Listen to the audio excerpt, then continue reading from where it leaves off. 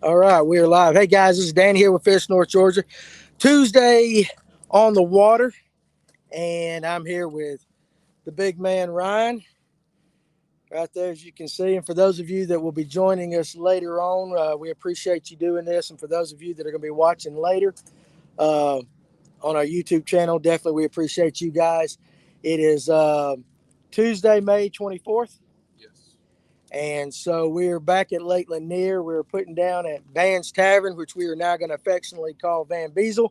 Of course, in memory of our good friend who passed away, Eric Beasley, this past weekend in a boating accident. So we appreciate all the love and support that we've gotten from everybody about that. It's touched Ryan and I and Paul.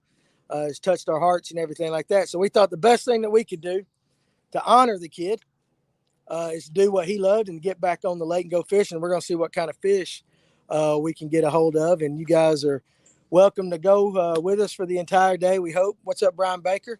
We're gonna try to get on them today, and we'll be doing some talking and telling you what we're doing, like we normally do. We'll be sharing some stories about Beasley along the way and all that. But we're gonna go have fun and celebrate. We've done all the crying we can do. Now, again, if you're watching this on YouTube, make sure you hit the like and subscribe button, click the notification bell. You know the whole 9 yards of stuff to do like that. So what's up, Dylan?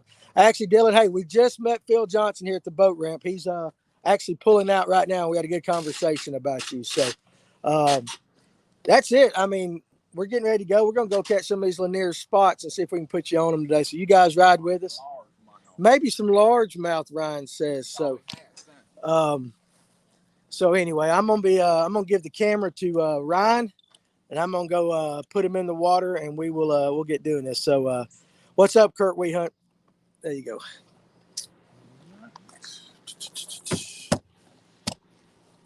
Put it in the hole right here.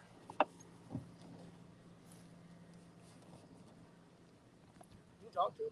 Oh well. Is this a one or two ramp? It's got three. Three. Okay, I do know. Okay. It's got three. Oh, all right, all right. Yeah, Dylan. We got Phil. I'm about to show you Mr. Johnson here in just a second. He is taking his boat out right now as we speak. Him and Miss Debbie, I believe is his name. I believes her name.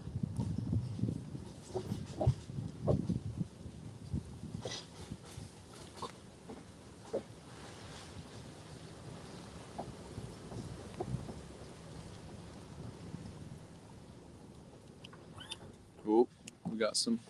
We might get a little bit wet today. We may get a little wet, but that'll be all right. If necessary, we will find us a dock to hide under for a minute.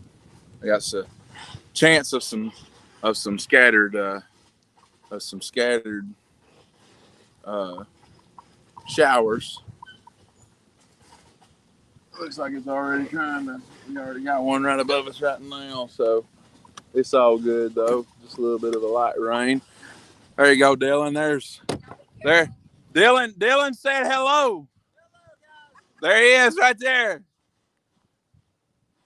So there he is, Dylan. Yeah. See y'all. Little rain shower just about to start right here.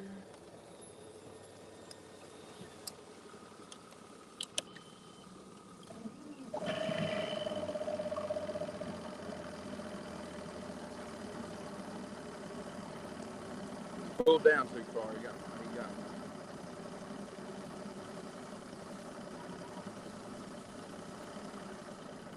He's in the sand. Danny's in the sand.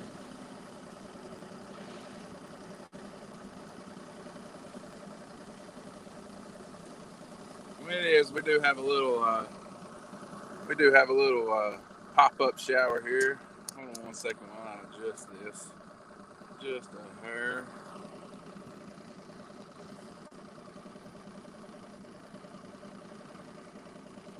Okay, there we go.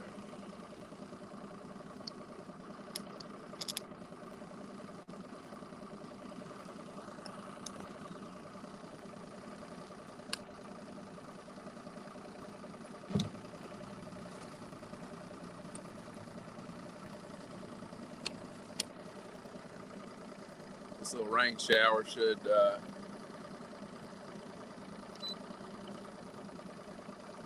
should make things a little bit interesting as we have here in the summertime. Those of you guys who fish who fish a lot during the summer, of course, you know these little pop-up small showers and stuff that are be rolling all around the lake. They tend to either help you or hinder you. It just kind of depends upon the situation. Most of the time they help. Sometimes if thunder and lightning get involved, it doesn't really help a whole lot. So hopefully we won't have no thunder or lightning. So Danny's walking his way down the dock right now. I'm gonna go pick him up.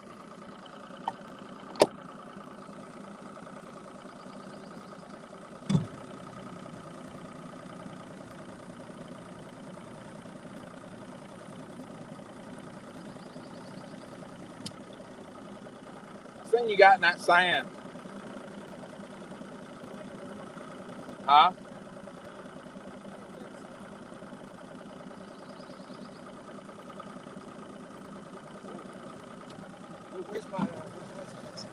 Huh? Oh, it's over here on that side.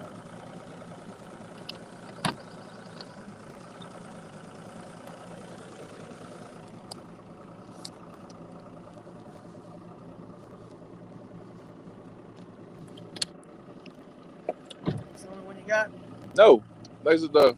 No, it's right here. Sorry. Here. I'll use that one. You're wearing Bronsons. I ain't as fat as Bronson. You're wearing Bronsons.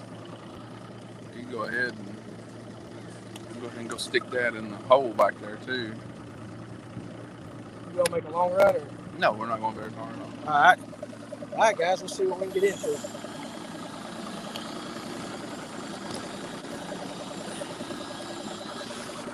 I'm gonna adjust that up.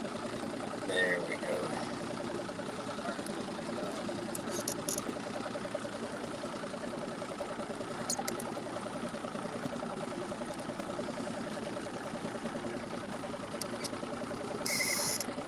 I'll raise it up once we get to where we're going.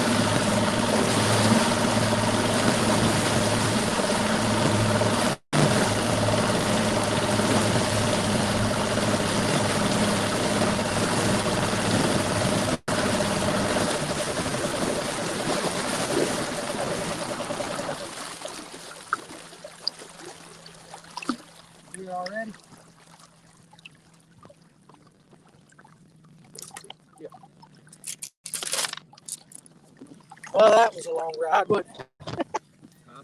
I was just saying something. I want to make sure I'm up tall so we can see Ryan's. All right, so anyway, go dogs. This one's for Beasley. That's right. Yep. We're going to try to get on right here. This is one of his favorite spots.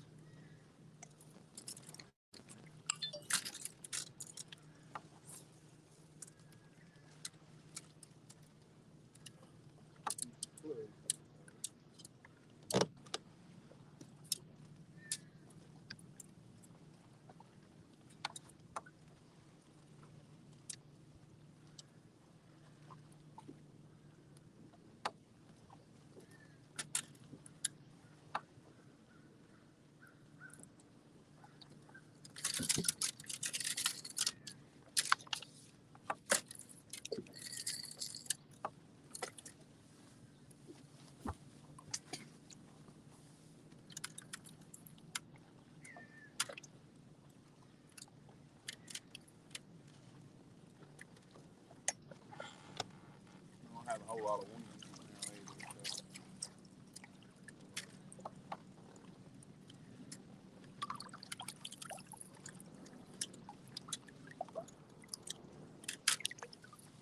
either. All right. So yeah, right now it's really calm for Lanier.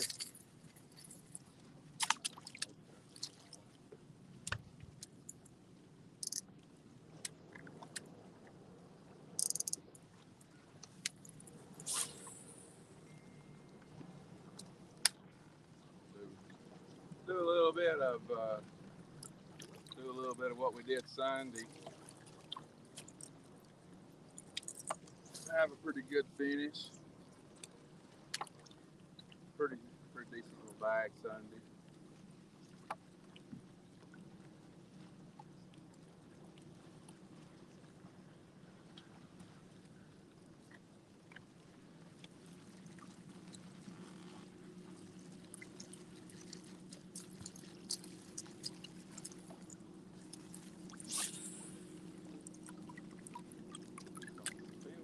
No, I said Shower blow. shower blow. Shower blow. I don't know if I'm working it right. Yeah, you work kind of like you're walking a dog. Super smooth. Right?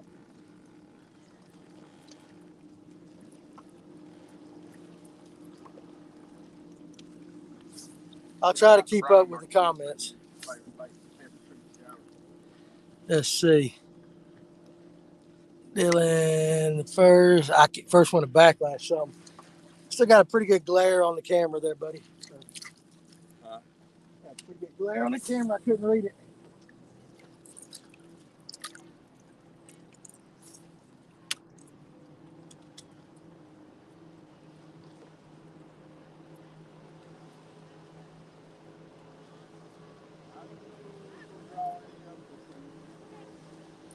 We're gonna give it a go.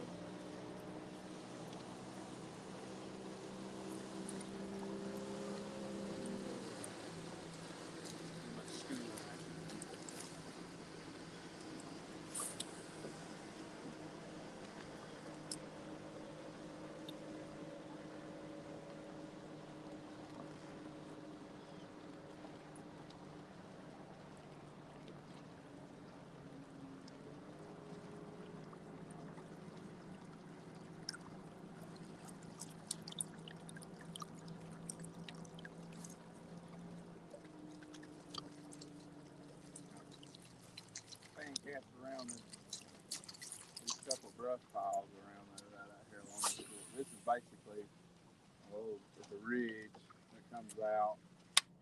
We're in 40 foot right here, but we're throwing up into around 20 right up through there. And there's a couple scattered brush piles right out through there. And they should let us know pretty quick if they're here or not. It doesn't look like it's mown.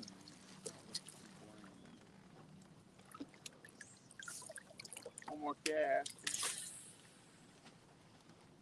We'll go fishing. Another likely spot.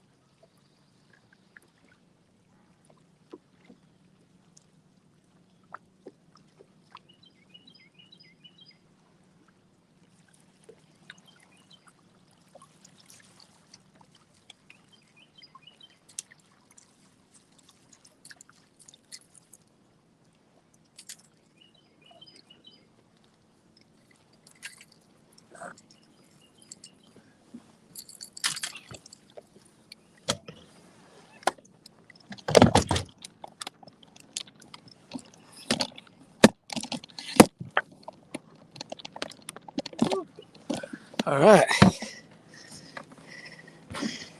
See if I can read some of these comments now. All right. Undo. George Smith.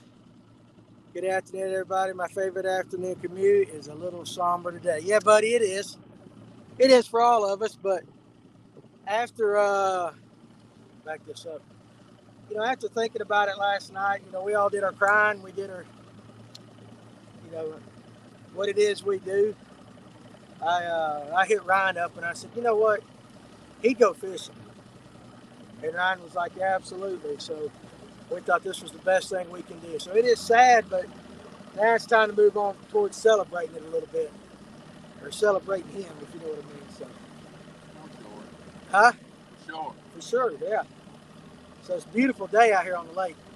A little calm, not that much wind, not a lot of traffic right here anyway. But we're going to try to pull some up top water and see if we can do that first. And if we can do that, it will be good. I will say this, let's see, celebration of life, that's right. Let's see. You ready? All right, let's ride.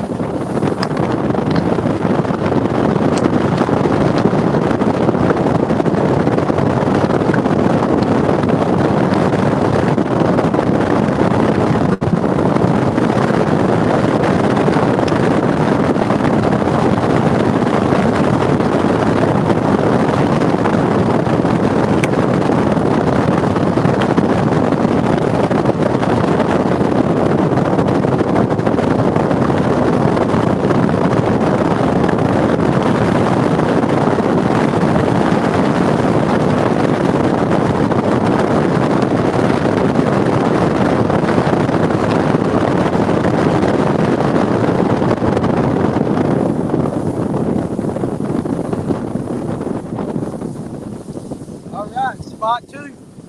That's it. Y'all can kind of see what we're looking at right here.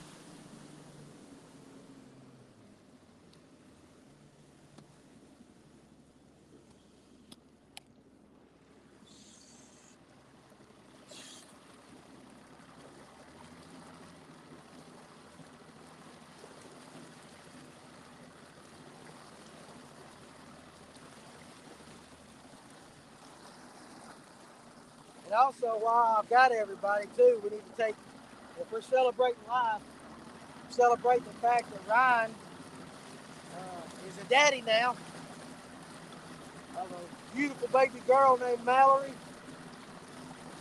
Thank goodness. She looks like her mama. But she's gonna be tall. She's gonna be a volleyball player, a basketball player. We can already tell. That's just gonna happen.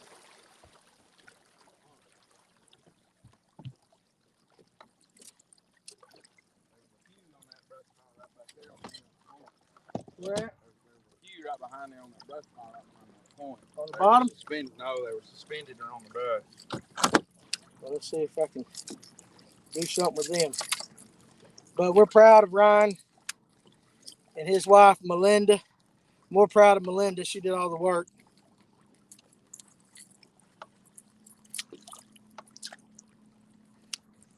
But now we can officially call him Big Poppy.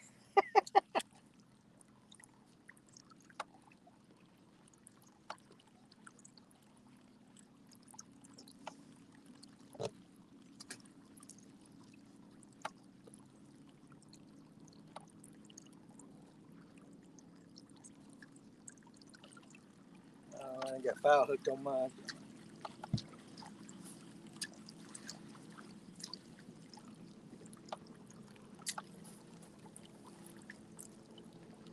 On these evergreens, Ryan, do y'all normally? I just took this one straight out of the pack. Do you normally change the hooks on these? Yeah, I always. Always change the hooks.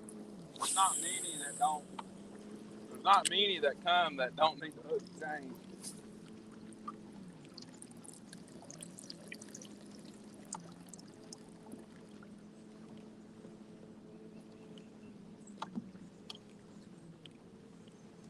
It's been cloudy and cool all day, and the sun's trying to peek out a little bit.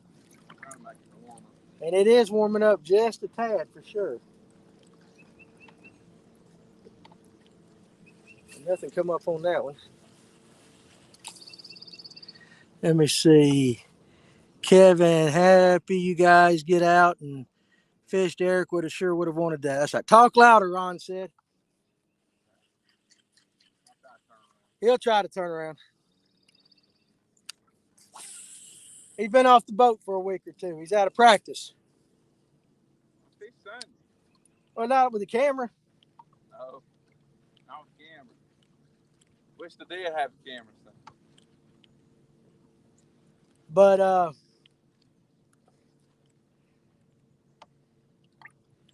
I did have for those wondering, I did have a good conversation yesterday morning with Eric's dad.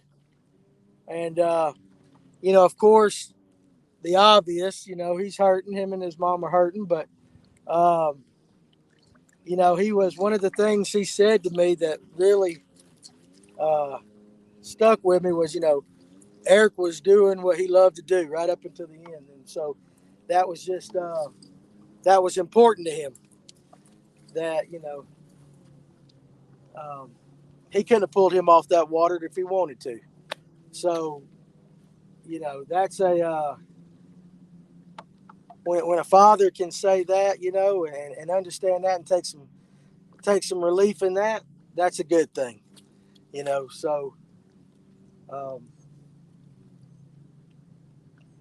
yeah, that's about that for that. Where am I casting? To the right? I'm about to turn. Nope. Hump's right out here. The hump's right out where? So we're throwing over a hump.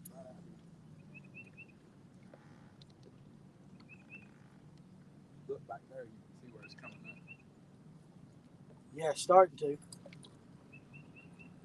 Watch whichever way you're going.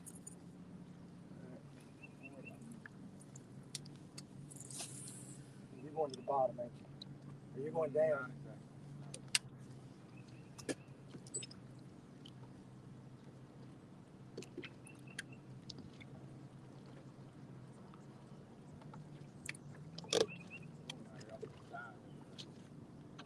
Now, right here. Okay. You know me, I'm going to put it.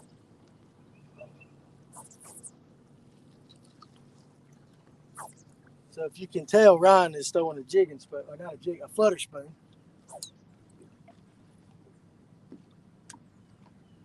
Seems suspended. My bus car over there suspended off of it. They weren't high. They weren't high. A lot of times you see them, you'll say, "Oh, they're suspended around the brush," but a lot of times, if they're too close to it, if they're right there real close to it, it's really unknown sometimes unless you make a couple of casts with the top water, whether or not they'll come up from it. If they're interested in anything,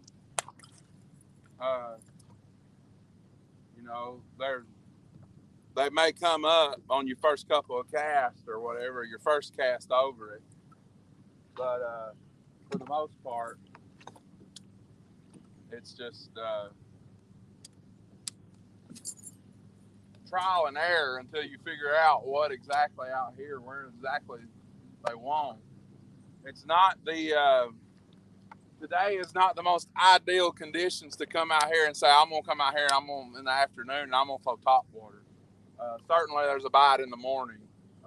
But as far as doing this late in the afternoon, later in the day, post 12 o'clock, it can really be hit or miss, and you kind of gotta experiment to see what's going on.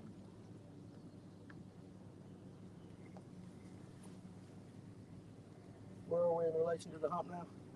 Right, the hump, we're right on top of the hump. The hump is huge. Okay. It's massive. So anywhere out here, I'm good. We're out here. You can see how far off the bank we are, but we're in 17 feet of water right now. We're sitting right on top of it. We done fan casted across it.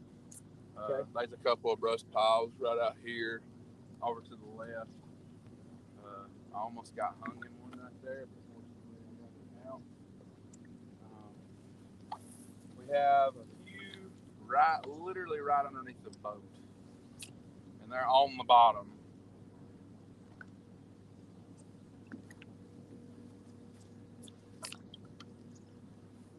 There's a bunch of them around that brush pile right here. Right below you? Yeah, they're right below me.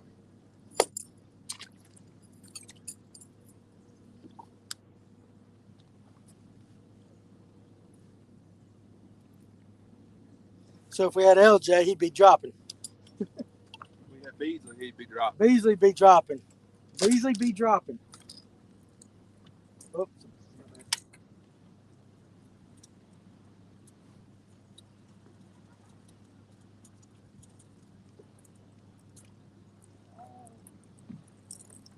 We're gonna figure it out. I hope we don't have to go to the back of these pockets to try to catch a bunch of fish today, because the service won't be the We'll figure it out. We'll figure it out. Patience. I will tell you this, for any of you guys that ever get a chance to fish Cedar Creek in Gainesville, don't. Oh my Lord. Do not. And I know it's probably just me, but oh, I hate that lake. Talked to Nathan Skinner today. We're going to do a Latham video. We'll have to pre-record that one, and then from there upload it, because the service there is really bad. We will try to do that for you guys, get you on one of these electric lakes a little bit.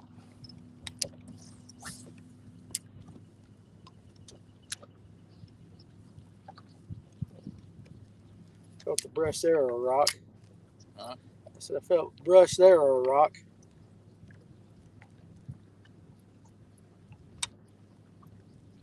I'm not 100% sure if there's a rock. Well, it was a stick or something. But I know there's look at my graph, there's several rush piles scattered out around it. Right.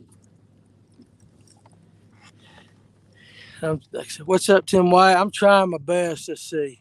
Used to be a great lake. Yeah, I know. That's what you all say. Pretty good back in the day. Back in the day. I'm telling you right now, I could have dropped dynamite in that lake and not killed a fish. Okay. And right now, there's still a lot of glare on the comments, so I apologize for not being able to get on them as quickly.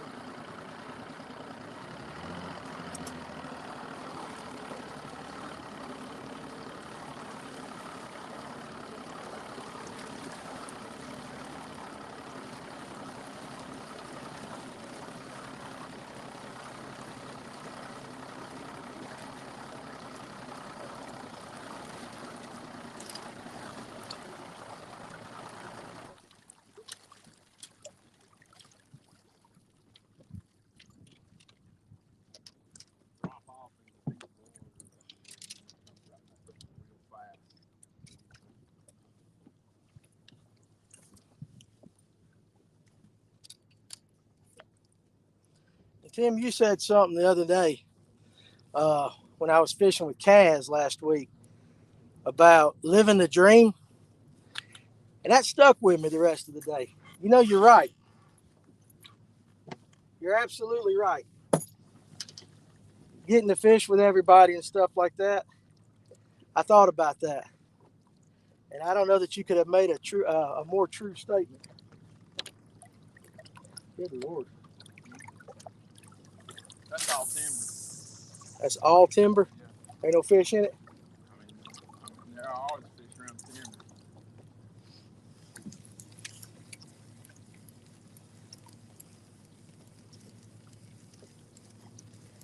We're going to nail one here in a second. I got a feeling.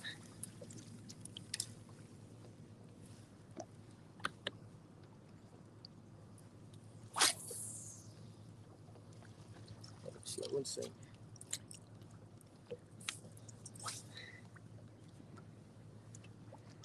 And luckily, knock on whatever, no rain. It sprinkled on us a little bit putting in, but let's see what Tim says here. Splicing fiber. Yeah, you're right.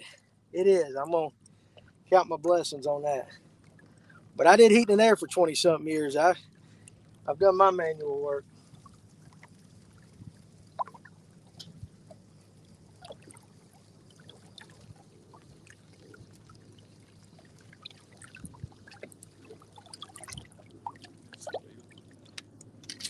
I have it, Bill. I don't have it tied on. I probably should have.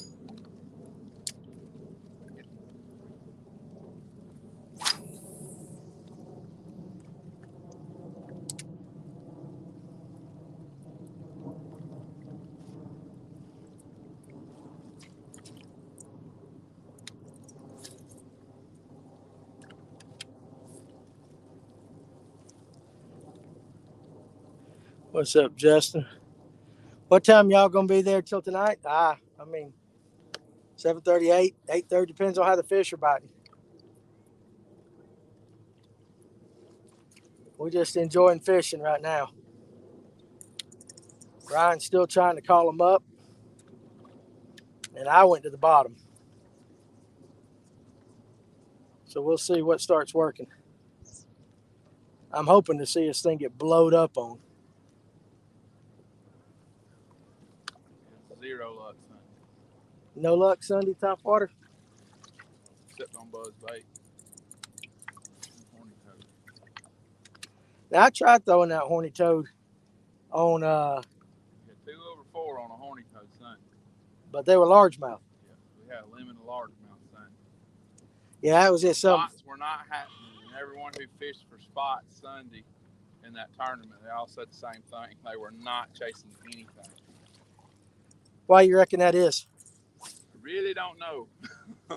Not Sunday. I don't know why Sunday. Not real sure why.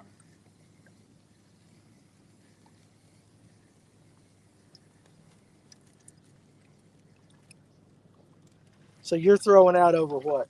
Brush pile right there. Okay. 27 feet of water. 27 feet? Let's Yep. get in the brush. Huh? So I'm going to see if I can get in it. 27 feet of water, but the brush pile's probably about 8, 9 feet tall.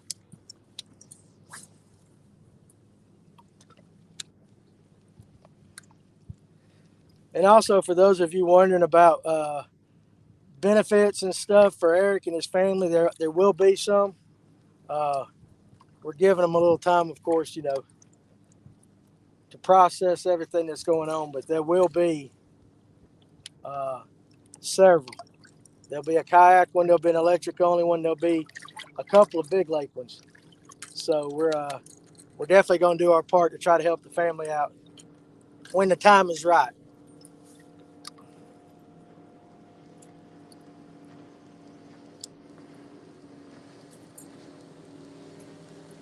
I just got a bite.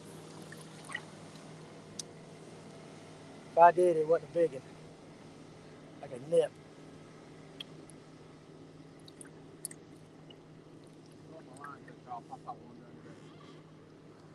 Yeah, I'm in that brush. You ain't never got bite in this thing. Throwing a spoon? Like this. That jerking stuff? No, I have not. Folks at home ain't never done this. It's a lot like this right here. You go. And then about the time you do that right there, then it goes. It looks freaking painful, is what it looks like. A lot of times when about a 4-pound spot or a 3-pound spot at least gets it, after you go like this, your rod goes like this. If I get a bite on it this evening. Are you saying they hit it? Oh, they absolutely tried to hurt the rod out of it. Only thing about this is you can put this together and throw it for 8 hours and put something together with it. But it is not the easiest thing in the world. What size? Is that a 6-inch spoon? 6-inch flutter spoon with a dress treble on the back. Good Lord. And can't really show the camera, but this is all it does right there is it just follows that slope. And as you Jerk it up. dip it up, it does that now. I got you. It falls right back down on its side. So you're mimicking a dine. Mimicking a dine type herring, something of that nature. So I don't know if y'all could hear them earlier, but yeah, Sunday with the Claremont Club, most of the top bags included largemouth.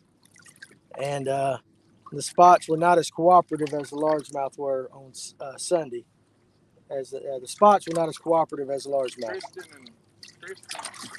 And Hunter Buffington, I think they had all spots, but they got second. They got second, but everybody else shade over 15 pounds. But everybody else was pretty much had some largemouth in there. Now, were y'all having to fish? Could you fish the entire lake, or were y'all stuck to the northern? Oh, we couldn't go below 53 Bridge at Gainesville Marina. We were stuck up that way. Okay. Around Laurel Park. We couldn't go nowhere else. See, that's an interesting thing too about the Claremont Club. Is that a fish or? No. Found that brush. I got it out of it. The Claremont Club will set limits as to where you can fish actually on the lake. So one tournament like this past one, they had to stay above Highway 53 Bridge going towards Gainesville, so they're up the Chattahoochee way. And then sometimes they'll be mid-lake, which is interesting.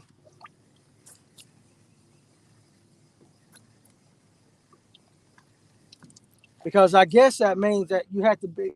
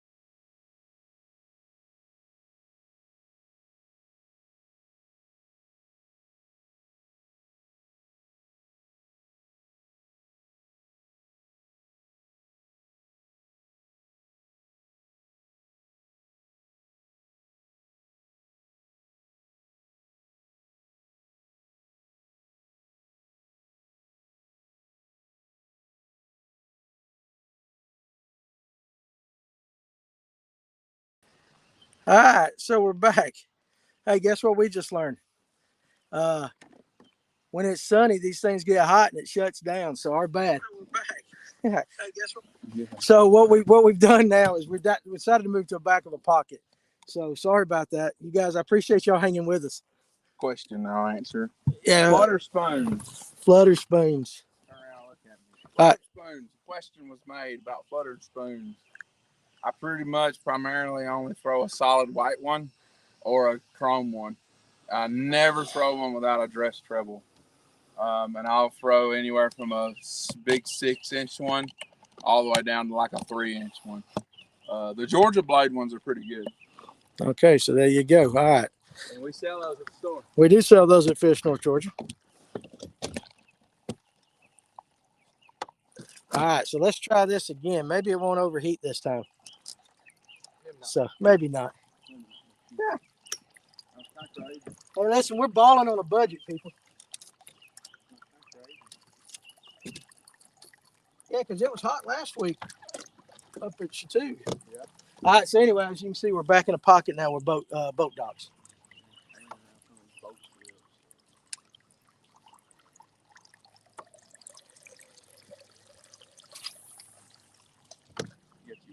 I got my wacky.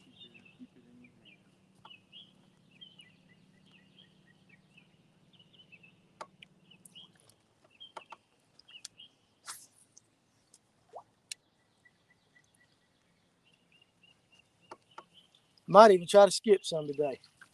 After my great lesson from Kaz Anderson last week. Huh? Listen, that boy can skip now. I mean, see if I can do what? Yeah, there you go. I'm going to see if one's right off the edge right there.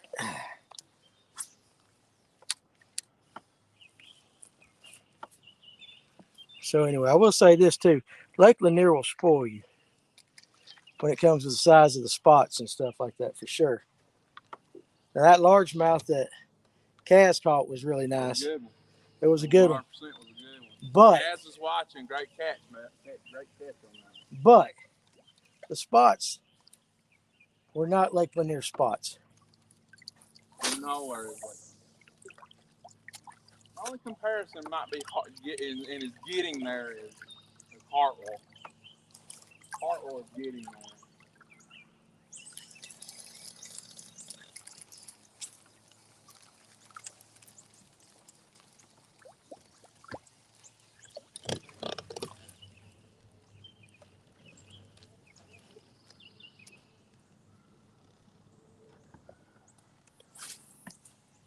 Did you see that?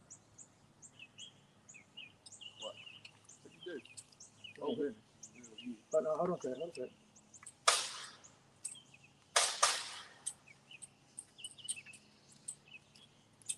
Yeah. Actually, I'll break it off. I got another one tied. Sure. Yeah. Don't mess that. Yeah. I ain't messing up no spot.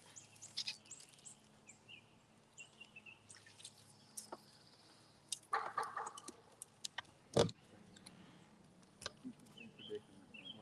had to be Sunday, by the way. There's hair around this spot. There we go, right there.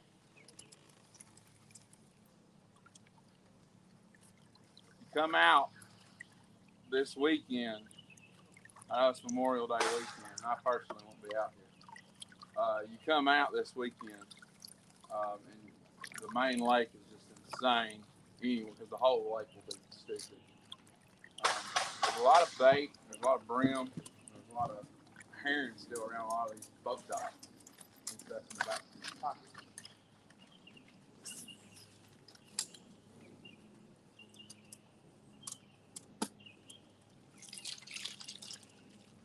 Brim like that. About 7 brims right here.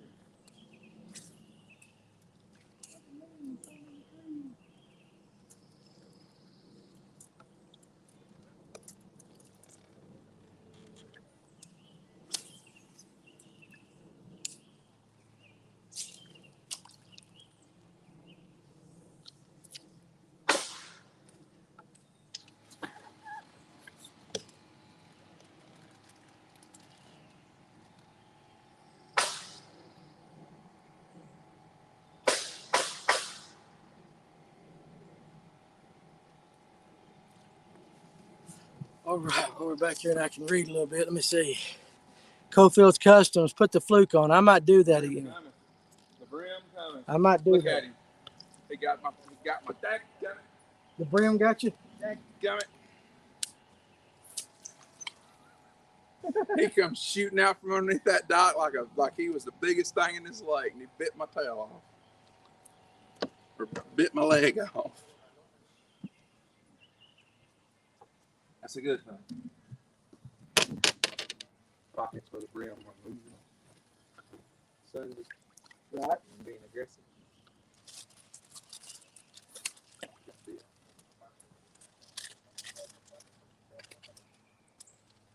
All around walkways though. There's one underneath the overhanging, skipped underneath the overhanging tree, but it was a little bitty 12-inch largemouth. But all the quality largemouth that we caught Sunday all came out from underneath the walkways. Really? Isn't that one I sight fished? But it was by a walk. It was near a walkway. He was cruising around it.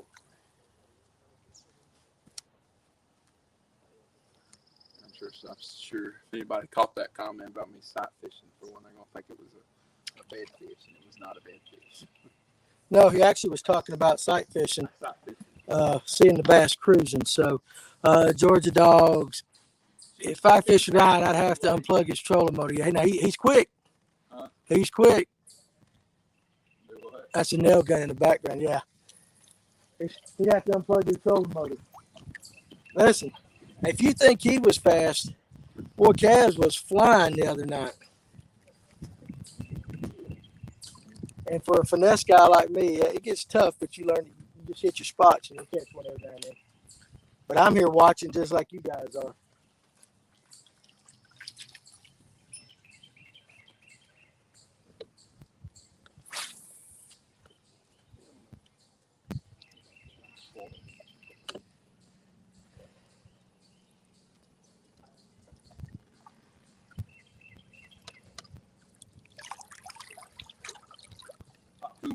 It is a lot cooler back here. It feels like 100 times better. FCP Fishing, what's up, buddy?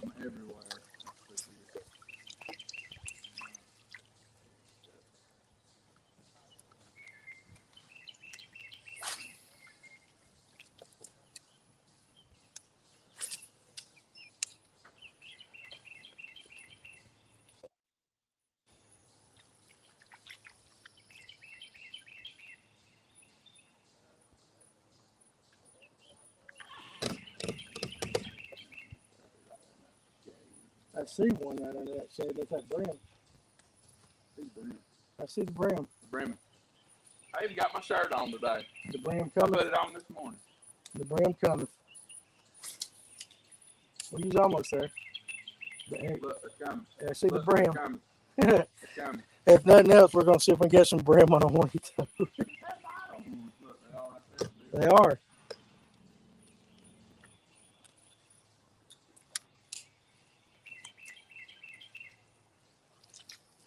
Get around these boat motors. A lot of times they'll largemouth in spots too. They'll hide around some of these boat motors, especially for herring underneath these boat motors and underneath these jet skis, just like that. Look at that. Danny I just skipped under between the pontoon, and boys. between the motor. So shout out to Kaz Anderson for maybe teaching Danny a little bit about skipping. Because that was a hell of a skip, I swear. I'm a little shocked myself, boys. I'm not going to lie. This bite, when you skip underneath there with a wacky worm, there's not a whole lot of working. No, I just let it It's fall. pretty quick. Let it fall, let it kind of pendule them back. If one ain't already swimming off with it, go ahead and reel it in and carry it and do it again.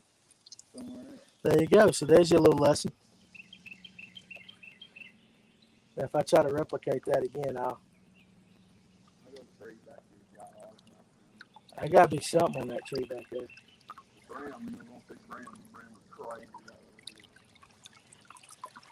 Now, why not throw a jig right down in them things?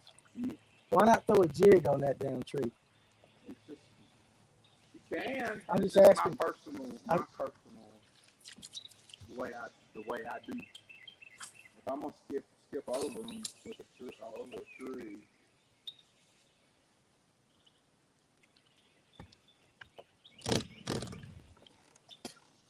So really no particular reason that's why not to. You just don't like to. I just personally don't. I'd rather keep it moving.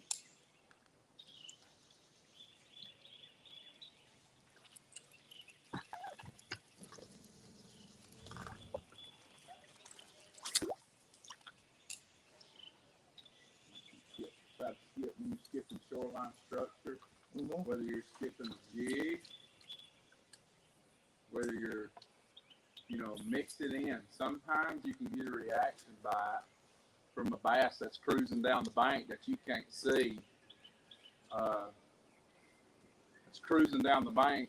If you maybe take your jig or take your worm or a frog or whatever and skip it to the bank, sometimes that'll catch their attention. Not all the time.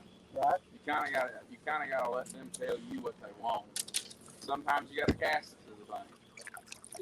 But in terms of perimeters, if your cast ain't to the bank on bare bank like this with overhanging trees, you're probably not gonna get bit.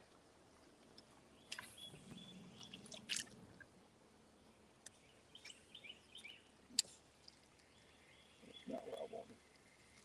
The brimmer in that too. Uh-huh.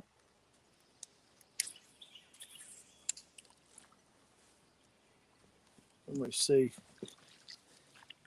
Boss man, whopper plopper, Danny. Yeah, listen at you. Too loud back Now Ryan just made a point. Now I don't know if you heard him. He said it would be too loud back here where we're at. there. Go, you get it. Work it. Early light, early morning conditions. Yes, a whopper plopper or a buzz bait will definitely work. But afternoon conditions, I prefer not to.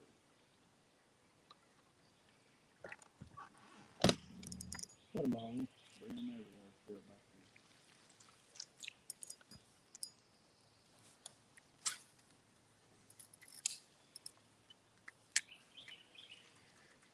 in. I ain't hung no more. Buddy, I ain't staying home. Good. There's frogs.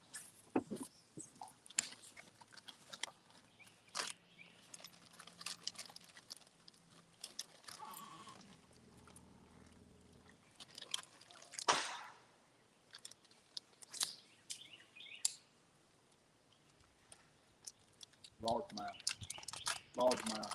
See one? Little bitty one. Thank you. Okay. Eyes is bigger than your stomach.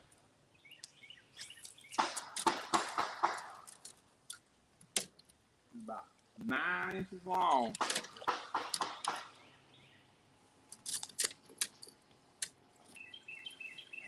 Hold that baby, got my wrist weird. Listen, Ryan's got carpal tunnel from being a dad.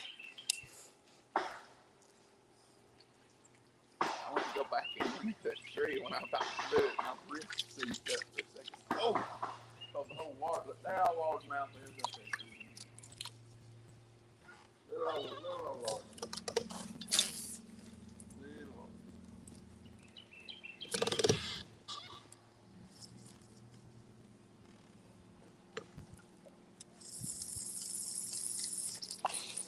Feeding series. A lot of brim eaters. Dude, turn around and say that. A lot of brim eaters. There's feeding windows. Very, very, very, very important to keep that in the back of your mind. Very important. There are feeding windows throughout the day. The barometer is falling. You guys should catch some fish. I did this morning, Dana. Barometer is falling. I'm getting there. Got some rain coming in right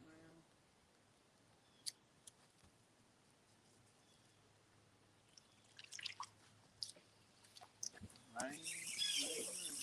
I got one. Dane's got him a little Look at spot. this. Woo, oh, he's a monster. Oh, he come off. Come on. Good, because he was about 6 inches.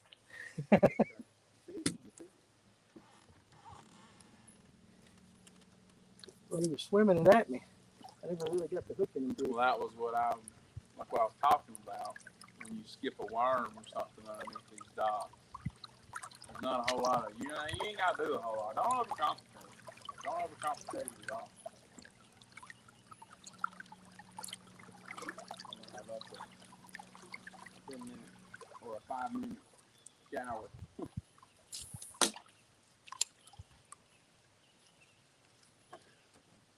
Let's go to the other. We got several back here. Open pocket. Oh, yeah. Our main reason we're just going to do this too for just a little bit is hopefully let it kind of cool off a little bit more. I got one cast I want to make. So that way we don't overheat the camera. I'll let Danny finish this cast right here.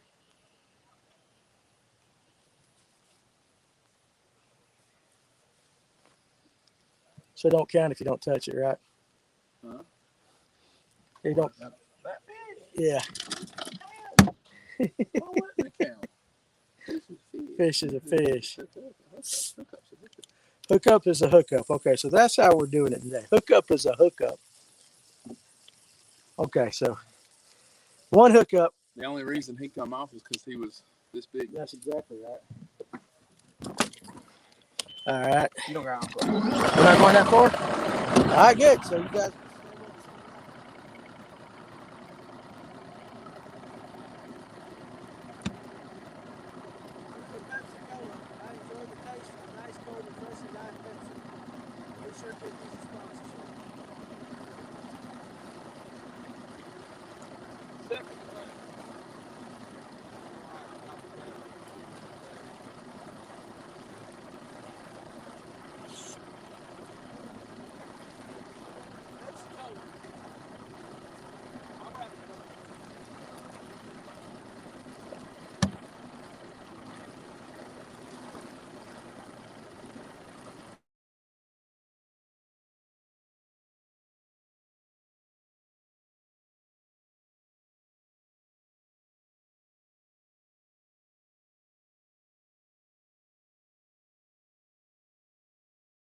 That Mr. Spammer decided he wanted to call.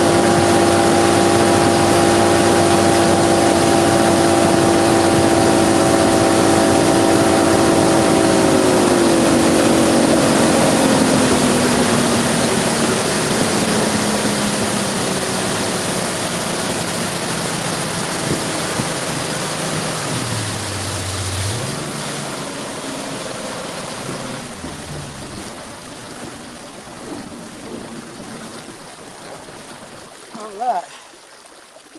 That's it. It seems to be around more largemouth. I switched my wacky from a monster shad, which seems to be better for spots, to a more of a green pumpkin candy general, 6-inch general. Since we'll see. I didn't bring mine. That's something we found out too Saturday. You leave a can of JJ's Magic closed too long, it's not the easiest thing in the world to open.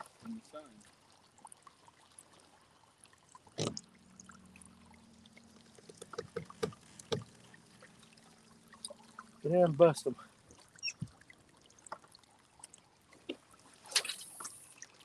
I'm gonna get this skipping stuff down, guys. You guys hang with me. In a couple years, I'm gonna be like a pro.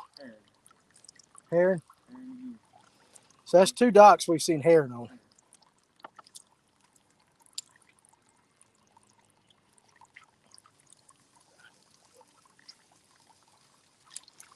All right, I'm gonna attempt the boat motor thing again. It's not.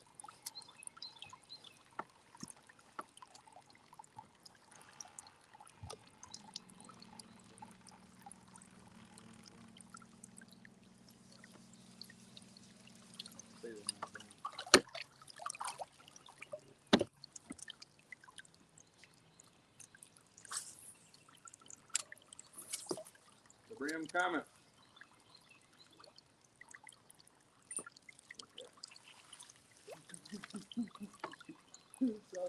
Ryan loves his brim. He loves his brim. Ron Swinford. JJ's will explode if it gets too hot. Hey, seriously. M80s, Danny. Yeah, that'll work too.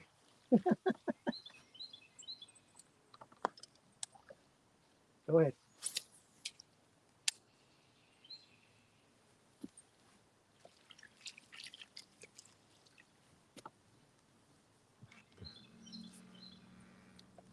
You going back in? I didn't know which way he was going. I see brim up under that dock right there.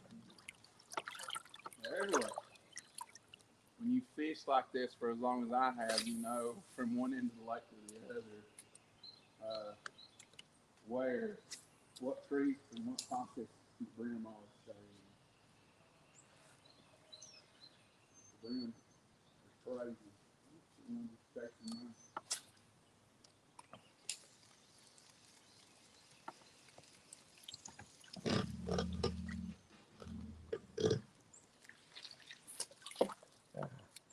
Got lazy on that one.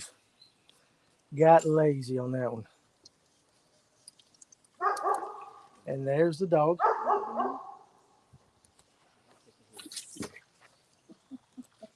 You did what? On a brim? Hey, look, here you go. Grab that. Grab the phone. Hurry. Get the phone out of here. Hurry. Let me see that thing. You come up here too. Here y'all guys go. You want to know why the largemouth are getting so much better in this lake right now? Look you here.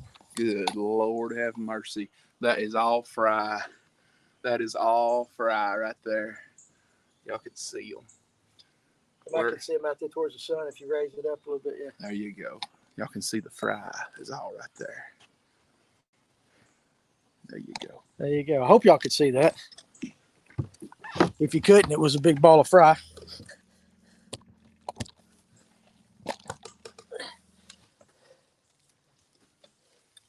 So I guess since that we saw that fry, but there's no buck bass right there, so he's done let him go. Probably done moved on, or he may have got caught recently. Right. There's no telling. No telling.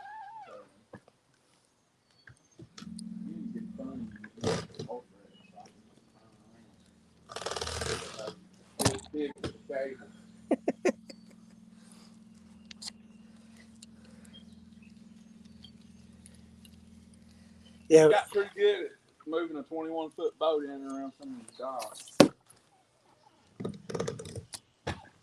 Look at all them brim chasing my wacky down.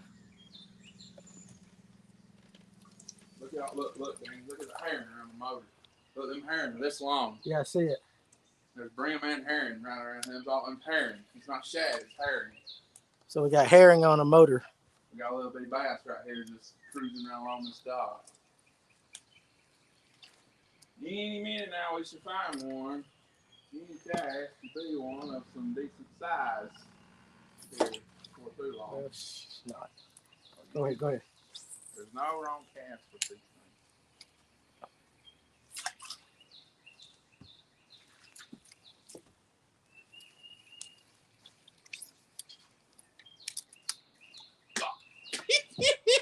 That brim? No, that wasn't a brim. That was a bass. Did you not see it? No, I couldn't see it because of the angle. Oh, Lord. He turned on that thing. We ain't found one big enough yet to eat it. But they're aggressive right now, so it's only going to be mad. Yeah, so the little bass are really. Little bass are very interesting. We just got to find their mama. That's what we're looking for. We're looking for mama.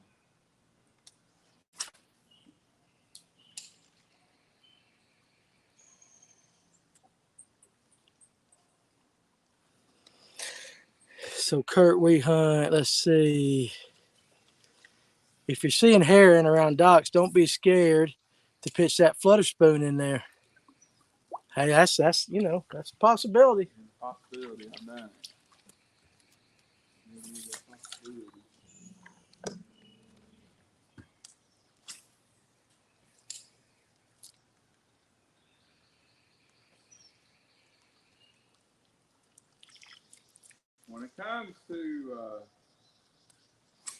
When it comes to fishing docks and stuff like this, and docks that have a combination of brim and herring around them, there's not really a wrong thing to throw. I mean, there's really not. I mean, it's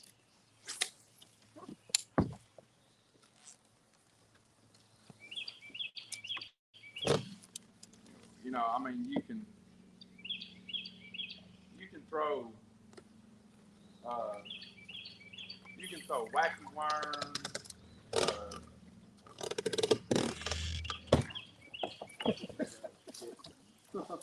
Oops. My bad.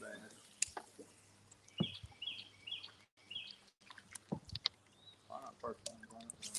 What about, let me ask you this. Why are you throwing white? So I can see it. But why not throw And they more? ain't never not told me they don't like it. Okay, but it's not, why not a more natural color? They ain't never not told me they don't like white. You're saying the bass. Yeah, they ain't never not told me they don't want Okay, white. okay, I got you. Until they tell me Some live catching. We're trying, dude. what. Looking forward to some live catching. Getting ready to happen. Who said that? It was Kurt. Oh. It's getting ready to happen.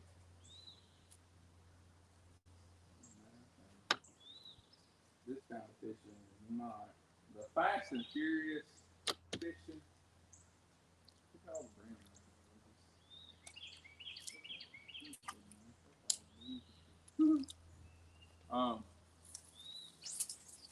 the fast and furious fishing with worms and stuff like that, where you pull up the points and stuff and rocky banks, and you just catch and catch and catch when you find the right one. That's over. That's over.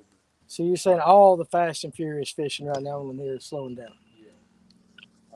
The only thing that you're going to have happen now that's fast and furious will be schooling action. Schoolers out on the main lake. You'll have your top water action in certain periods of the time of day over brush and stuff, where uh, that'll be really good. Um, it, the schooling action and the brush top water action, swim bait action, and stuff like that over the brush. That can be wide open and whatnot. Start taking bait there. He'll take some bait.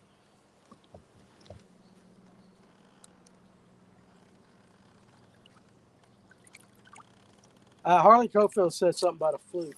Why not a fluke right now? Yeah, I got my top in. So no particular reason why you're not throwing it. Just you're throwing something else. Well, I mean, you gotta understand that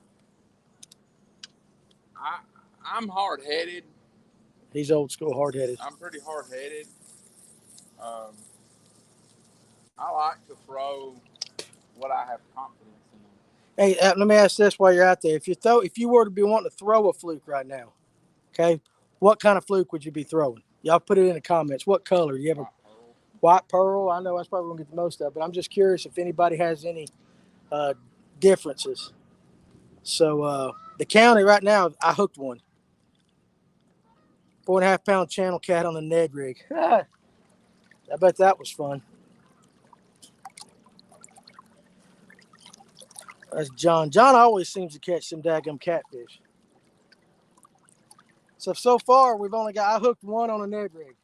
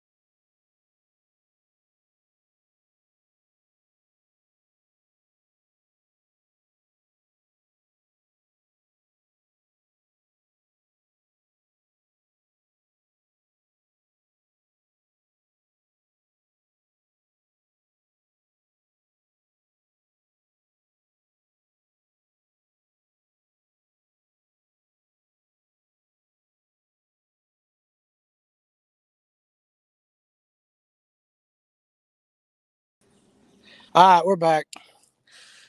So we I'm just too hot. So I see that. So well, what happened is the when we get out in the sun, camera gets really hot. So we're gonna stick back here in the shade for a little while. The reason that we're back here doing this is not because this is what we had planned on fishing. We were gonna fish out on the main lake, and the camera got hot out there. So it is pretty warm out here. So Zoom white ice is my favorite fluke. Yep. Yeah, we're back. Sorry about that. Um,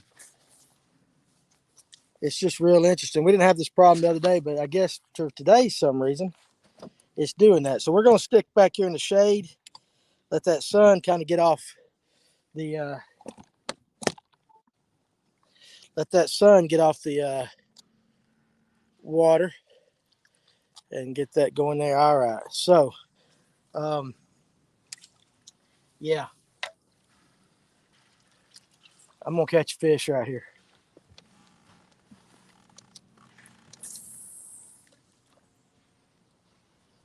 But we're just trying to, today's been actually a little bit cooler than it has been. There's either a brim or a bass right there, probably a brim. There's a bite. Brim, probably. This bank right here, if they want back here cruising around, it'll bite right here on this second side. Well, it ought to. This is bassy looking.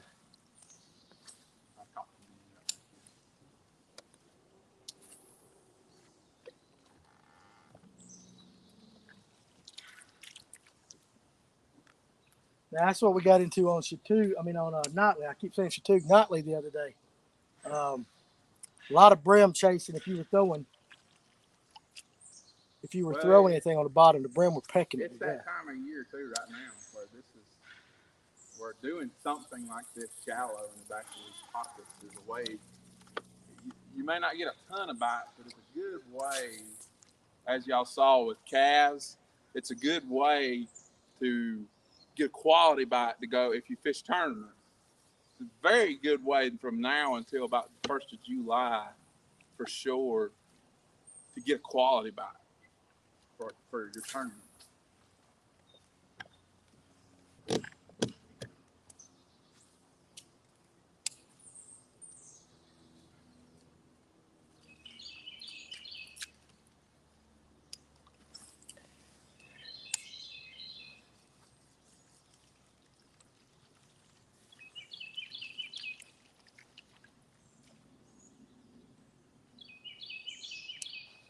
A lot of sticks and a lot of brush back in here.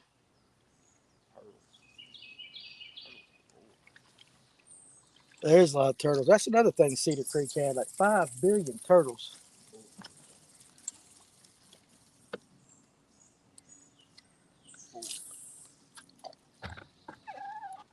There's something dropped a tree. There's brim all in that tree. They ain't hitting. Somebody can do 40.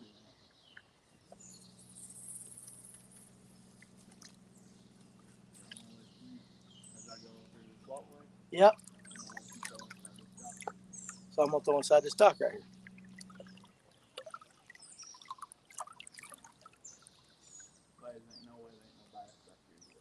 They got to be.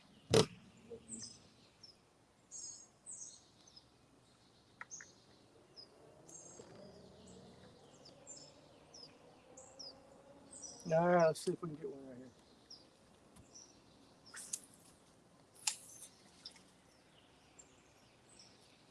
There's a cable. I got a fish. You do got a fish. Got to get him over this cable. Yeah, I got him. Got him? Yeah, he come off. Did he? No, the fish is on. He's a largemouth. What I say? Now he's not a monster though, but he is a fish. So I got the skunk off the boat. Little largemouth. I mean, he's a doozy, ain't he? Fish is a fish. But there was a cable right in the middle of that dock that I didn't see, and I had skipped over it. Are you going? Which way are you going? Huh? Okay. All right. That's fine.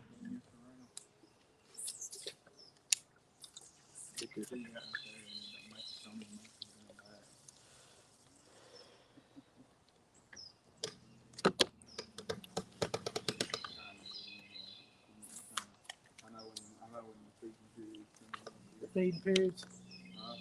You know the feeding period? About 5, from 5 to about 6. From 5 to 6. That's the feeding period.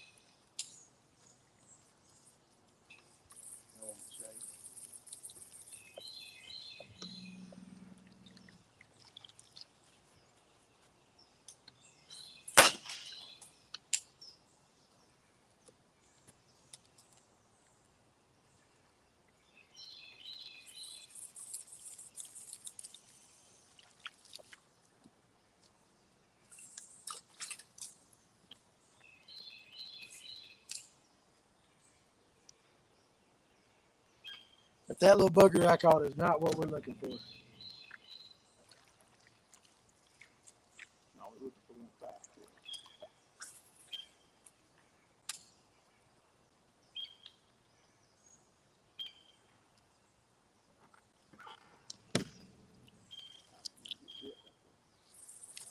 There's a bunch of back here. Yeah. If you can see, Yeah. there's a bunch of scattered limbs coming in. Yeah, I see it. Look at all the bait out back there. There's a bunch of it. See it? I do. What's up, Tracy Coker?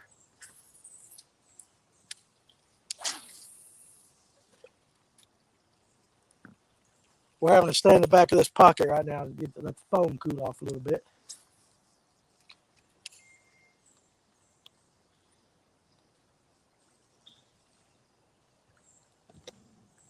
You can go all in the back of this thing. There's a big old trees falling all the way down. Go ahead. You can go all in the back of it. It bends on and then it's on. But either a hurricane or a tornado one ended that scenario.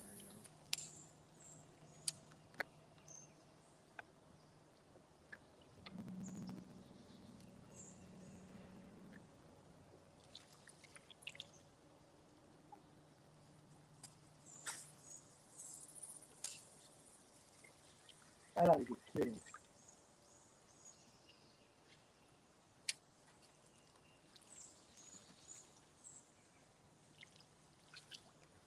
So yeah, we might do the next one.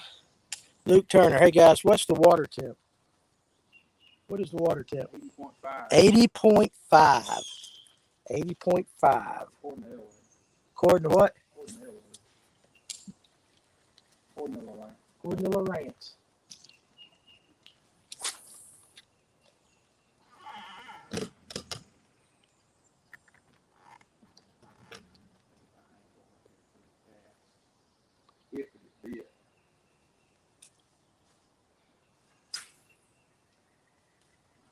It'd be funky looking big enough there. See you watch it get all the way to that stuff.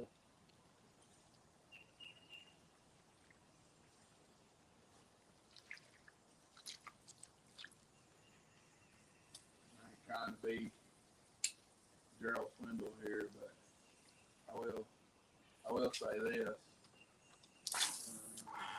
Sorry. I ain't trying to echo Gerald Swindle here, but I will say this: if you want to get good at skipping docks and fishing around docks and stuff, you have to learn how to backhandle. You're going to miss 50% of the water if you don't backhand. And what? Huh? Just because of the. Just because of angles. I mean, you don't always have the angle that you always is most beneficial to you. Right. To be able to. I got to shake your head tied on. It might be a good spot for it, but. A good spot for a jig. 77 Sunday up the lake. Luke Turner. Luke Turner. Glad you could join us, Luke. Where was 77 at, Luke? It was 82 Sunday. 82.5. 82.5. We started Sunday when we started it was 79.8.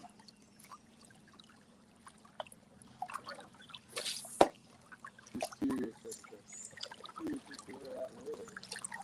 Here's a good place to get snagged for sure.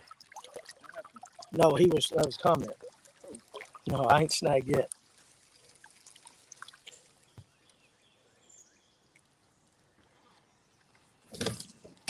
Son of a.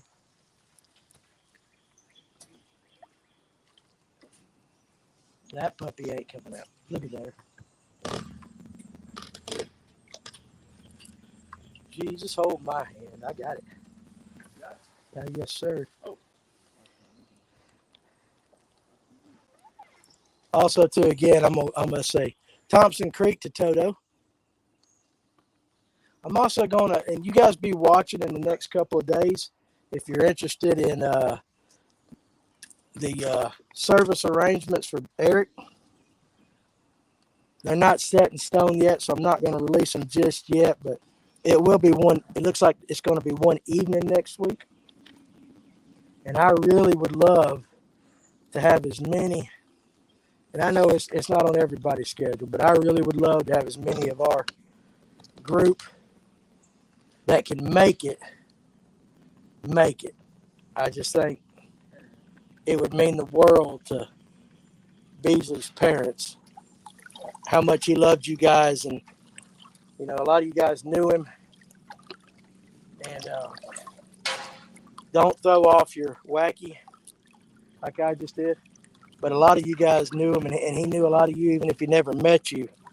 6-inch Yamamoto pumpkin, no weight, was the ticket, shallow as we could get. Yeah, that's what I've been doing it. Go Dogs, shaky head, green pumpkin trickworm on shady side of Main Lake docks. There you go. There you go. But as many of us as could come, I sure would consider it a favor. And again, if the screen goes black, y'all don't go nowhere. You know how I'm cooling this thing off? I'm sticking the camera in the I'm sticking it in the cooler with the Diet Pepsis. It takes about 3 or 4 minutes to cool off, come back on. So if that happens again, y'all don't leave us.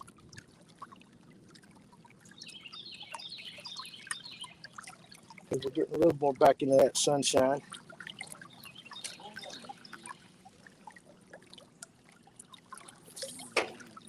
Then we're going to move. Yeah, we're gonna move. Well, we're gonna move right back here. We got one more up here.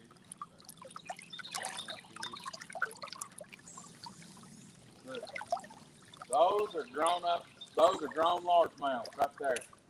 Those are not brim.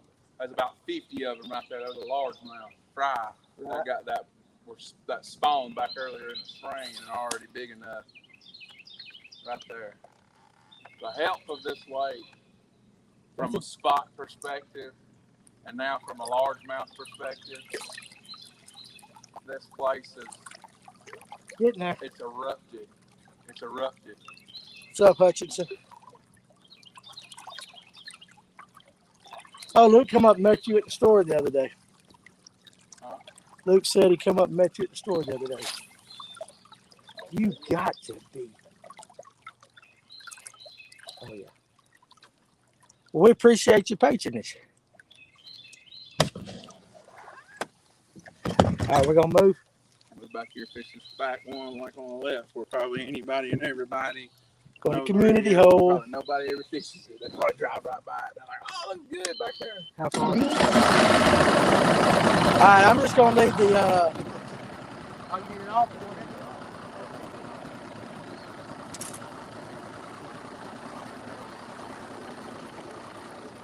All right, so what we're going to do, we're moving spots. You guys don't go anywhere, but I am going to take the opportunity to stick this in the cooler a little bit. So don't leave us. We'll be right back. We're going to one more spot here.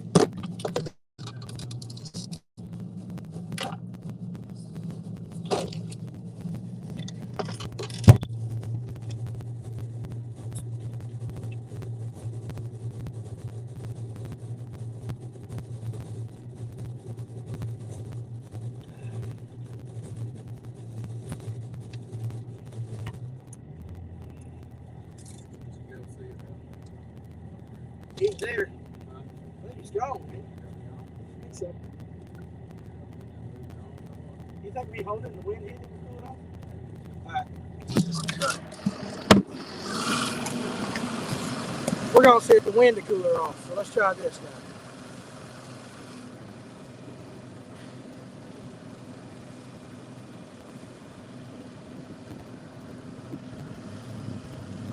Give me all your glory.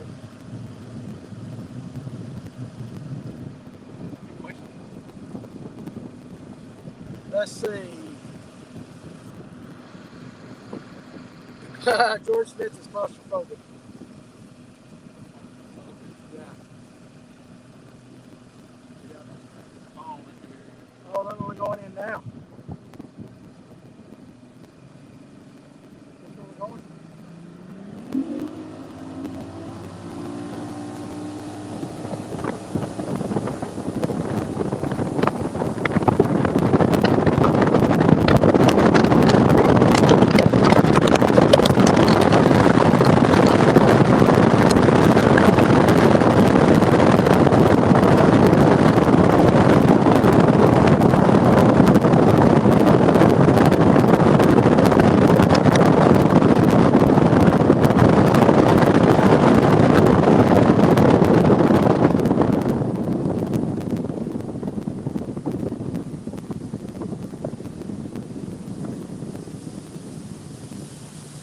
Oh, we're right here. Okay, I know where we're at.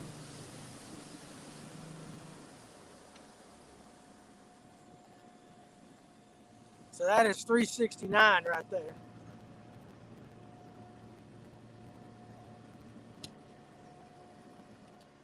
Cutting grass or something. Cutting right grass, there. yep. All right, let's see if we can keep the phone alive right here.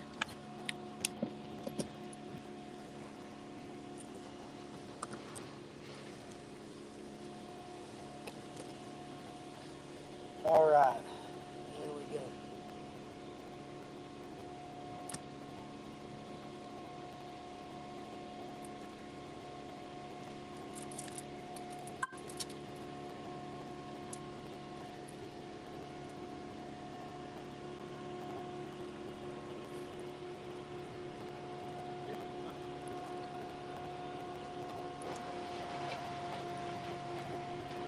Got us a wood chipper right here, so sorry about the noise.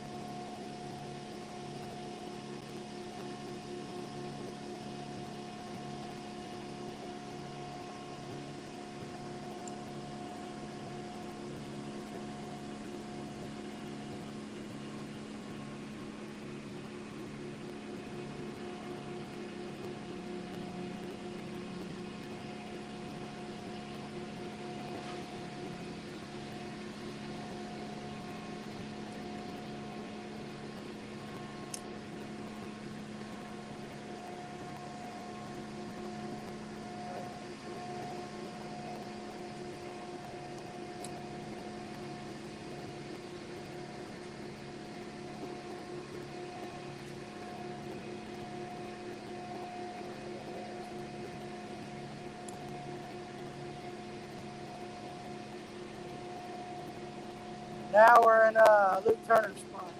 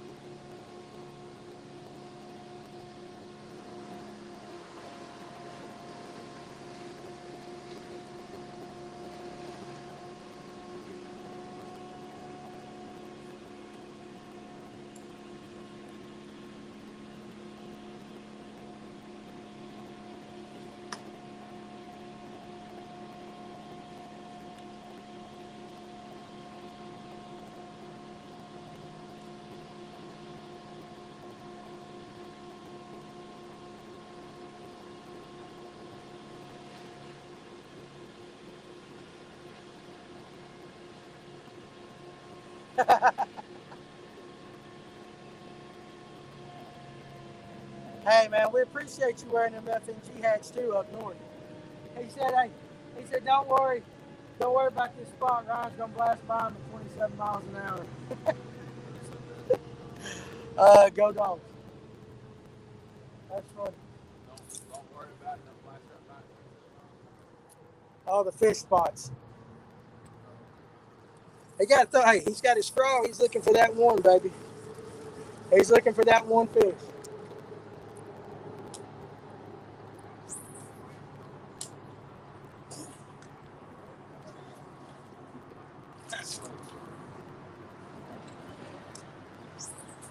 That is funny. But you know what? In all seriousness, I drive by this spot 1,000 times, and very few times do I see anybody really honestly out here fishing. Nobody comes back here and fishes. Nobody's out here fishing it. You come out here, we'll come back here. Nobody comes here. There's another spot. Now, I don't know how many of you guys are familiar with going into LJ, the Carnegie River or whatever it's called right there.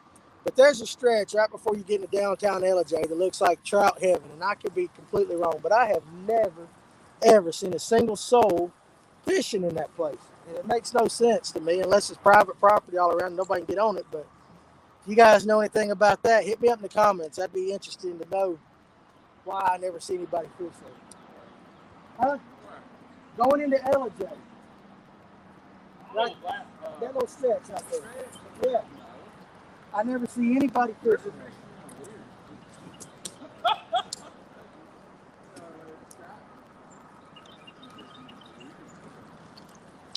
Paul question. That's Paul. That's Paul. Ah, Danny, the water is too warm for trout right through there. Good answer, makes sense. Who said that? Phil Hutchinson. Okay. Makes sense. Yeah. But I mean, it's nice running water, so I mean, I guess I can see that. It just looks like. I mean, we're not trout fishermen, but it looks like. Oh, it looks like trout heaven. heaven. It looks like trout heaven to me. Just shows you what I know about trout, Phil.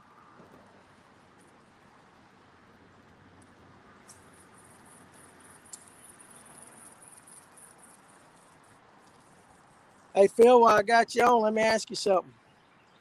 That boat you got, how hard would it be to put me and Ryan in it and a camera and get on the hooch? Oh, my gosh. Are you okay?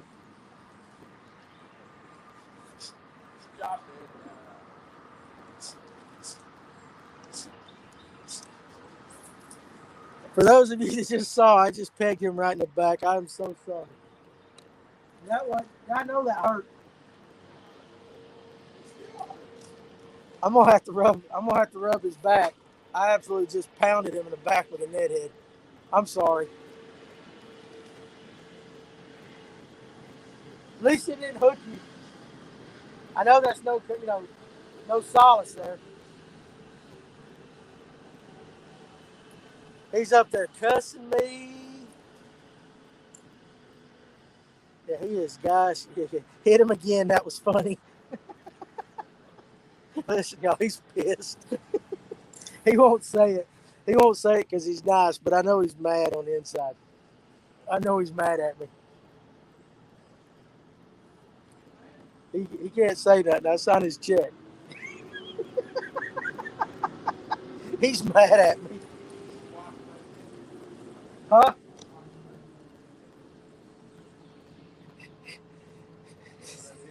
Do what? Yeah. That's why it's a weedless true grit nethead. Guaranteed not to get stuck. Oh my gosh, that was funny. Oh, it went the pow. Danny, we can get you and Ryan on the boat, no problem. You got a hookup for the phone? Because I think that would be interesting. Go ahead, I ain't gonna hit you. Yeah, I'm gonna cast on the other side.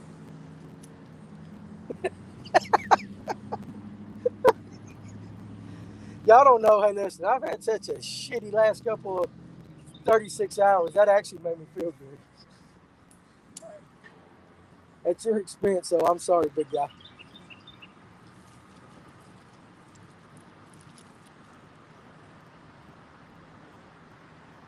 We're gonna get back out on the main lake. We just let that sun get down a little bit, so y'all bear with us. No, I just thought that's what your plan was. No, ain't nobody saying nothing. I thought that was what your plan was.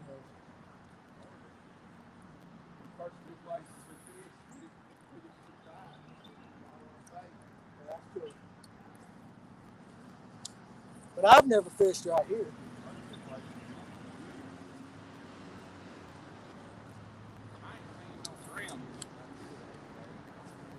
I can't believe I hit you.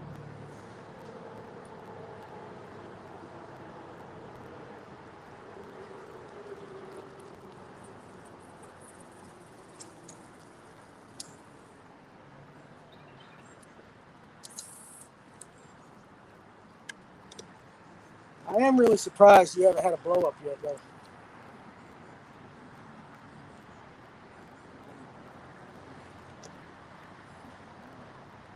Workplace violence. That's right. That's right. I'm sorry. Workplace violence.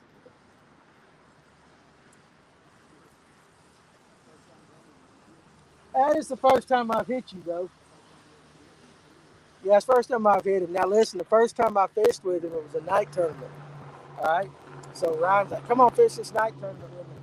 And I'm used to, electric only world, nothing. I broke two rods on his motor that night, two FX rods on my back cast. Wow! That irritated him a little bit, too. He won't say it, but that irritated him. He's just nice. It's nice when a guy's 6'8", 280, whatever he is, pounds, and he's nice.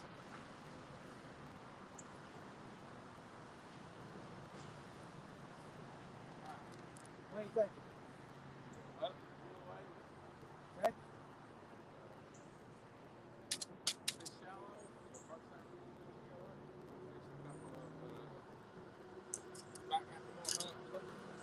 All right, we're gonna make a move, guys.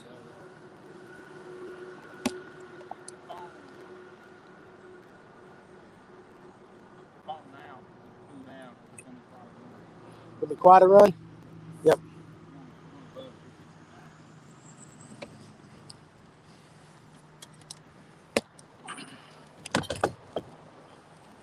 Hey, come here. Let me see if you got a whelp on your back.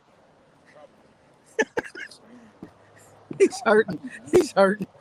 Let's see how you done that. Let's see. Throw that Lanier smoke around with a trailer tail and chartreuse. Say, it might do that. How did I do it? Poorly. It was a poorly executed cast. Ryan in all his glory in his Mountain Dew commercial. My favorite thing about this, doing these, is hearing everybody. We do it out of habit, because we're all fishermen. We all have our personal things that we do. But I really like hearing what everyone's opinions on what they would throw this, throw that. You say and throw it. The reason why you're saying throw it is because it's something you would throw at that time, or at this location, or at that time. And it works for you. Yeah. For them. Confidence. Yeah. Absolutely. As for me, confidence, I throw it right in the middle of his back. You are the biggest fish in the lake. Maybe. Oh, I love it. Maybe. We'll see if there's anything. One day, someone's going to catch a catfish the size of a Volkswagen. I caught two good fish on Lanier Smoke this weekend on Chattooga. Absolutely. It's a great color. It is a great color. All right, we're going to make a run, boys. Hang tight. Oh, I must have left it out. I left it out.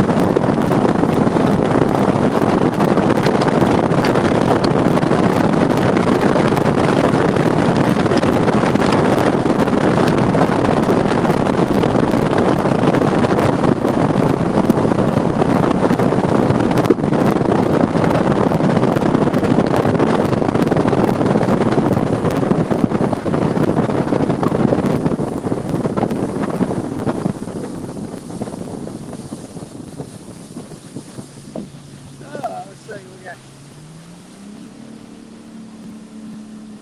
All right, so yeah, I've caught one largemouth that was about 8 inches long. Look at my hair. I'm losing it. I might as well just go ahead and shave it. Hooked another. Look like a little spot about 8 inches long. But other than that, nothing's happened much. I did hit Ryan in the back. That was pretty funny. Got some boys fishing right there.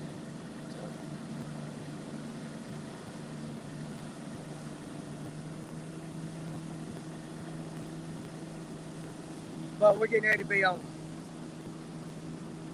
Ryan said so. Ain't that right?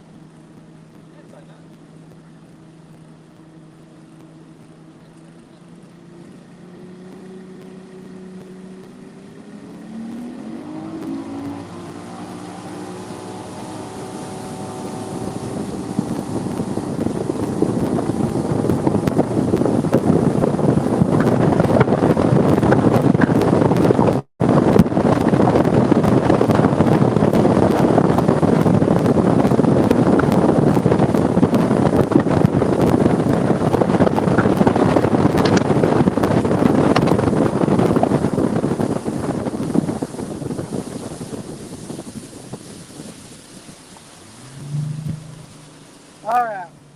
What are we looking at right here? Brush pile. All right. Got a hump with some brush piles out here. Thank you, sir, for my hat.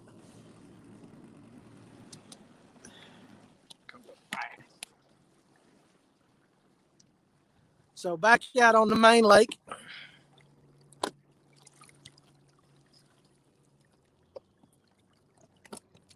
There we go. And just that way you can see the big guy up there. See you back in top water? It is not near as hot here for some reason.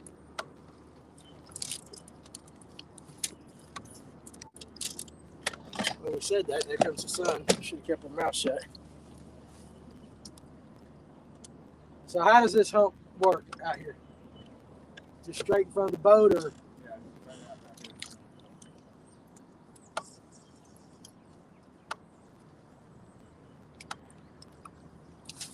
On the bottom. How deep is it? The hump. About 28 feet on top of it. All right, so good size hump.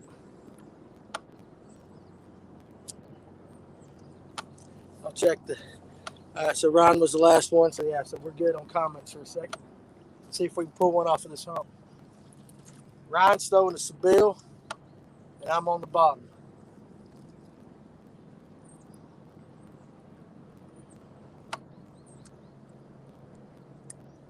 Got brush on it?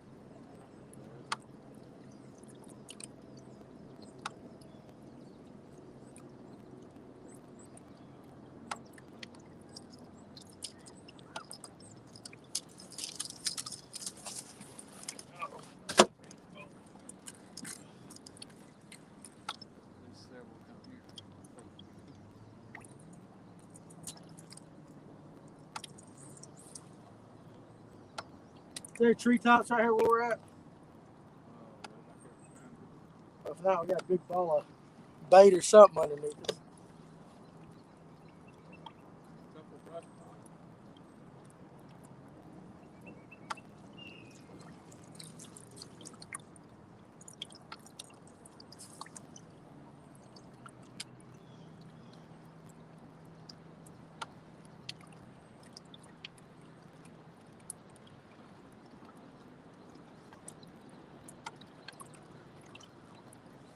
Looks like a little bit of traffic starting to pick up. It's been kind of slow boat-wise.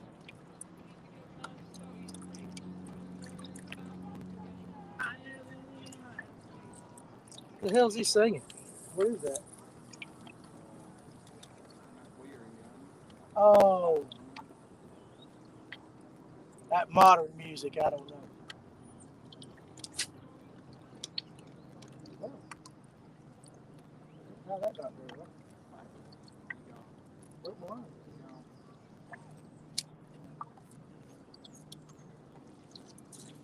That don't leave me with a lot of confidence. Ain't doing.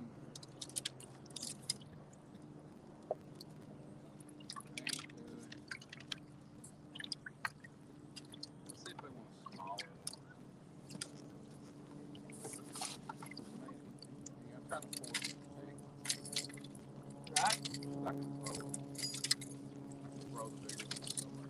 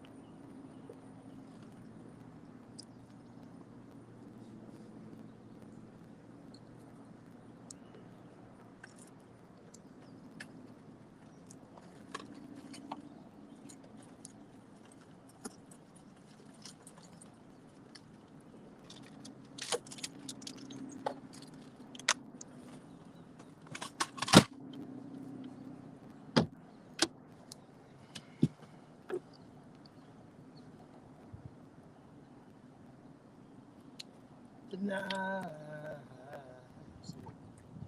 we are young. All right. So, going back to the shaky head, let's check this. See. Good afternoon. There you go. All right, where's that brush at? Straight ahead.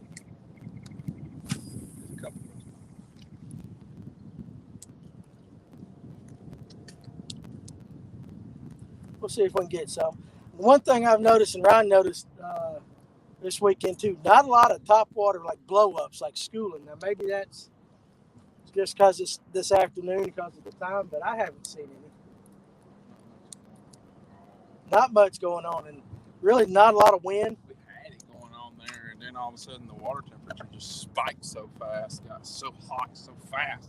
It's like they're trying to catch up, I guess.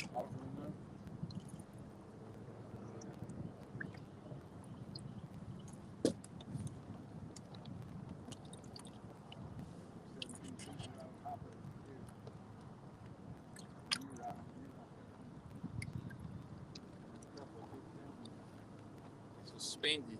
Suspended fish.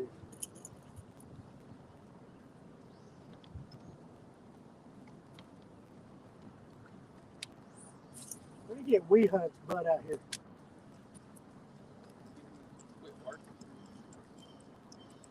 Kurt Wee Hunt, we need to get you out here on the boat.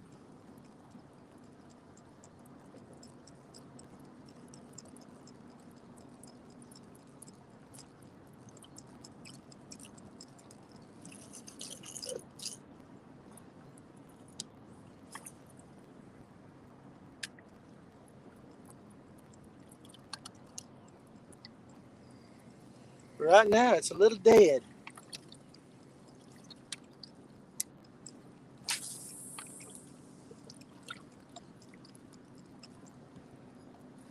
Sun's still trying to peek out. When the sun comes out, it feels like it jumps up about 10 degrees.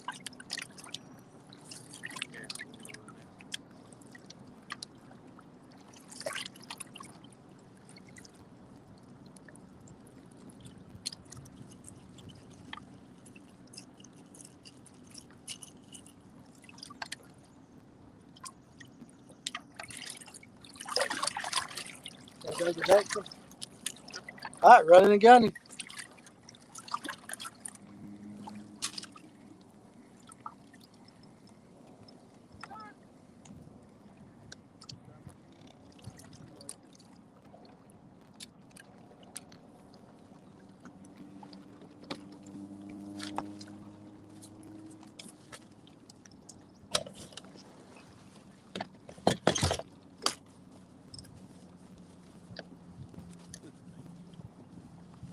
We're going to figure them out.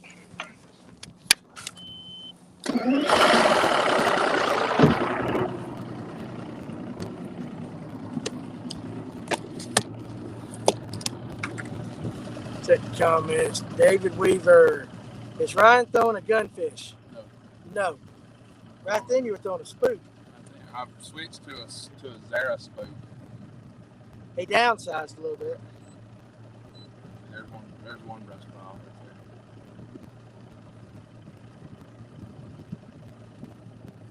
there. Fish sitting over top of him. No. They don't want to come up. Do not want to come up. So Ron, those suspended fish are the worst. Yep. They will fix that this weekend to next weekend, but they will beat the lake and chase all the fish to the brush. Yep. Quite possible. All right, we're going to run.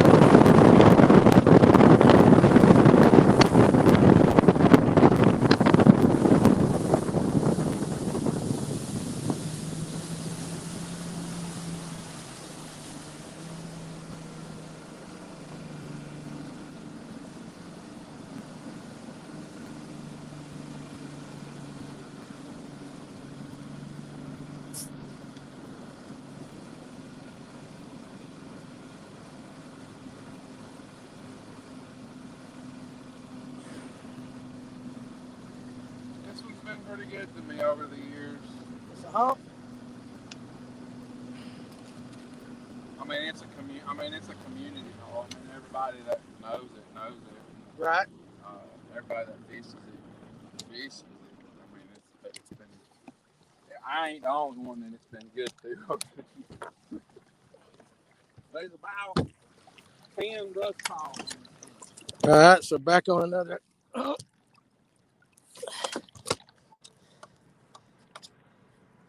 All right. Let's see what we can get into here.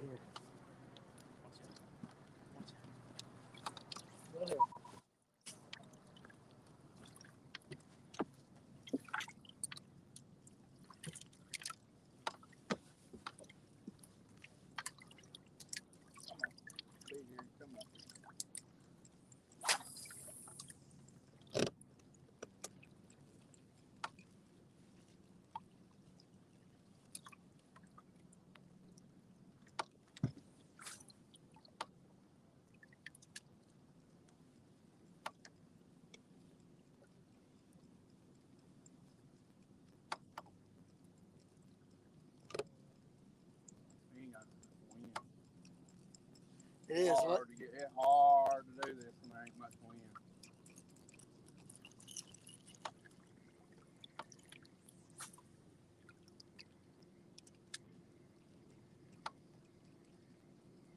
Hard to do this when there ain't much wind. So let me ask you now a question. Why not, if they're not coming up, Right. go to something like a underspin or a kayak? Just out of curiosity. I got it in the rod box. Just, but it would work. I mean, if that's what you like doing. Yeah. Okay. Yeah. You could throw an underspin or a kayak. I got a kayak on a jig head in there.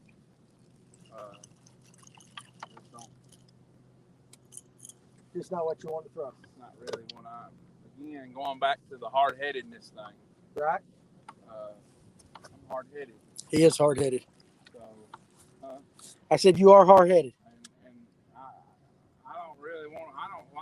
I don't like leaving what's brought me here. Right.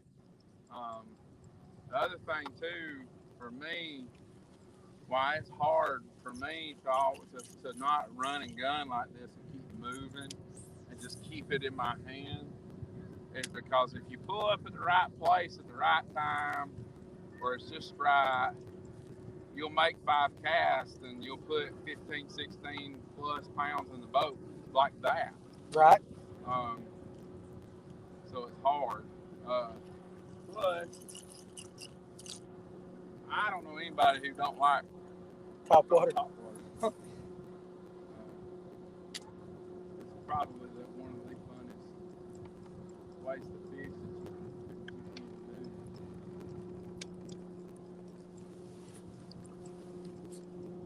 But we're just not seeing tuna action. There's a bunch of fish. There's fish right underneath the boat.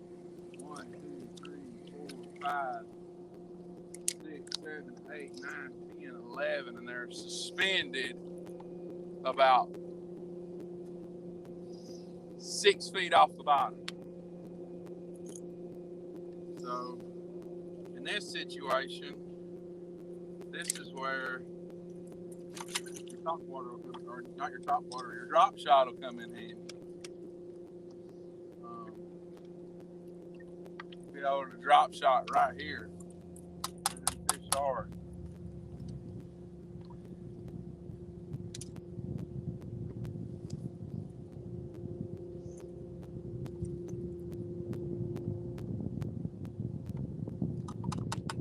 There's a bunch of them down there.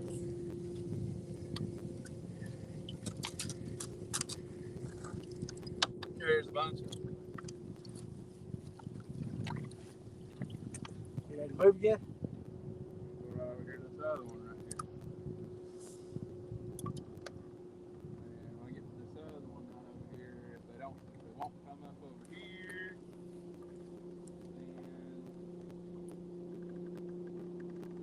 then He's thinking.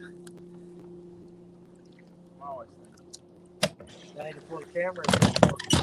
We didn't get this good by not thinking. That's right. You gonna pull? We're just going right over here. All right, I'm just gonna leave the camera in there, guys. I mean, look at them all down there. They all glued to the bottom right now. Yeah. So, in this instance, what you may do, we may do it over here. See some more. Look how many of them are down there. That's a ton of fish sitting on the bottom of the grass. You can. This instance right here. You got the camera. I'll pull it up. This instance right here. I mean, you can show it like this. This instance right here, you could take a. I don't know if I I can get the right angle. This instance right here, you can take a. You can take a jig, a drop shot. You know, the endless possibilities, but you guys can see them all just right there. They're just laid on top of each other. But they're not. They're definitely not wanting to come up. And there's coming up right here. You're about to probably see it here in just a second as I go forward just a little bit here. You'll see that these fish right here, I mean, good gracious. I mean, there's so many of them just right here. But they're right here. They're right here laying on the bottom, right here on the edge of this hump. So I was trying to idle forward and get to where he can show you where it starts to drop back off here into deeper water. So, and then nothing. So.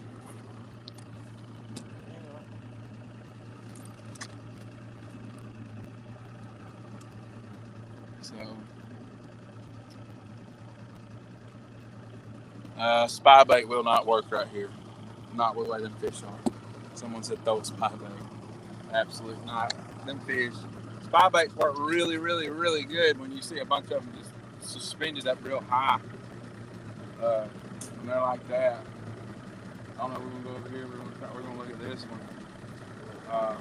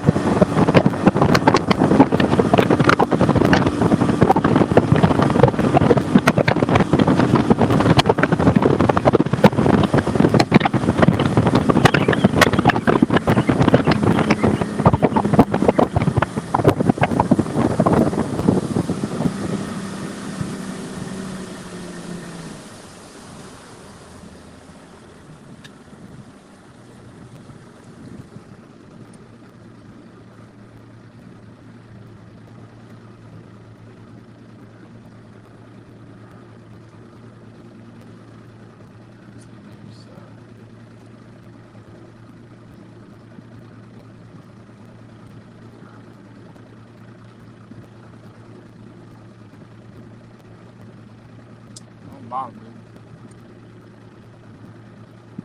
Fish are still on the bottom. Right here around that brush. There's brush pile. They're not in the brush.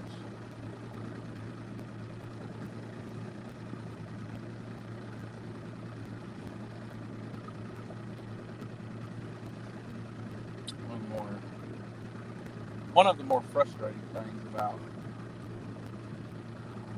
different days, especially as we're now, we're dead in the post spawn right now. And one thing about it is that over the past couple of weeks, there have been a lot of spots on the main lake, spots that spawn on the main lake and live their entire life on the main lake. They just got done a major wave just got done spawning just a couple of weeks ago. And it's no instantaneous thing, which is one of the reasons why, right now, if you can't get spots to cooperate, one of your more surefire bet ways is, and you won't get near as many bites, but one way to get fish in the boat is to, go after fish that are eating brim. So there's some more. There's 3 of them right out here in 31 feet of water.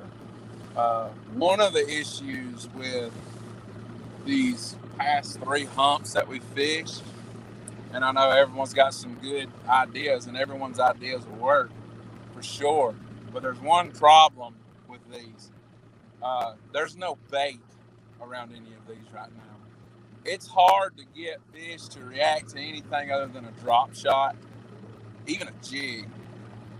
That's hard, or shaky head. It's hard to get them to want to eat it good, much of anything other than like a drop shot. And a drop shot, the way you use a drop shot, you can use it as a reaction type bait, dropping it down there on them. You basically entice them to bite, obviously. I don't have to go into no detail how to throw a drop shot, but there's no bait on any of these humps. There's no bait on around any of these brush piles right now. If you ever pull up, if you got live scope, that's great. You pull up to some and you see there's no bait. Don't spend a whole lot of time with them on live scope. Don't sit there and be like, I can make, they're here. Guys, I'm telling you, if there's not any bait, they really don't. They'll tease the fool out of you. They'll chase your bait. They'll chase whatever you throw at them on live scope, but they'll just chase it back to the boat. Right. They won't commit to it. When there's bait present, though, that's when it becomes, I say this a lot, it becomes a competition. And the competition is to whoever can get something first. Because the first one that gets to it is the one that's going to eat. Right. So having bait present, the fish know if there's bait around. I mean, they don't, it's not like they sit there and, there's no bait around or anything. No, if there's no bait around, they kind of shut off. But if there's bait around, specifically these kind of fish out here, these would be fish that are their primary diet is blueback herring. And they, unless there's herring really present, they're hard to get to bite. Right. we're gonna go back in here in a couple more places real quick. Hopefully, as the sun starts to go down a little bit more, maybe some things will change a little bit. Okay. So we will see. I'm checking this as I was idling over here. I was checking this one last ridge type deal, and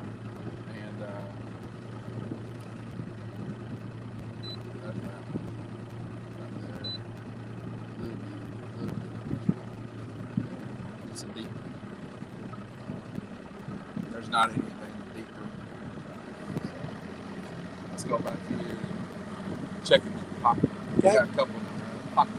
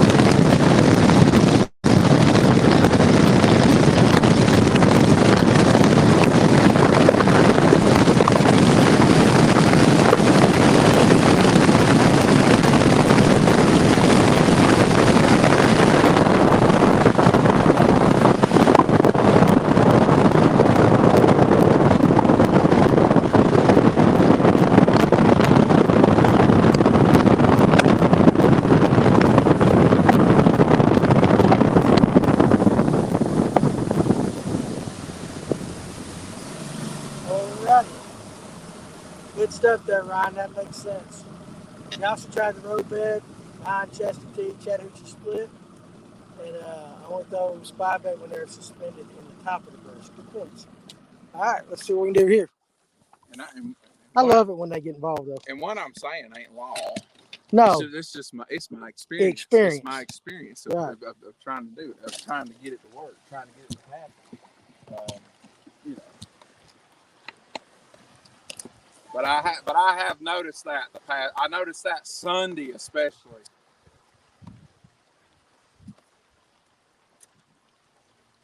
A lot of our guys on Sunday, and I ain't gonna name no names, but no means.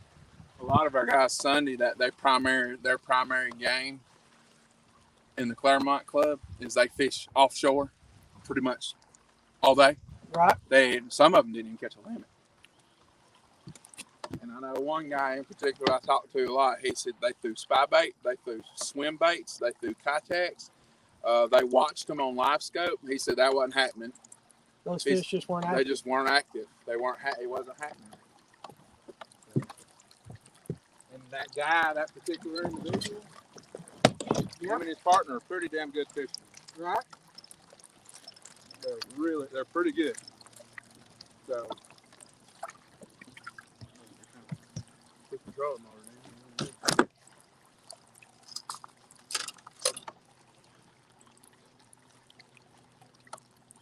So there you go. So, Ryan dropping some juice.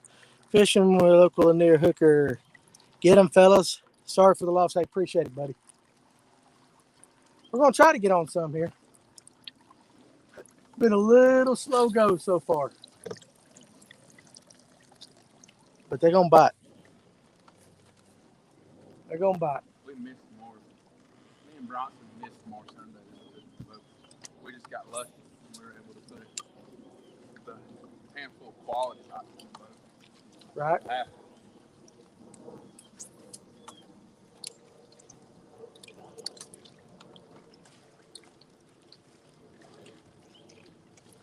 Pretty much everybody who finished in the top.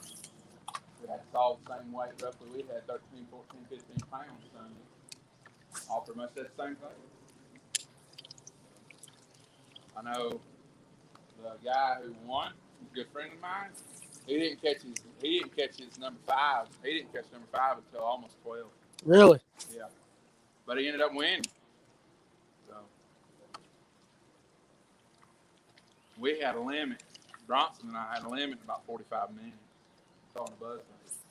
Throwing a buzz bait.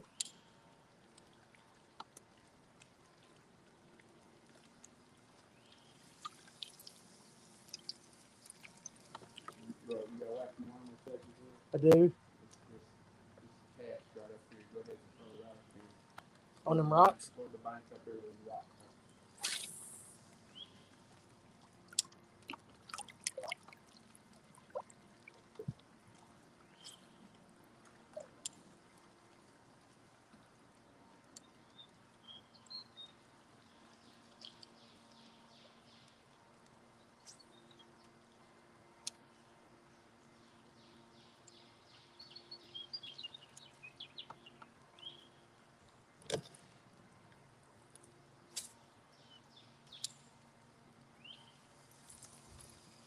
I'm gonna put that net up there.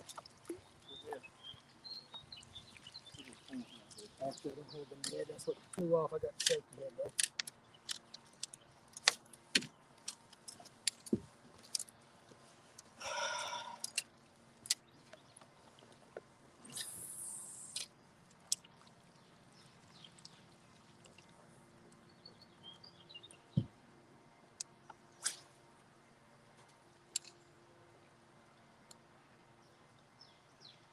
Some fishy looking spots, I'll tell you though.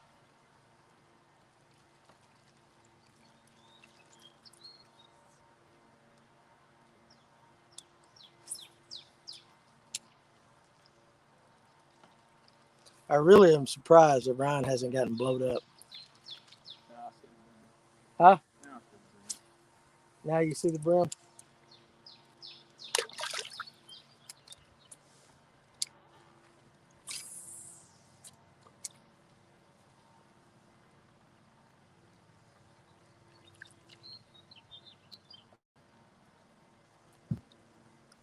Look at them all right there.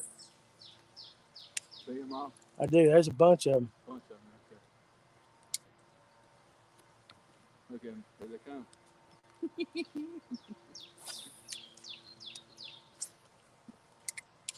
All right.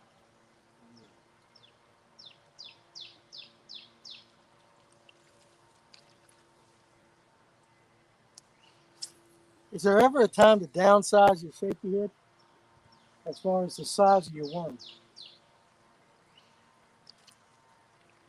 As the summer goes along, I pretty much either throw a finesse worm or a bigger worm. It's one or the other. Like a mag trick worm. Kind of awesome. He's got to learn the backhand. I said I have got to learn the backhand.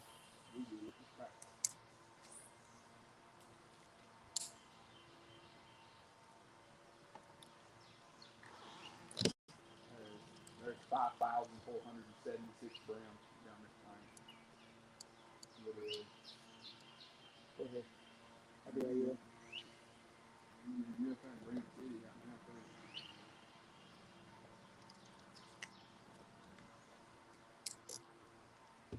83 degrees. 83-degree water temp right now. It's cutting the graph off. We're going to find us a log now for the next 4 pockets.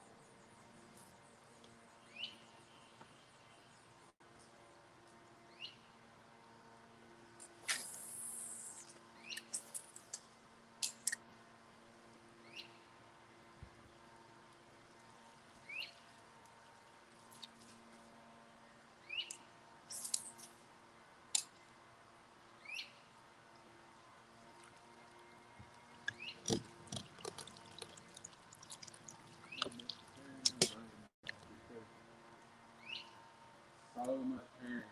You're saying herring again. If you can't hear him. So shallow in the back of the pocket still. So much of it.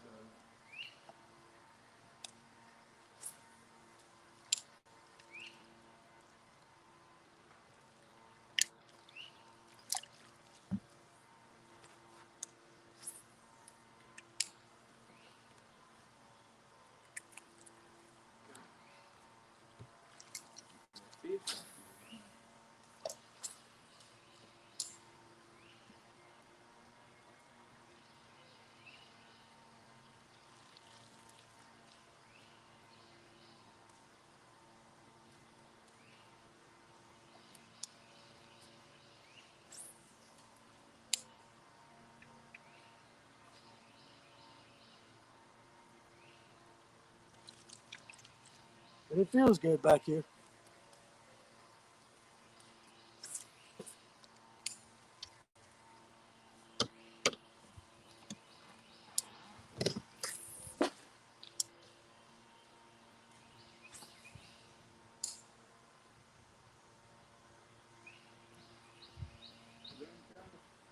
The brim cometh.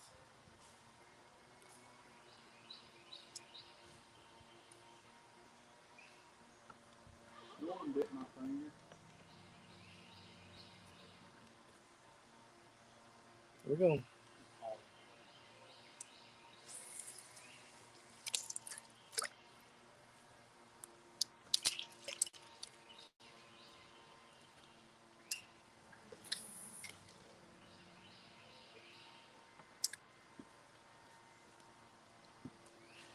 It is funny how January they seem to be so much more aggressive than now.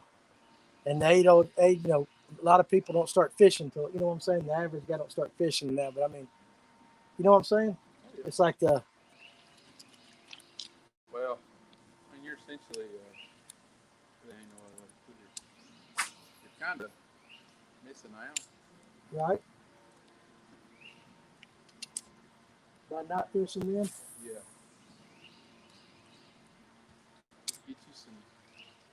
Get you some warm clothes. And, wintertime. Much as I love moving bait, top water, and stuff like that, man, wintertime fishing, late fall, early winter, through the winter, man, that's some of my favorite time to fish.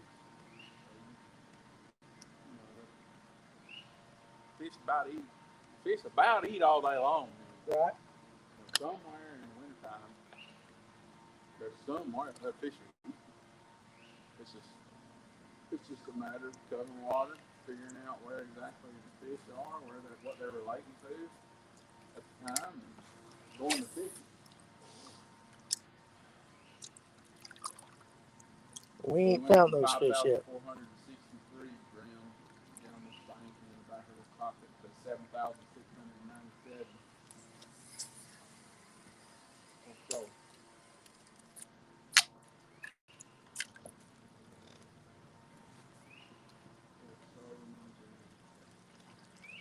It's unfathomable right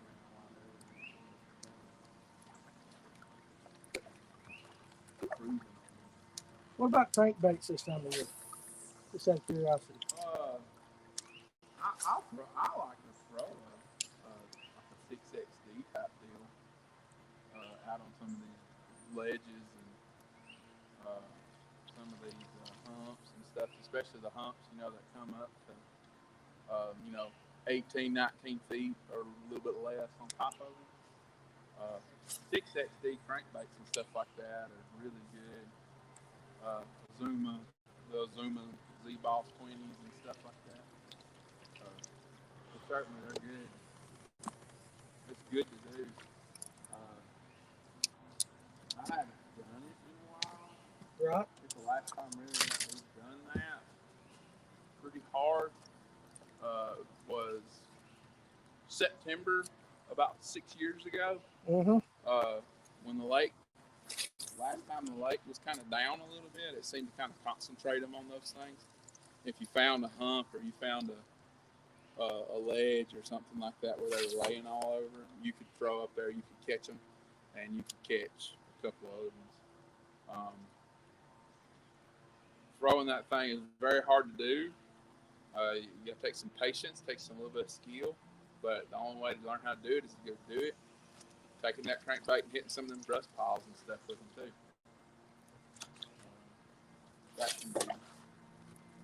That works too.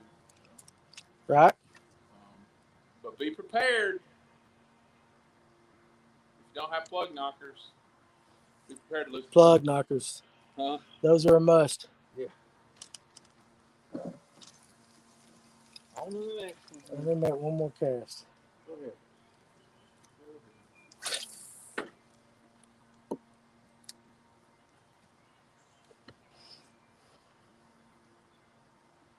Oh.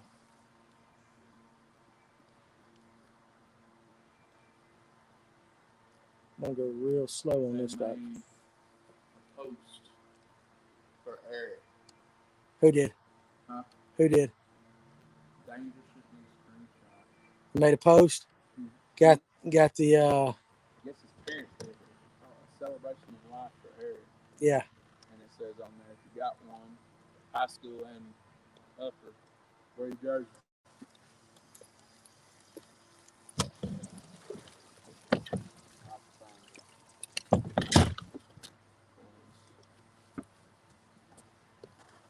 I don't think we won't have to worry so much. All right, we're gonna try one more time. One more place. We're gonna try a bunch. Oh, we're gonna try a bunch. I'm just saying. A bunch more. Yeah, that's not what I meant, but that didn't come out right. Let's see. Now that windows is gonna start to happen here in a second.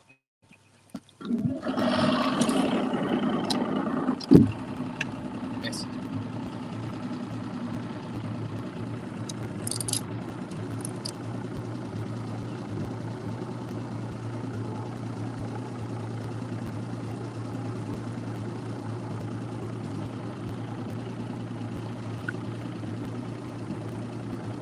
Call it back. Huh? Call it back. He just texted me. You just had a baby? I said I did. My wife did. I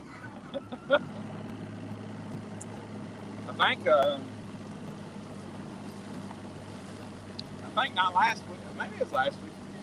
I know Tyler won one of them that Clint Cooper cash. I think they either won or they got second. Oh, really? All right, now where?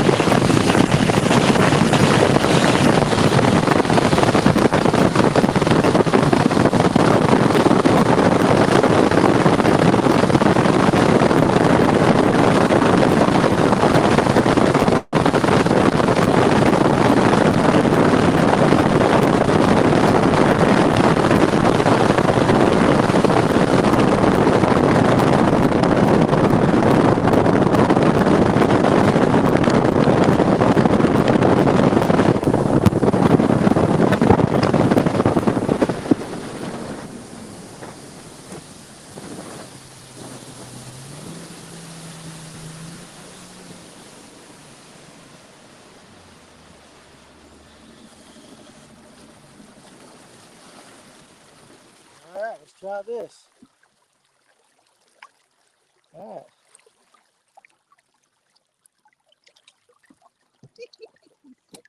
Yeah. What's that? Tyler. Congratulations to your wife. Not yet, buddy. We're still working on it. Huh? Bass. Is there anything else?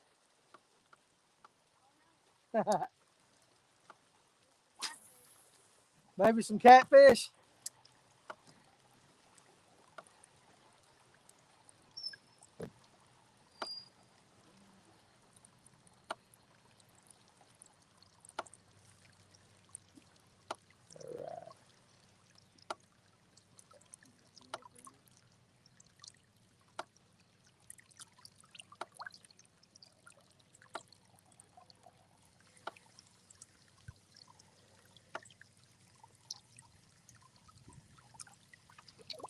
It's pretty deep right out here, ain't it? Huh?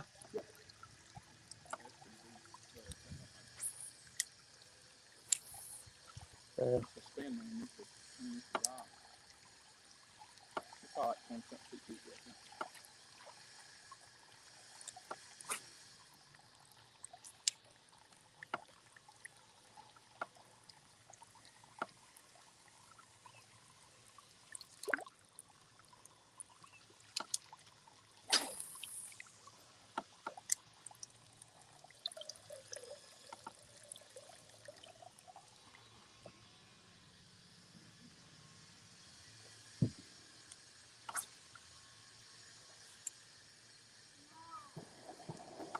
oh, somebody shot something.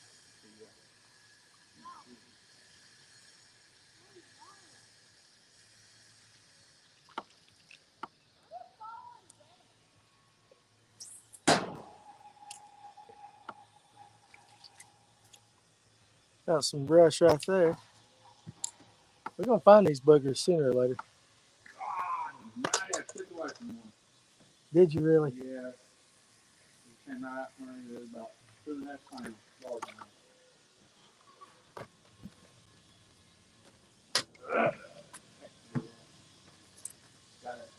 Well, let me ask you, why don't you cast at it again? He doesn't say anything. Oh. He might come back here like you learned because it's not been packing. So this is one and done. One and done, huh? Yeah, it's one and done. Kind of like my skipping.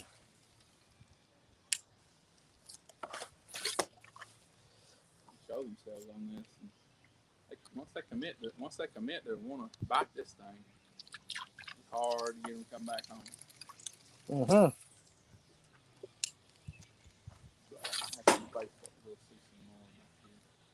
Hopefully one of us will get one.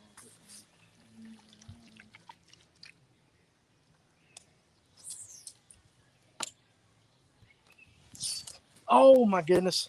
He must have had it by the tail.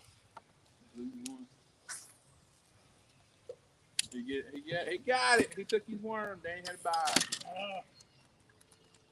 I'm not gonna go nowhere.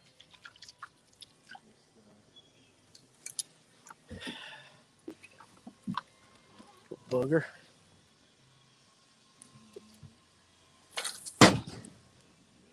You in there? Yeah, I'm in there.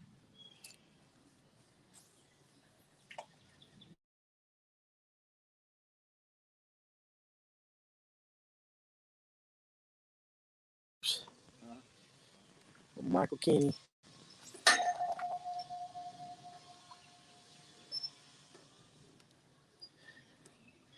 Yeah.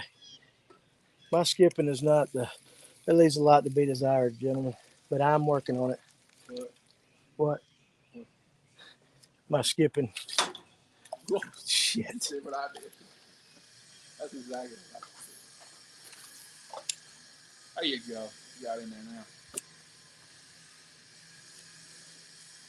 At least you're getting bit, yeah, but I'm getting ready to get another one too right here. Huh? Come on.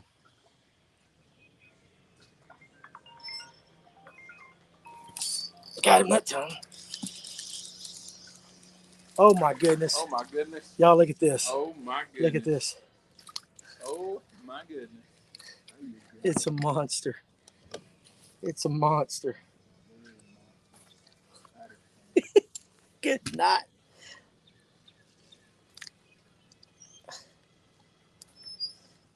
That might be all we're going to get into today. Look at that. Oh, I act like I was going to bite him and he hit me in the face. Oh, that's on camera. It is on camera. Oh, man. That's what I get for screwing with nature. You're not. I know. Don't screw with nature, guys. That little pecker hit me right there. Up with me, go.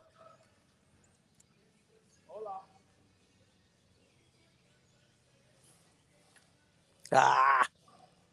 That thing still got milk in his mouth, no doubt. Coker said that thing still had milk in his mouth. I know it. Little joker smacked me right across the face, though. I used to work. Listen, when I did heating and air, we'd work on these job sites, and I got to where I knew every daggum Mexican beat that there was out there. That dum dum dum dum dum dum dum. I actually got to where I liked it.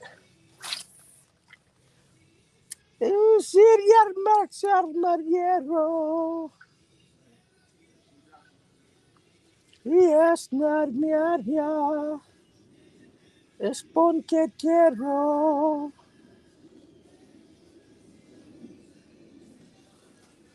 Caught that one right off Mama's. Yeah, I did.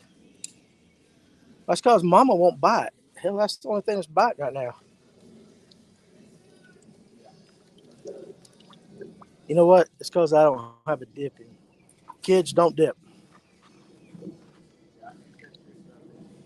That's what the problem is. That's what the problem is. Copenhagen, we would definitely take a sponsorship for you too. Any of you guys got any ways in with those boys?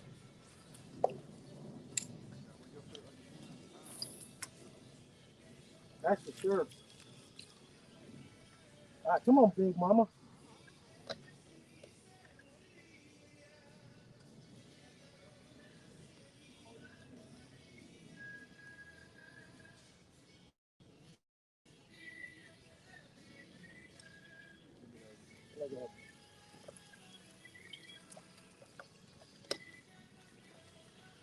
That right there is fat girl music. There ought to be some up here. Best marksman yellow. To get what?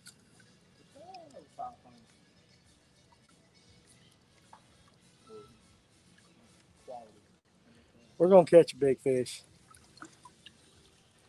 because if I caught that one off of Mama's yacht, now go tell Mama what I did to you.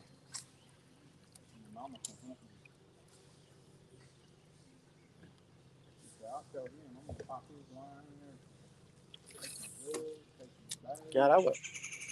Uh, I actually just threw it on the inside of the exhaust of a jet ski.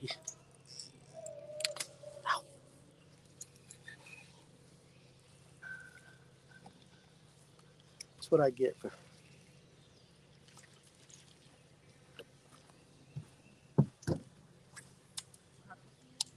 Huh? You didn't see me get broke off by that giant jet ski? It was a big one.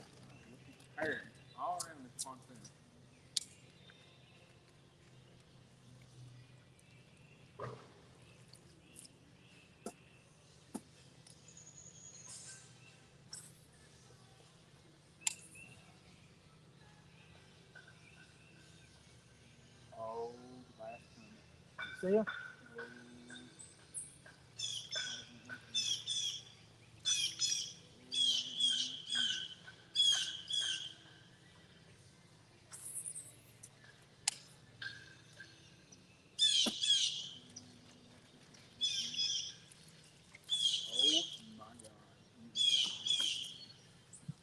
He's got them following it. He just ain't hitting it.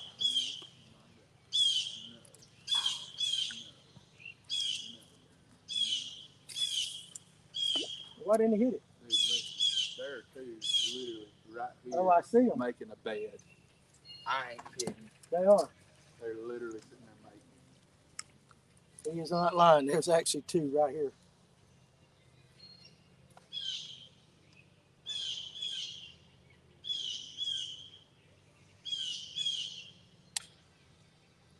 Got it. It twirled at it.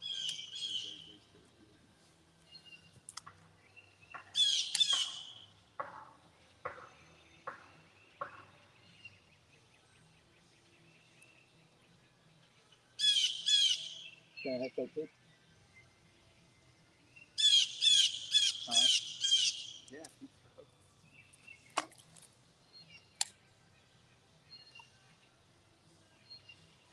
That is unreal. There's three of them. There are three of them right there.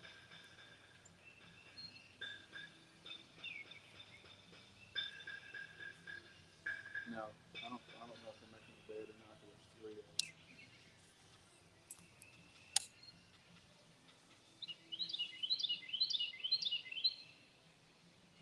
They sure look like they were, though. Every one of them about 4 pounds. Easy. Easy. They're not very interested.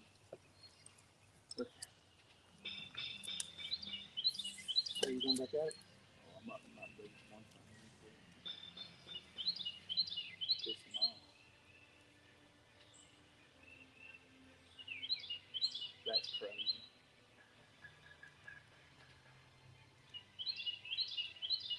I think that's a bed, dude. I think it is too.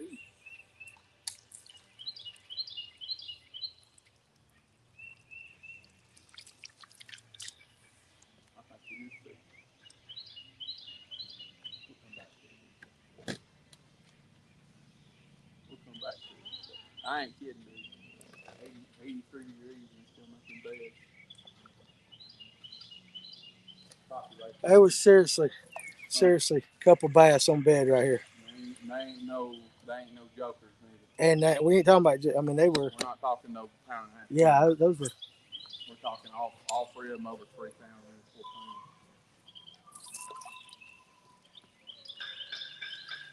That's wild. Wild.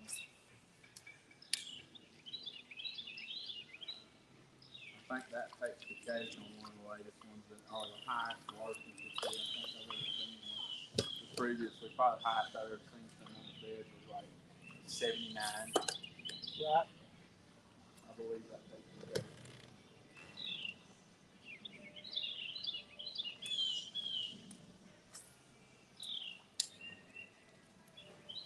So yeah, so that was not something we expected to see for sure. No.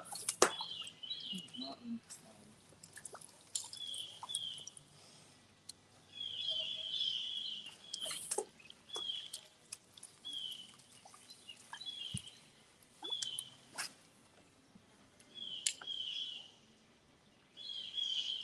Well, they kind of turned on it a little bit, so we're gonna go. We're gonna give them a second. We're gonna go back on the way out, and we'll hit them again on the way out. But that was interesting. I mean, it looked like they were rolling on each other right there at the beginning. Good place to pee right here.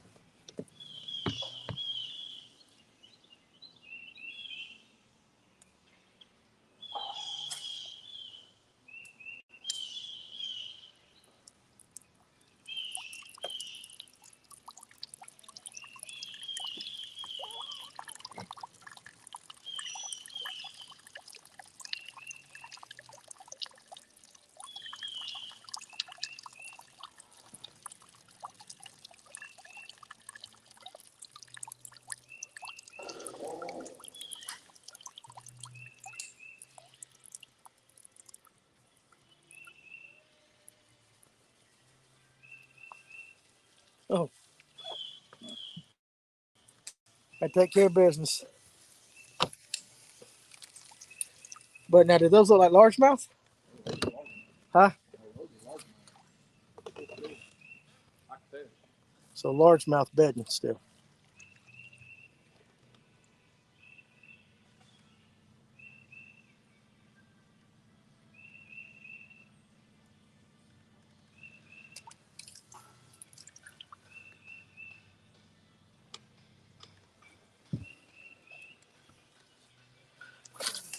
I think Ryan just said too that Eric's parents posted funeral or the celebration of life arrangements. So I'll make sure I get those up on the group page.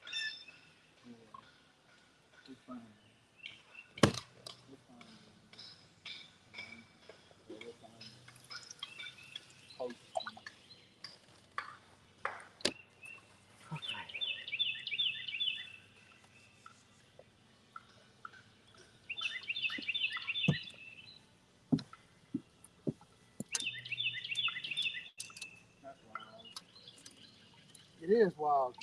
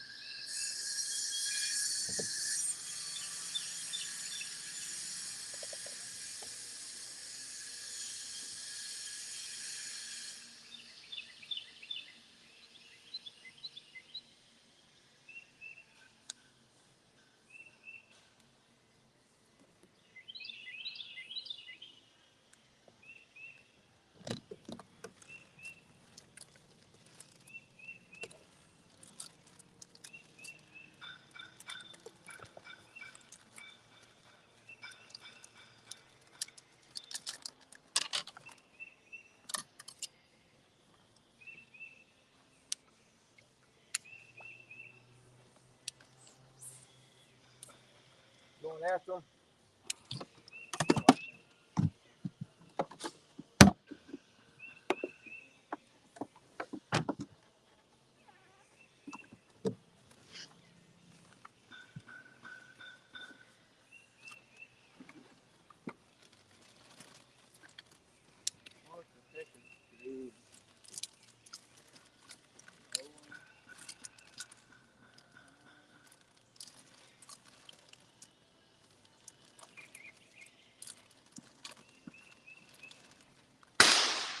Hey, yes. There are 4 of them. There's about 5 of them back here. This would come out in the boat.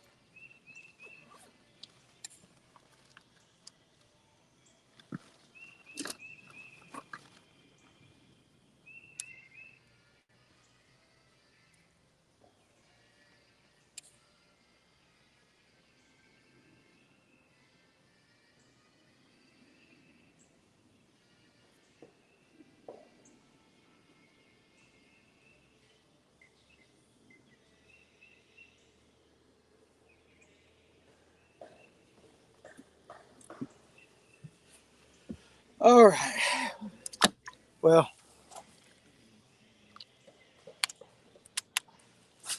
I'm gonna try something a little different. Ryan's done found him some right up there.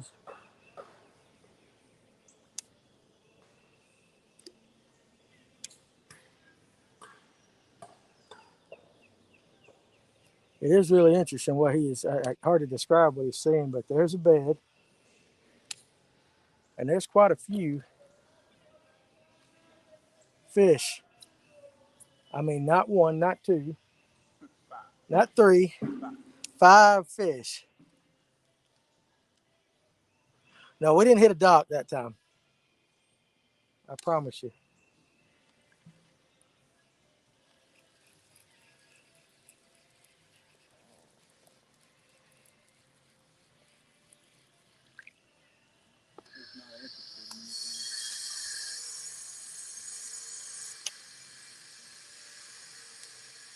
He's not interested in anything.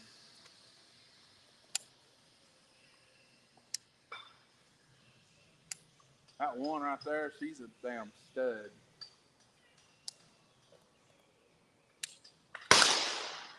Again, that was not me. No,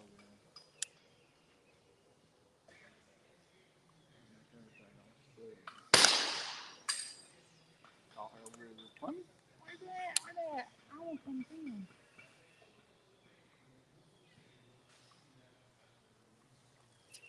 Crazy, dude.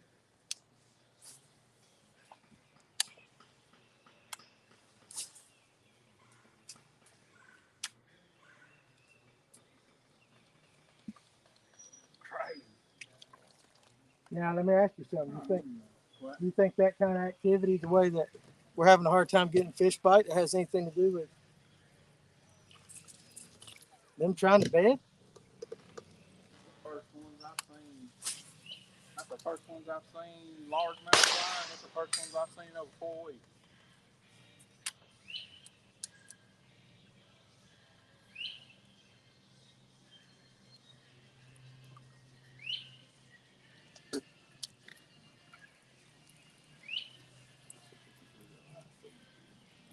Huh? This is pretty tough. Huh? I said, this is tough out here, guys. Are you getting ready to leave? Yeah, we're really showing you what not to do.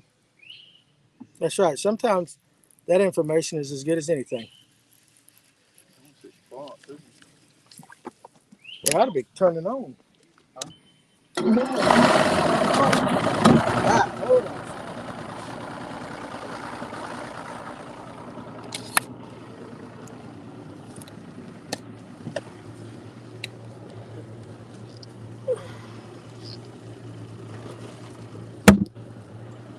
So far today, it's been pretty rough. Gary Hart, you got to work on your talking about 60 seconds and I lose interest. Talk to the camera and make it fun for us. All right, I appreciate that. But Kind of hard to talk to the camera. yeah, I mean, we are fishing, so we ain't no pros. We do our best, but yeah, I'll take that in consideration. So Nathan is Skinner. It's slow, and hit the banks, drag it slowly back into the water. We'll try that. We'll do something like that. But appreciate your feedback right there. We'll do a little bit better job.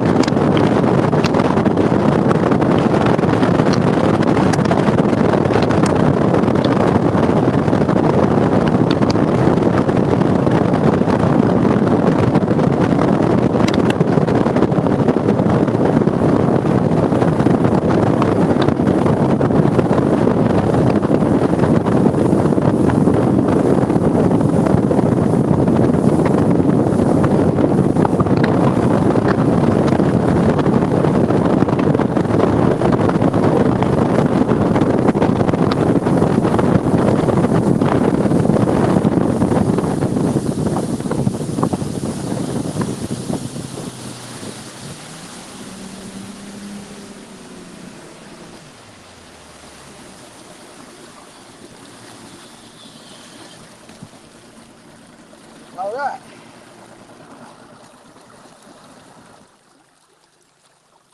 So there we go. Let's see, Zican. You're in the wrong stream. I think Gary fishing is relaxing and slow. This is perfect. What's up, Dave? Well, we're trying.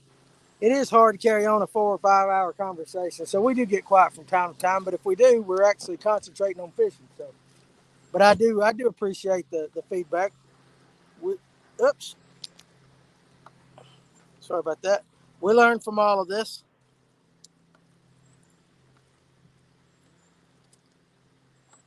So we're in the back of another pocket again.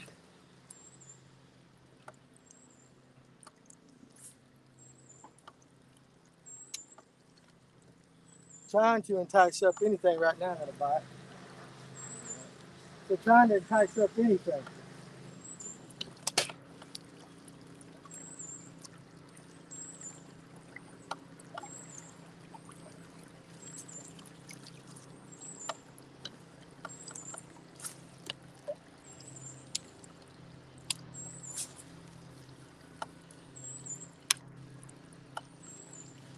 So, uh, how you doing, bud? It's tough today. Nah, a couple of small ones, but nothing great. You done caught them all. Huh? Not this season. It's been a little different, ain't it? We've noticed that too. Not a lot of schooling, nothing like that. But boy, this looks good back in here. I said this looks good back in here.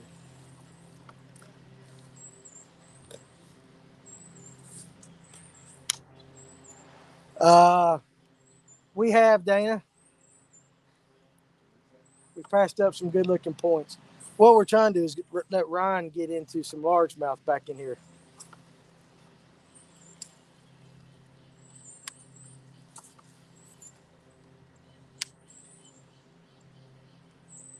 Going for that one monster fish.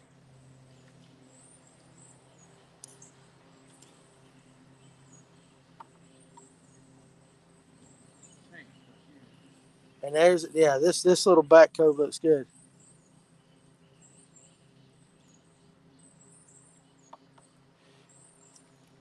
Whack your rigs weightless under the dock. Okay, I'll try it.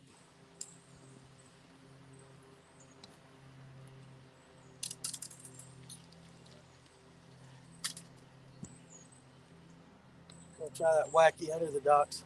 I said we've caught a couple small ones today.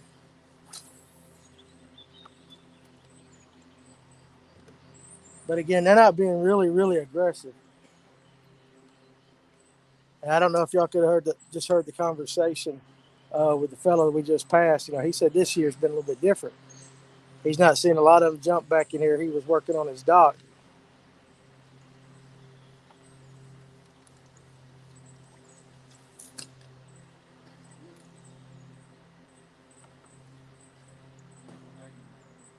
Huh? Why? Big old ball of gnats. So there you go. The major feeding time starts at 8:39 p.m. That might be about right.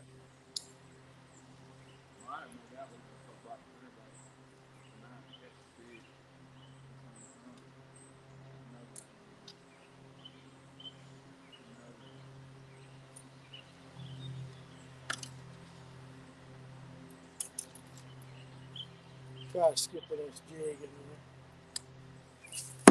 there. I absolutely am the worst skipper in the history of skipping.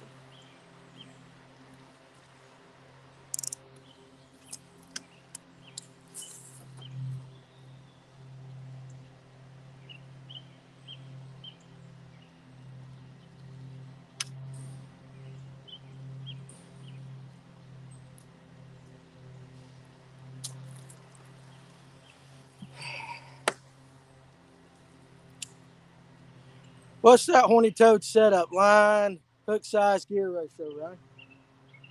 Talk loud. It's a 7.3 Dobbins, 734, heavy fast action. Abu Garcia Revo Rocket 911, older version, not the red one, and a 65 pound Daiwa J braid, the ×8 wrap, and that is a 5/0 twist lock owner with center pin hook. The one right now that I'm following does not have a weight on it. It's weight. Yeah, it's weightless.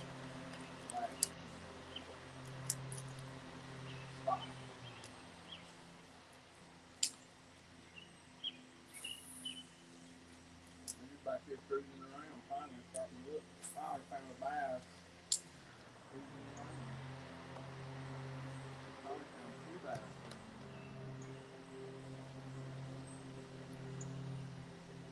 Three bass cruising. So he's seeing them cruising. Finally, when it's the first time I've seen some actually back here cruising. There's two right here. He's back here cruising around.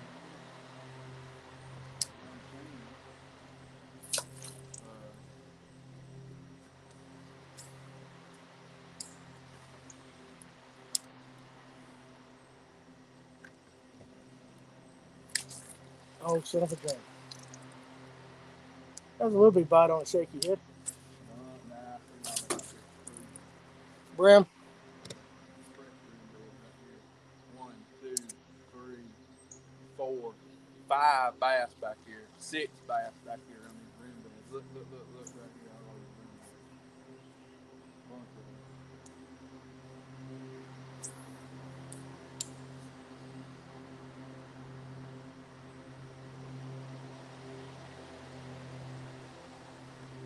What about that gilly in a situation like this? What's up, Pink Pond Princess? Glad you could join us. Danny, what won Cedar Creek? 9 pounds. A little over 9 pounds won it. It was typical Cedar Creek.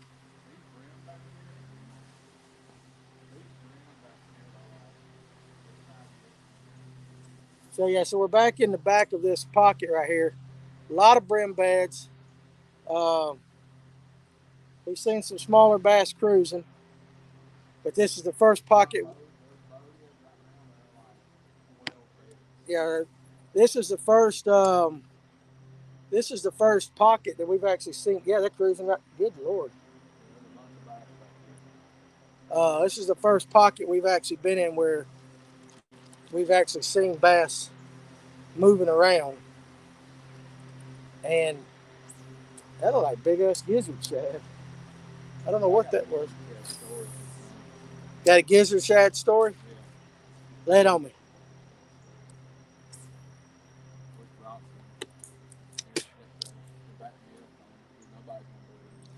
I believe you. Go. I believe you. Go ahead and tell me. But you gotta turn around because yeah.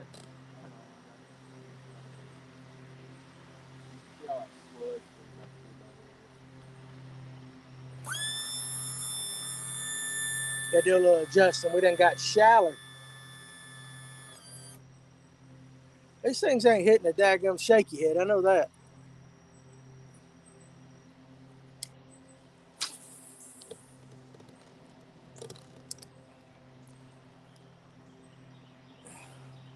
Little bitty bass though.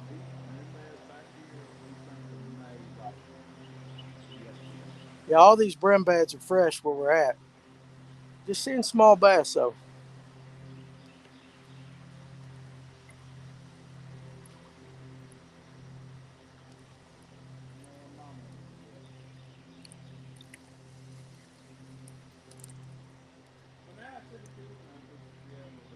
It is cool enough. We could go.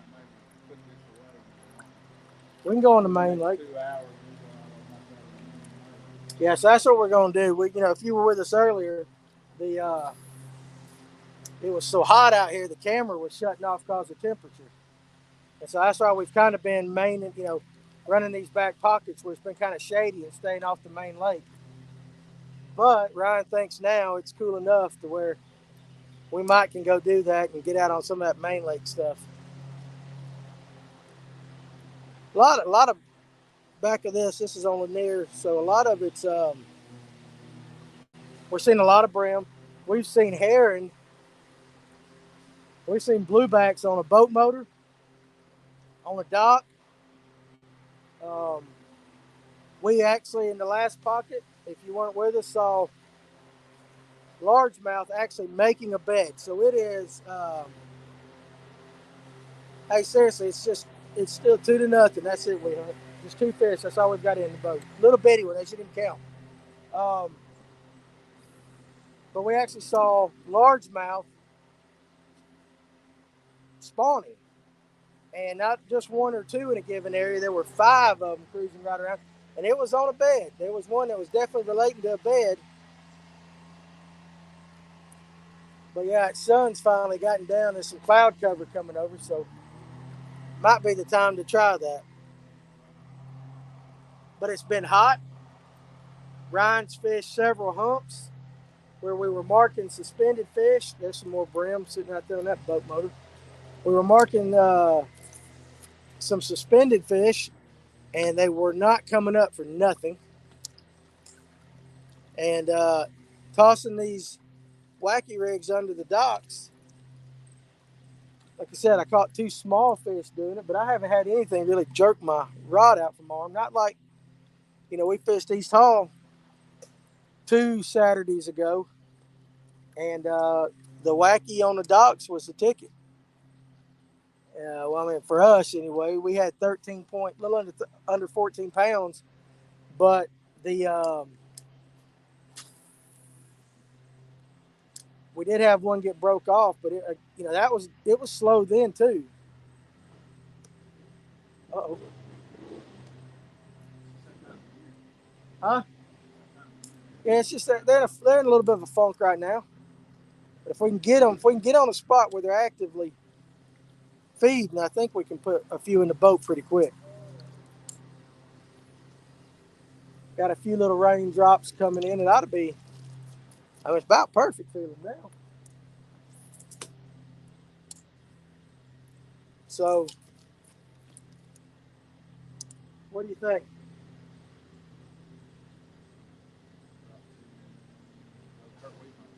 All right, we're going to Kurt Weehunt's house.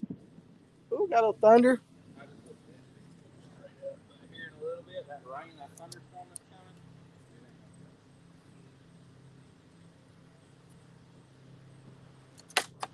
All right, so we're gonna make a move real quick. Huh? I'll show it to you in a second. Oh, Yeah. What's your Gizzard Chad story while you're looking up the radar?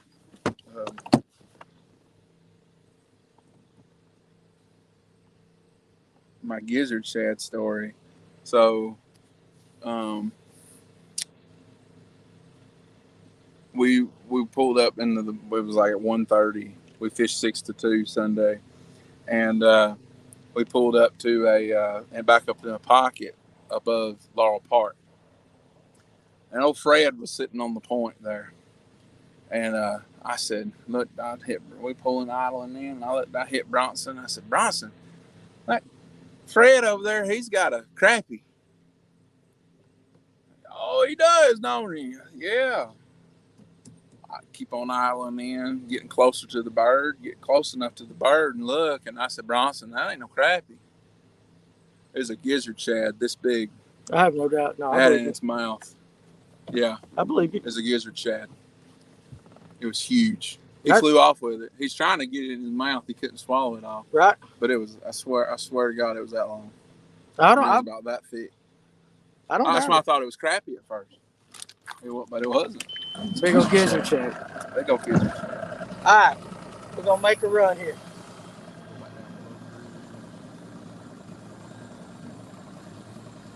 What you thinking? We're going to go hit some points and stuff now.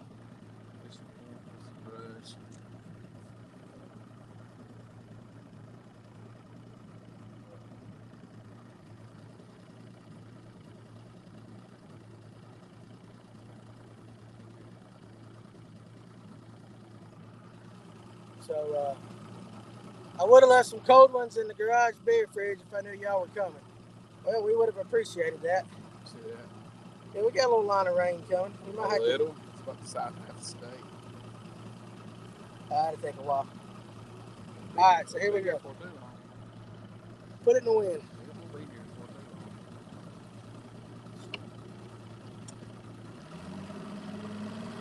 We gotta catch fish.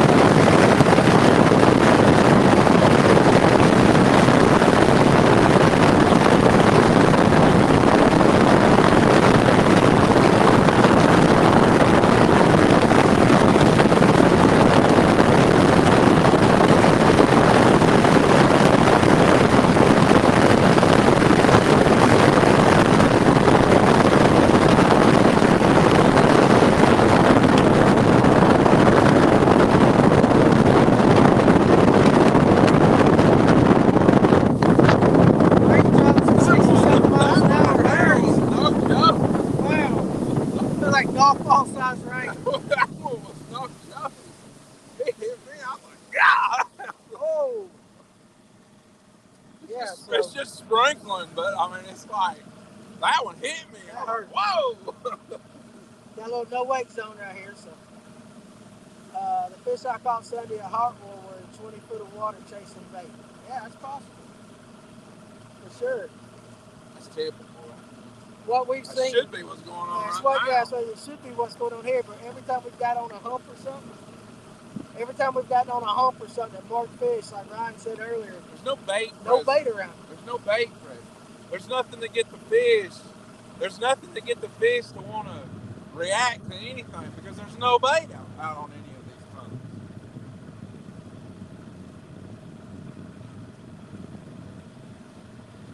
All right, take some to the face here again.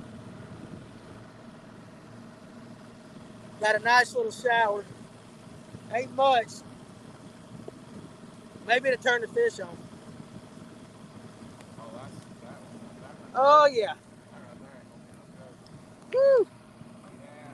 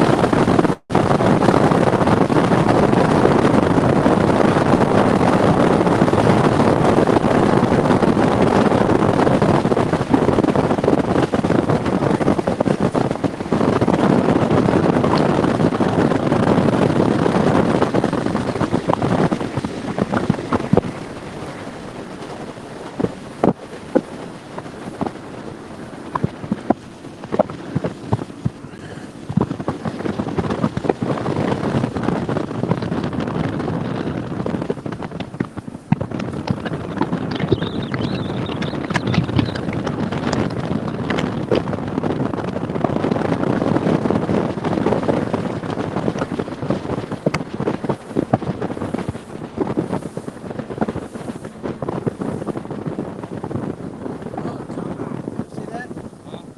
One broke top water right over there. Good. Got time. Oh my goodness, that was like death by 1,000 BBs. Oh goodness.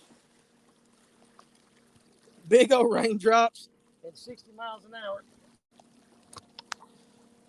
do not match. So hopefully this shower, I mean the cloud is just like right above us. So I might have to put the hat over the phone for a second.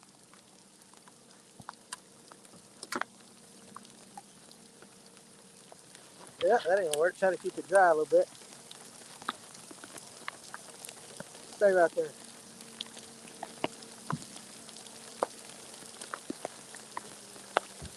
Woo!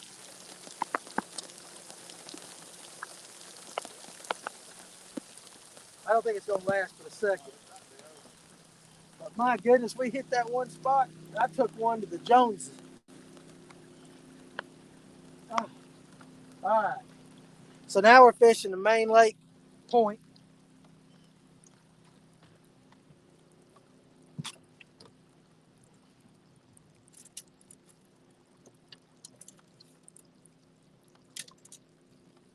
See if we get something right here. Ryan's throwing top water. I'm going to be throwing a shaky head.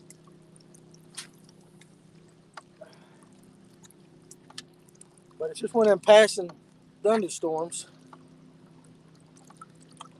Let's see, Tracy Coker. Grab my spinnerbait out of that tree you just passed. And this rain might be what we need for sure.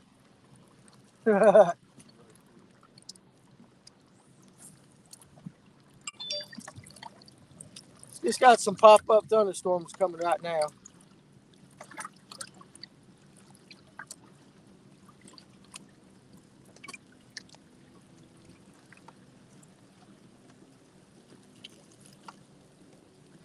As we pulled up, there was some fish breaking the water right here on that point.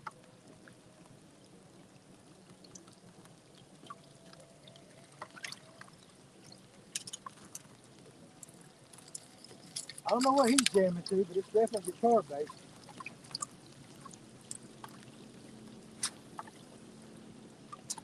But yeah, maybe this will be what we need. Huh? Ryan says he smells the bait.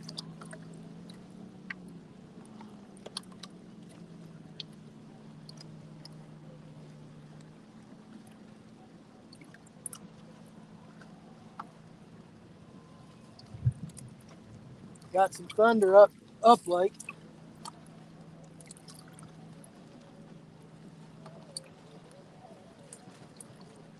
Oh, that's some Guns N' Roses. Paradise City.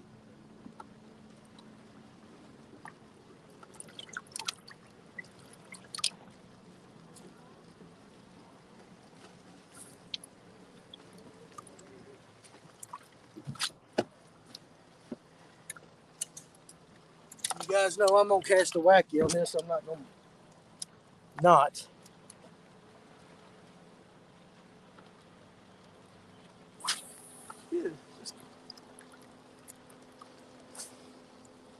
Thomas Leverett looks like mouth of Flat and Bayless near Mountain View. Ryan, where we at? Precisely. Throw a jerk bait or a moving fluke. Well, that's what Ryan's got on. He's throwing a Seville right now, trying to get that reaction bite. And I'm going a lot slower. But it's just been a weird bite. I mean, even the bites that I've gotten, nothing's hammering.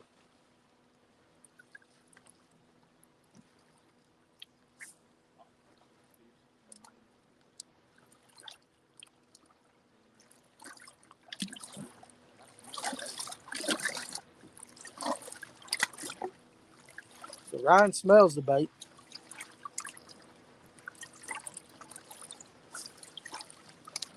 He's going fast and I'm going slow. Maybe between the two of us we can get something.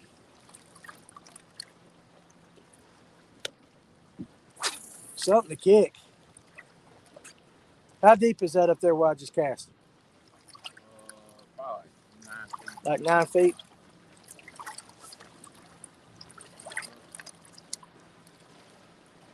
So he tried earlier. He's been trying to call it when we were on the main lake earlier. He was trying to call him up. He saw him on sonar. Just nothing is wanting to. They just weren't really. They weren't even moving. They're not chasing. This almost reminds me like dog days. I know it's not, but it has been really hot here lately.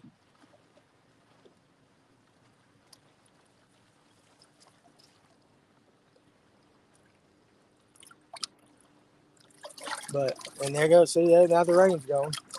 One thing we noticed today too, though, not a lot of wind. Really, only water movement really is being caused by boats, and it ain't a ton.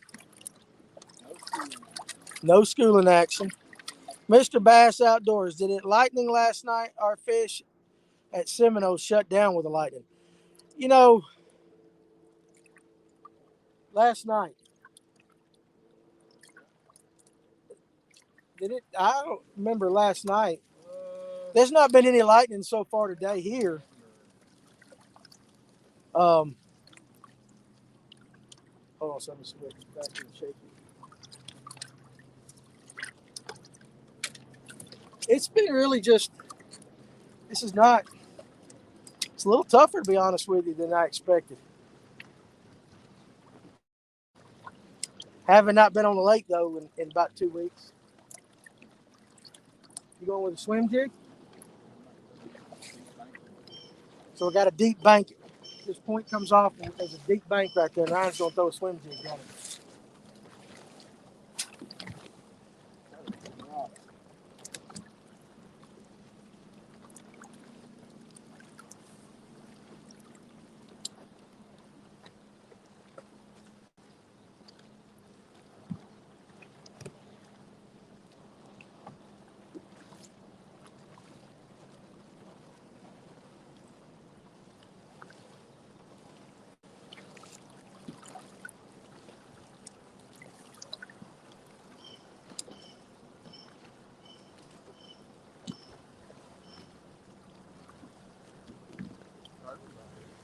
Plenty of turtles.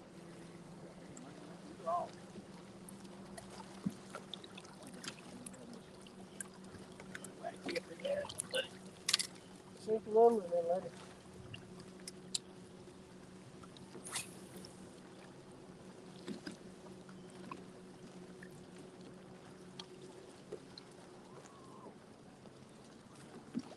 Right now, just trying to get anything. A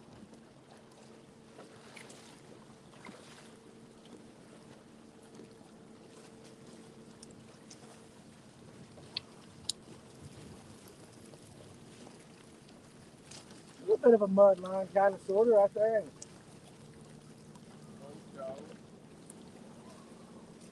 How you liking Papa Hood? So far, nothing that I So Ryan, being a new daddy, he's getting ready to learn all this stuff. Hey, you know what? That is right. Beasley didn't like them turtles, did he? He didn't like turtles. We found that out the other night.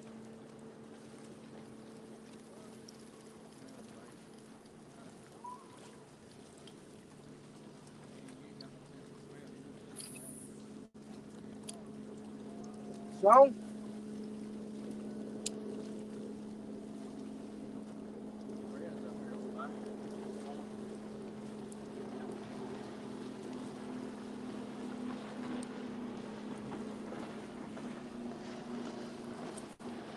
there goes Fred.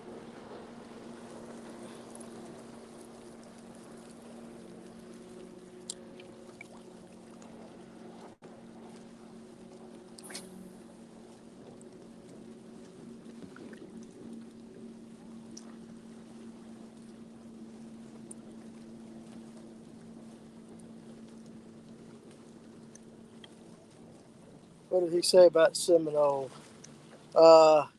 It's the storms are down. Oh yeah, you're down south. Yeah,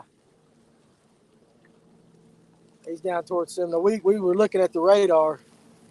Got some stuff moving up from the south. So yeah, you're down there in it right now. Oh well, no, he's farther south. He's Seminole.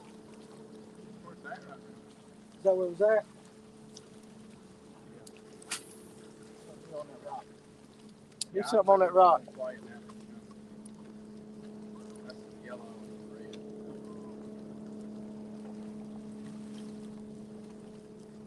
If we can't pick one up right here on these rocks, something's wrong.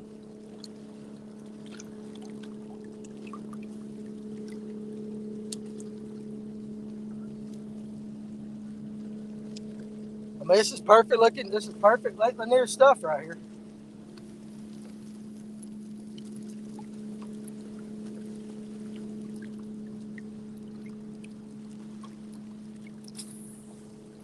We didn't really have this issues like this, This what you see today is Cedar Creek. Good Lord, it's terrible. Sunday, the bite out here was just, I mean, it wasn't bad for us. Man, I ain't gonna take 14 I ain't gonna take 14 pounds and say I ain't in a tournament and say I did. Right. I'm not.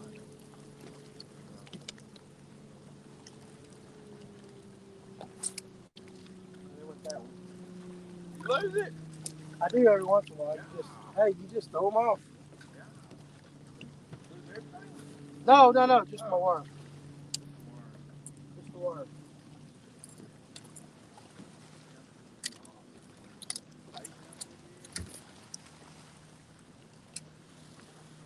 Don't make me do it.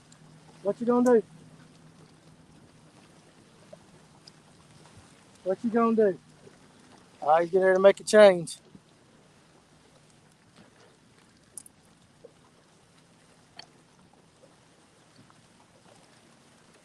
Now, I'm not even getting bit on a shaky head or anything.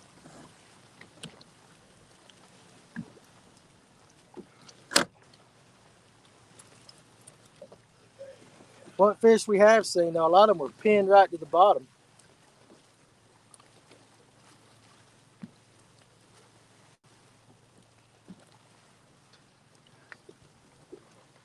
So he's going into the box. He is going into the box, people.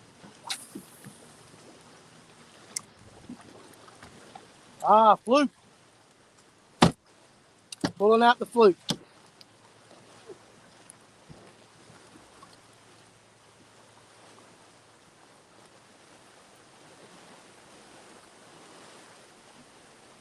Might be the thing to do.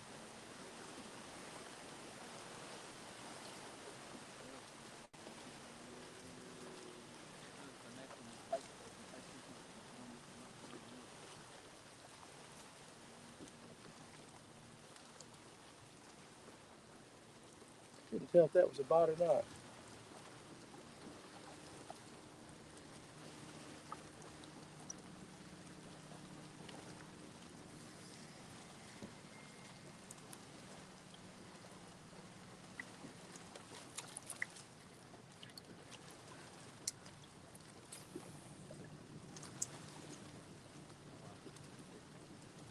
You seen him in Texas?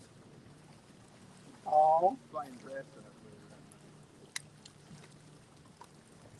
Oh, I just missed one. Son of a. That's what happens when you ain't had a bite in a while. Shake your head. Snot. Snotty, Seth.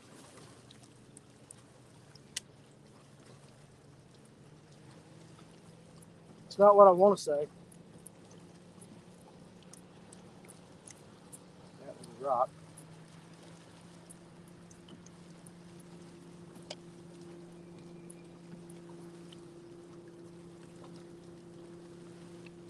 That sucked.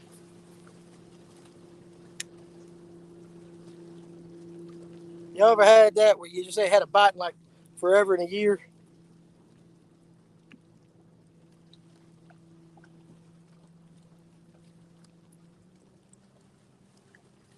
And all of a sudden, brrr,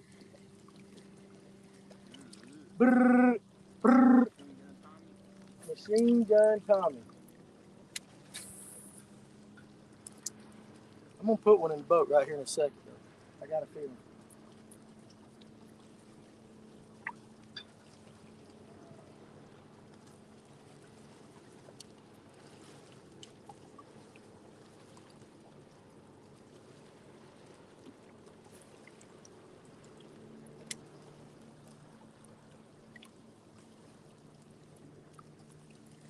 But even those bites seem like they were just by the tail. You know what I'm saying? It's not weird.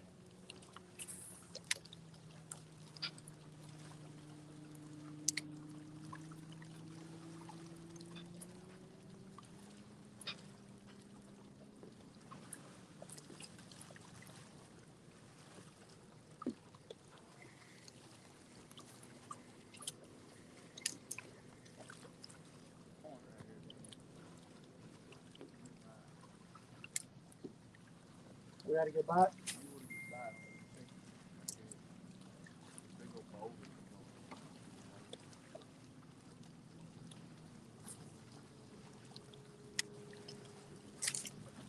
you see that? Have Yeah, but it must have fast spot. one? Ooh,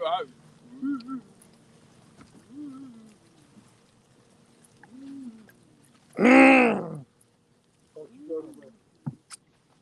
I called it. You missed it. It broke the line. I still miss. I called it. You missed it.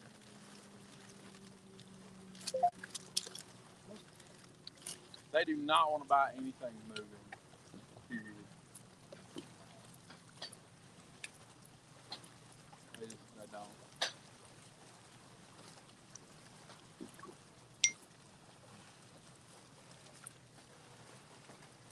Gosh, almighty.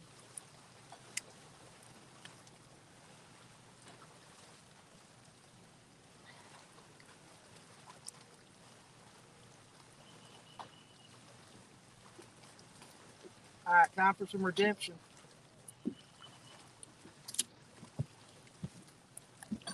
But that is a couple bites here. So maybe they're getting ready to kick up.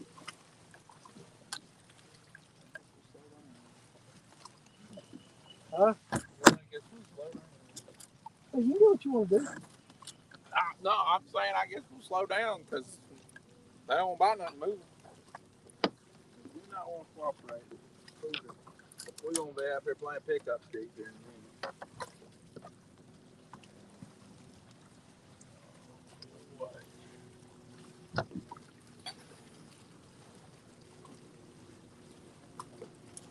minute. Fairy one's out. Fairy ones are out.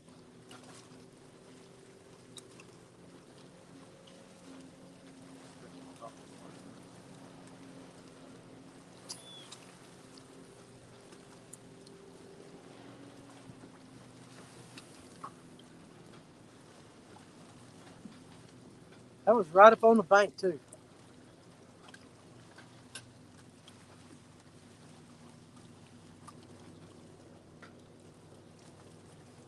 Let's see, Kurt. That's,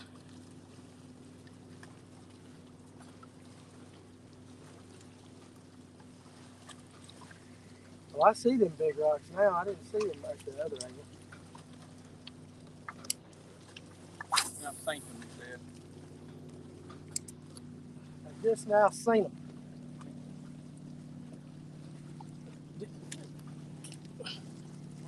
They got to be grabbing it by my tail.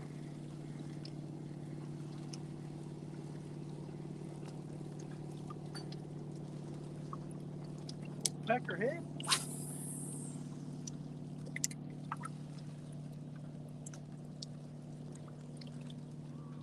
Put it in your mouth. Still biting it. No, no, listen.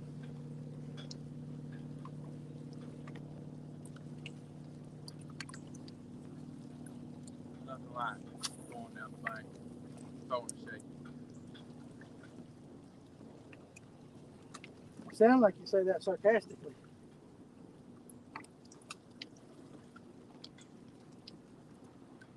Man likes his speed stuff.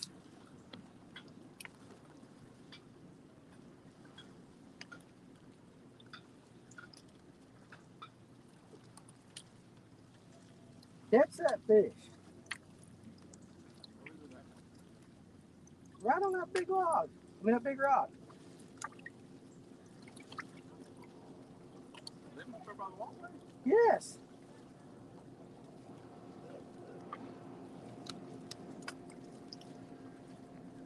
I mean, I'm feeling these, but that was by the walkway.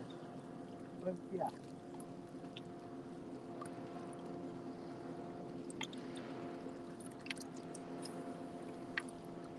Right up in there.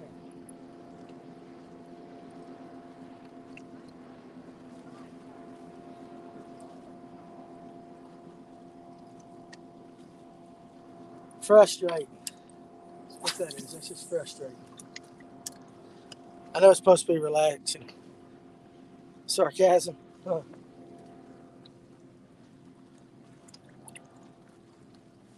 You don't want to eat, that's for sure.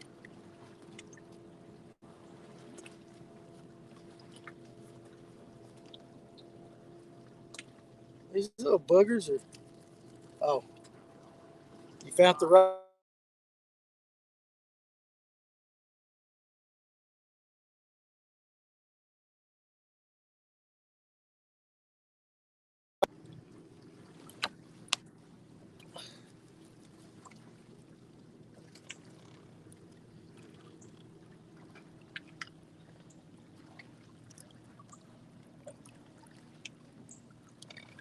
We ought to be getting killed.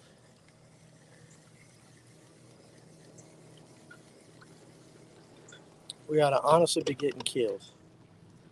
That finesse fishing is tough There he is sometimes. right there. He's about 6 inches long. Is that you see him? Yeah, I just seen it.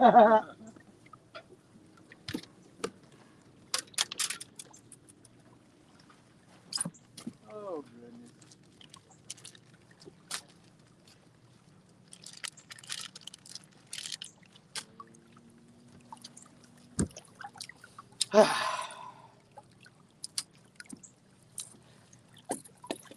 But you know, if it was easy, everybody'd be out here doing it.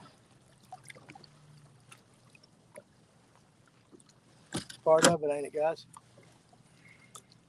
There's nothing. There's nothing right now that like has me like. That little booger had it again. There's nothing right now on this end of the lake that has me being like, oh yeah, this is the bee's knees right now. Like this is the best place to be. Yeah, it's weird. That's just me. I know some of you guys who live down here, it's a different scenario, but I mean, What are you gonna try now? we'll try another radar right quick. Set my phone up.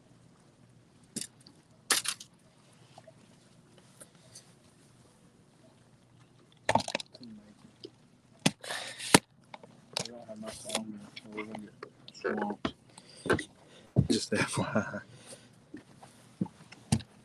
When I say swamped, I'm saying it's gonna come in golly washer. When it gets here, it's gonna be a golly washer.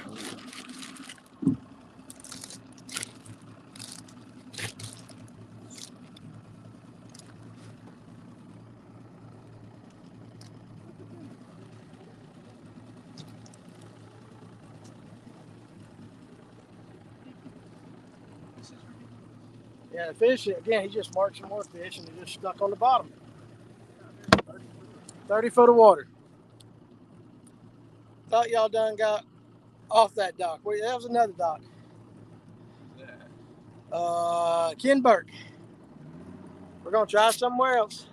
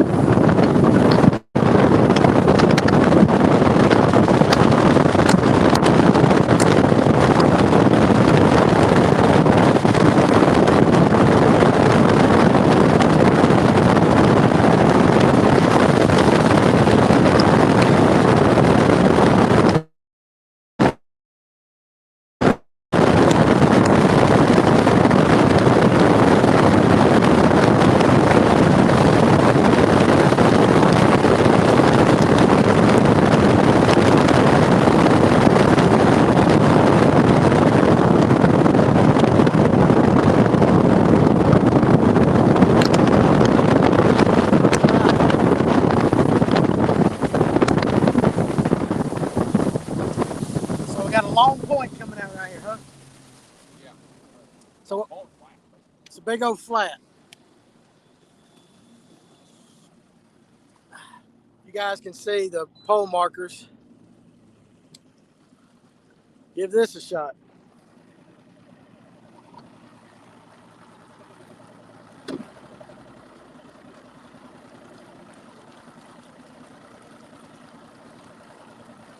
that leaning back a little bit. Sorry about that.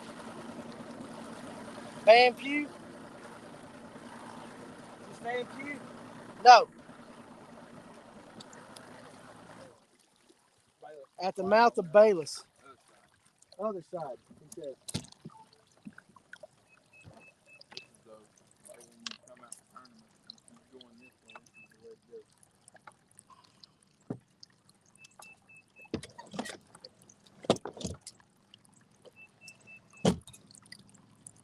Okay, Fred. Right.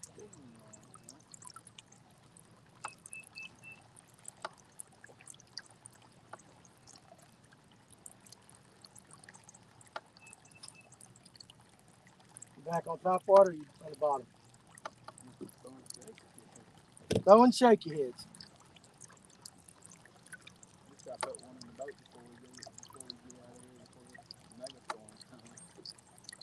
Bite. You got a bite? That's what they should bite. They should bite. It's weird.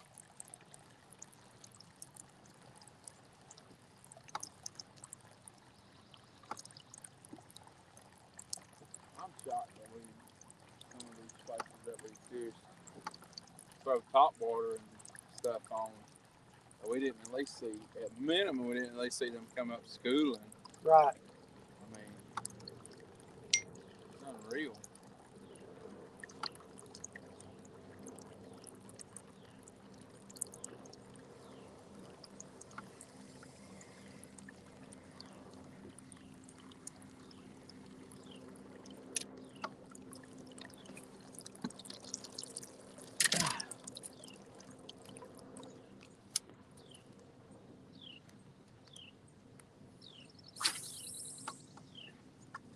Yeah, it's been one of them days. Appreciate you guys hanging with us. I'd have left. I'd have left. I said I'd have left. Oh my goodness. Why? I don't give up. I don't give up. This is hey. I could be in China making Nikes. You can't give up. Can't give up. Working Never through give it. up. Working through it. And if at the end of the day, when you call it and you didn't do anything worth the crap, You didn't give up. remember what you did and remember how it was. Because I promise you this, even the professional anglers come out here, and they come out here and they suck.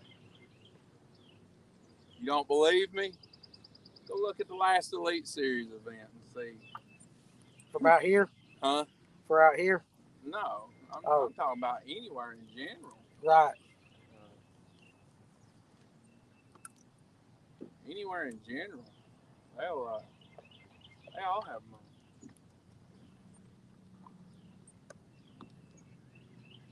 That over there's no lake. It's a booger.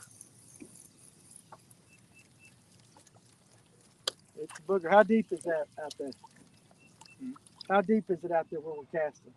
Right there? Yeah. It's probably 3 foot deep. Okay. We're 12 foot right here.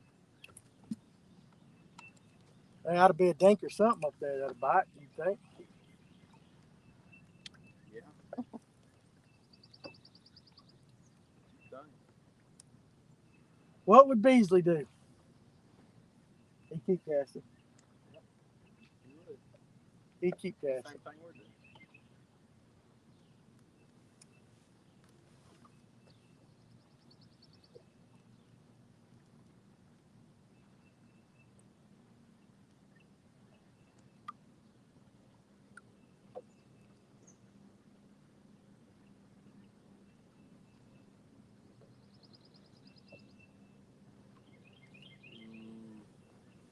You bite? Some of that slime. Oh. That slime.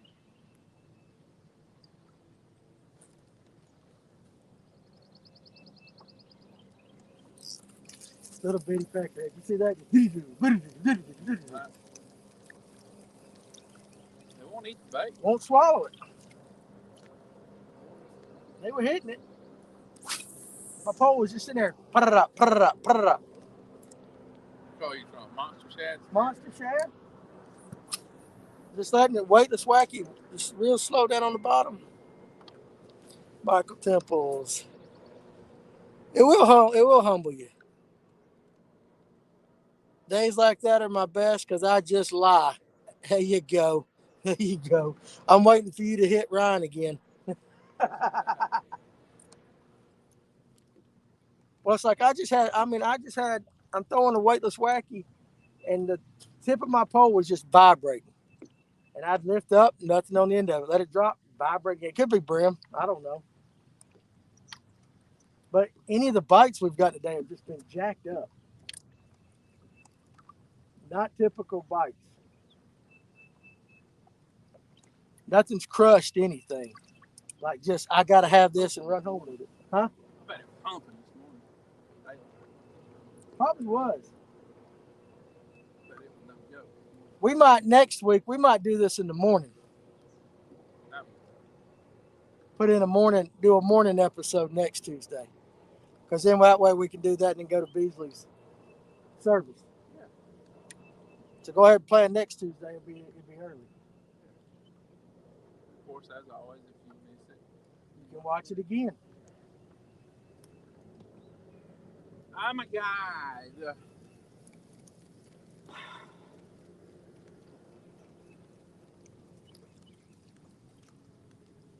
Lord, give me a sign. Oh, I see some of them rocks up there. Yeah, don't put it across this.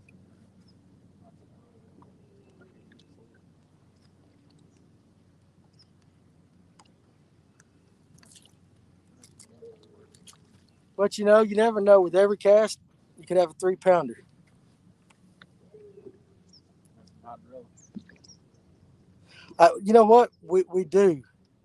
We do have a better view of it right now, to be honest with you.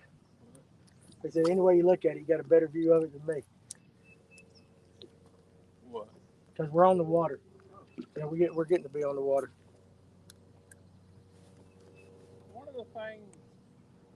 One of the things that has helped my fishing is days like this, because you know you really find out a lot about yourself and kind of what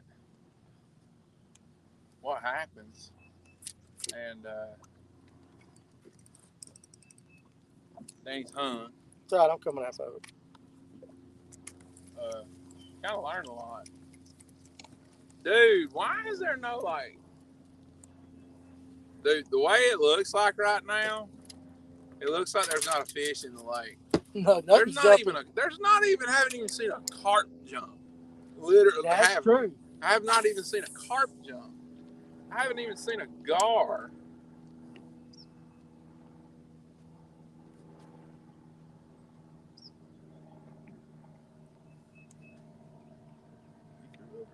Well, no, I think I was on the rock. Oh! Oh, did you get bit? Yes. Oh, my Lord, there is a fish in the lake.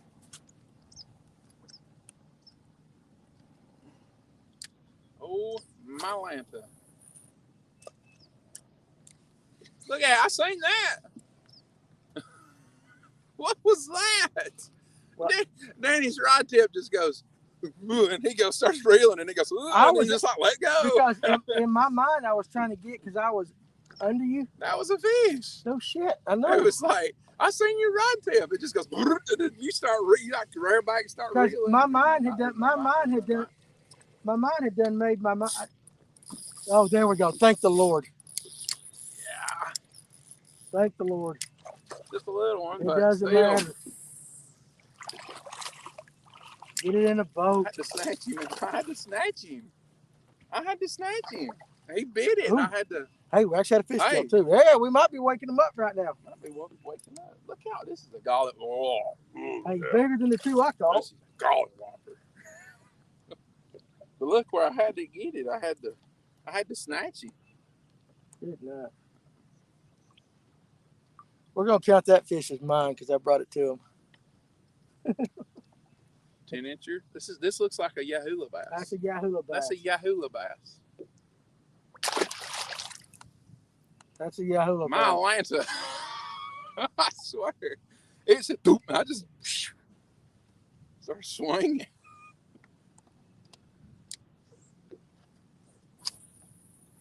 There's one hungry fish in the lake. I don't know about hungry. Stupid. Good night.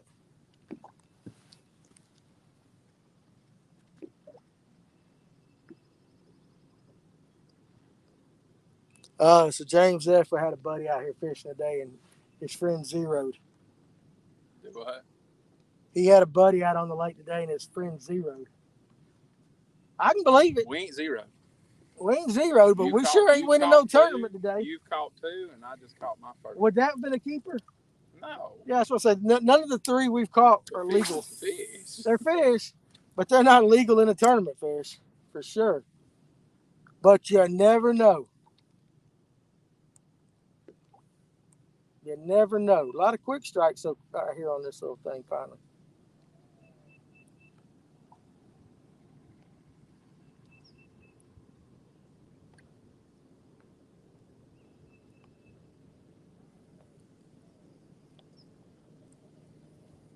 Down near that old hog tree.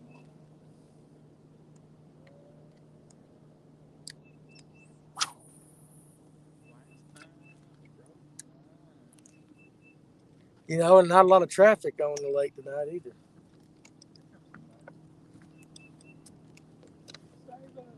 Save us.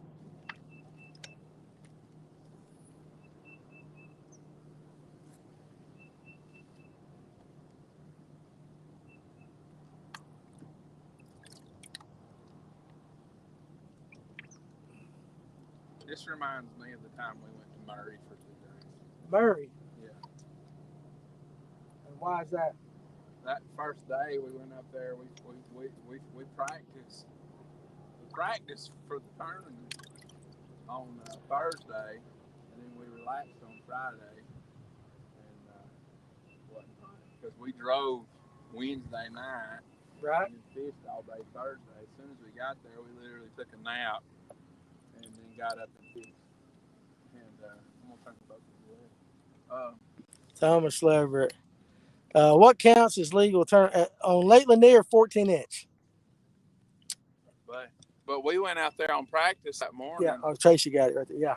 We went out there on practice that morning, and we threw the book at them, and we absolutely gollywopped on them. We probably had 14, 15 pounds. We said, hey, we might do all right. I can't tell if that was a rock. Couldn't tell. Yeah, but I didn't set the hook. But the next day, we went right back to the same areas. Sorry. And fished and did the same thing again. And by the end of the day, we had caught 4 non-keepers, 2 keepers, and probably had about 50, you did good in the practice. 59 bites, probably total. Yeah. You did good in the practice. Yeah. You didn't do worth the crap. Yeah, we caught 2 largemouth for like 5.13 or something like that. We caught one about 2.5 pounds, and then another one that was a little over 2.5. I mean, that was it.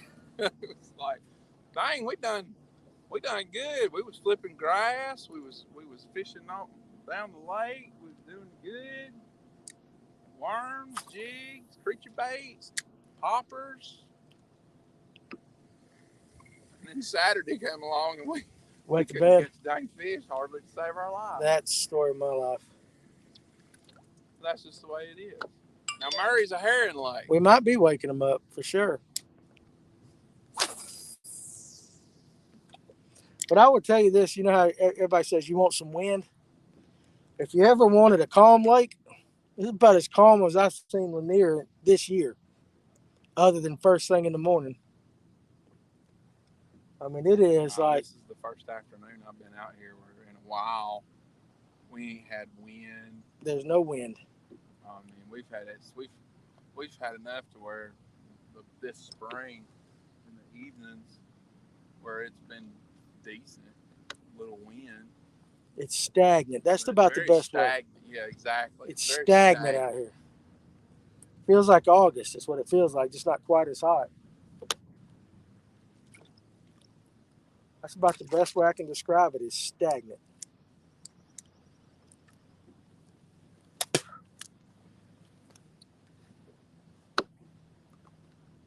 Soft.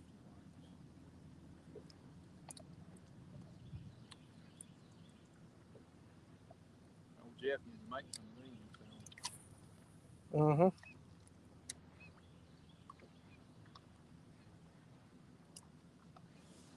I'm on. We're in rock. It's. Fishing for another minute. Make a couple more casts. You can't get in a better spot than what we're in. But again, I don't know if y'all can tell on the camera. It's not. I don't know where that thunderstorm is back in there. Them people get pounded. So somebody's in a deluge back over yonder. Back over where? Yonder ways.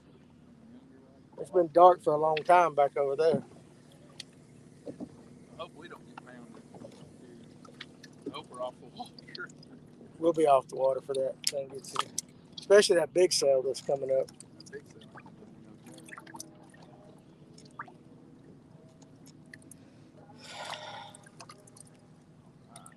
Music from the ground up.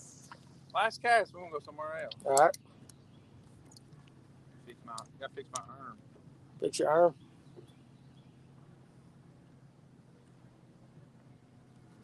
Well, my first buzzbait fish that I caught Sunday morning Mm-hmm. in a tournament, about a 4-pound largemouth. Yeah. It was epic. Epic. I threw inside a dock. Right. Just like you drew it up. Oh, I threw inside the dock and it barely made it almost to the outside of it, and it flushed the toilet. I thought it was Hammerhead Fred. Flushed the toilet.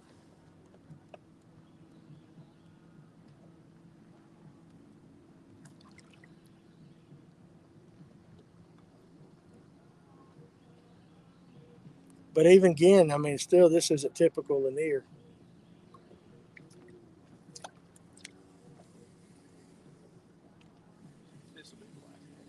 This will be the last cast. You going off of it? Tracy Coker. Yeah, go back to work, man. We'll see you.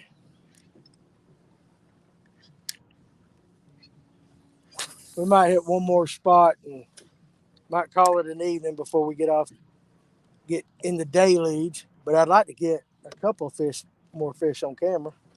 They don't always work out that way. Y'all did get to see me hit Ryan in the back, and if you didn't, go back earlier. That's my best cast of the day. Squared him up. We're gonna check later and see if there's a welt on the shoulder blade. I turned around and looked, and all I seen was a Ned rig laying on the deck of my boots. Well, I found a rock. I found that one rock.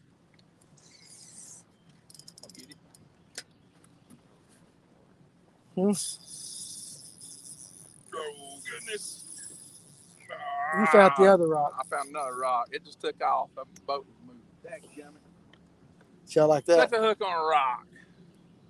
I must have fell down in between the rock. When I did, I watched my line go like that real quick, and I just set the hook. I didn't check it. That's when you're getting desperate like that. Goodness gracious. Yeah, I saw my line. I was watching my line. My line also goes. The Fish North Georgia Howdy Hook in the Rocks. Fall in the rock. Episode.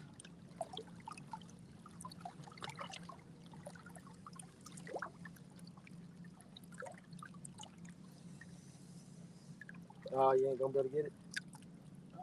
There you go. Yeah, it slid down in between the rock. Oh yeah. Epic. Bastard fighters. Huh? Them bastard fighters. Who said that?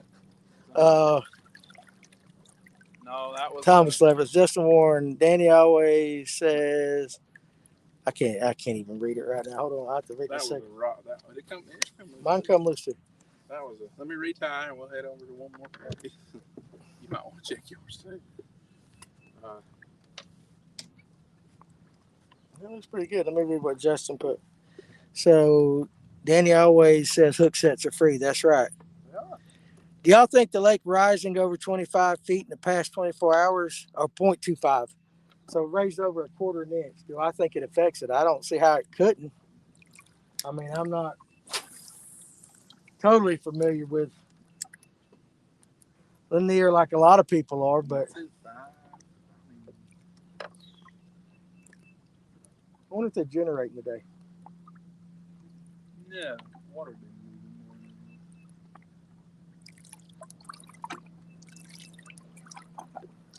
I do think maybe it's just like one of these things right now. The morning bite's better. Morning bite's pretty good. Morning bite was pretty good Sunday. So that's what we're going to do next Tuesday. Is we're going to go live during the day. We'll film it. We'll go morning. And the next one after that, we need to figure out an off lake scenario. Yeah. We're going to go to Alatoona. Alatoona.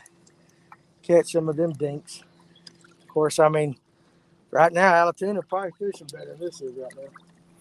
They got O'Dane and them got a tournament there tonight, so I hope they're having better luck than we are. Well, it probably just got started at TNT, so I guess it's probably just got started.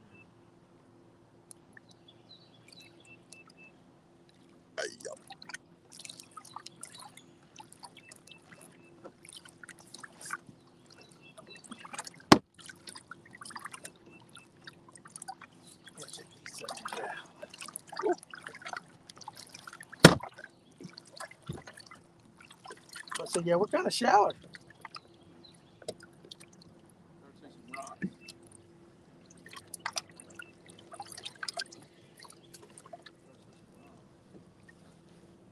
That's what's funny is it looks like we're right out in the middle of the lake. We're in about, I don't know, 3 foot of water, if that, on the backside of the boat. Here comes another angler.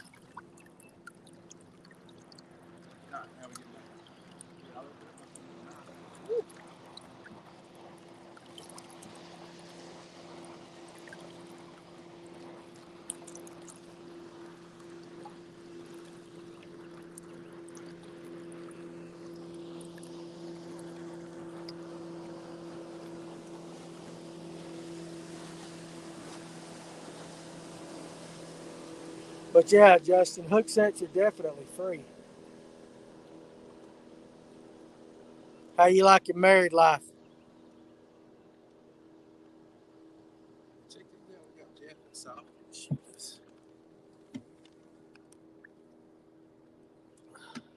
What do you call this color? Is that Gilly? Green pumpkin magic. Green pumpkin magic. Looks just like the Zoom green pumpkin magic. All right, we're gonna make another run. Hey, where my worm is? No, I'm gonna use it. No, here. I'm just screwing with you. I'm just screwing with you.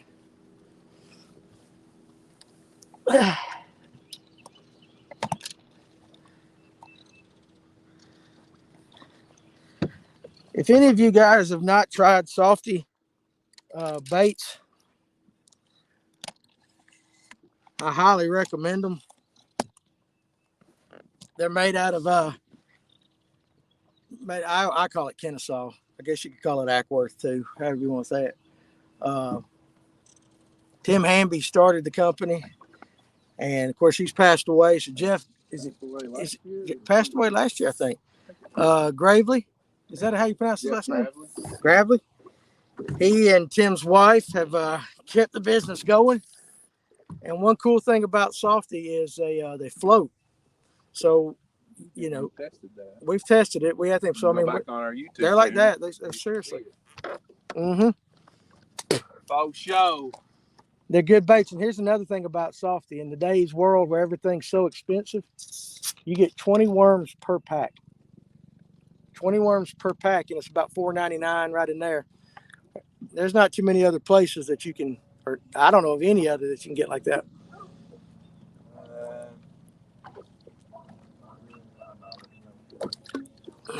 Potentially order direct. Yeah. Order direct in some way and eliminate the whole packaging process. But yeah, so all their packs are 20 though, and they got a lot of great colors. Morning Melon is an absolute great. Moss balls. Moss Boss. CA, man, I wish I was out there fishing. Yeah, it's good. It's been tough today though. I mean, absolutely tough. Let's try one more spot. One more spot. So we're getting ready to make a run. What do you want to do? You can put us back over somewhere towards Vans. And how far of a run is that from here? Oh, yeah. So I mean, just some places. Let's just try it. I think that cloud, that whole thing's moving that way, so we're not gonna get any. Coming from this direction.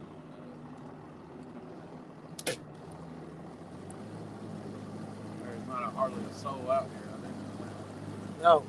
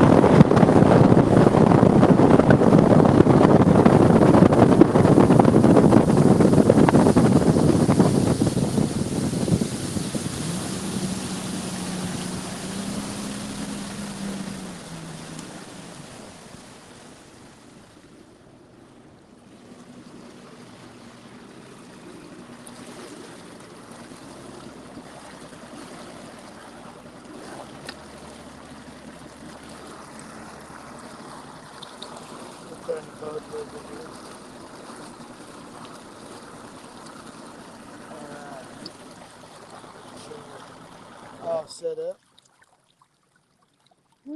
Water temp. What's the water temp now? Let Ryan get up front. He'll holler that out. There's a dot fish.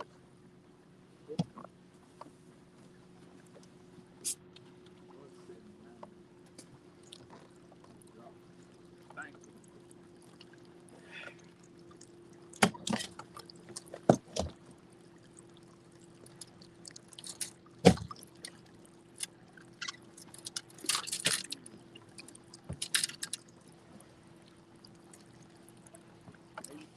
80.2. 80.2. 80.2 here. And really, guys, today I know we haven't caught a ton of fish or anything like that, but the whole point of today was to actually just get back out on the water. Um, you know, for those that don't know, that aren't part of our everyday, I couldn't tell if that's a bot or not, everyday group, our buddy Beasley passed away, and we just kind of said let's get out on the water just to kind of get over it a little bit. You know what I'm saying? As best we can. Um,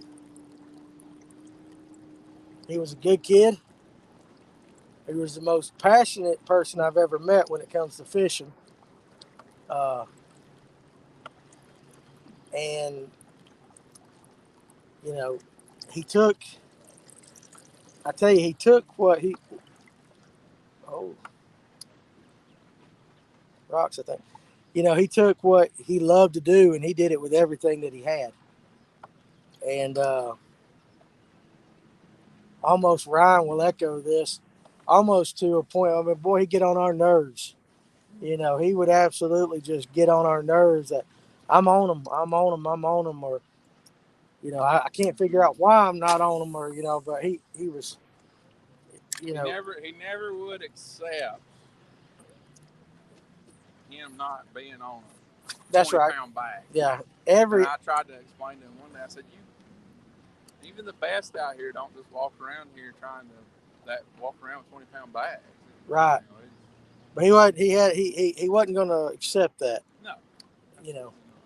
And that was he for a 17-year-old kid, he was wise beyond his years when it comes to fishing. Um, and we fully expected to see him, honestly, fishing on the weekends. I mean, he had that kind of potential.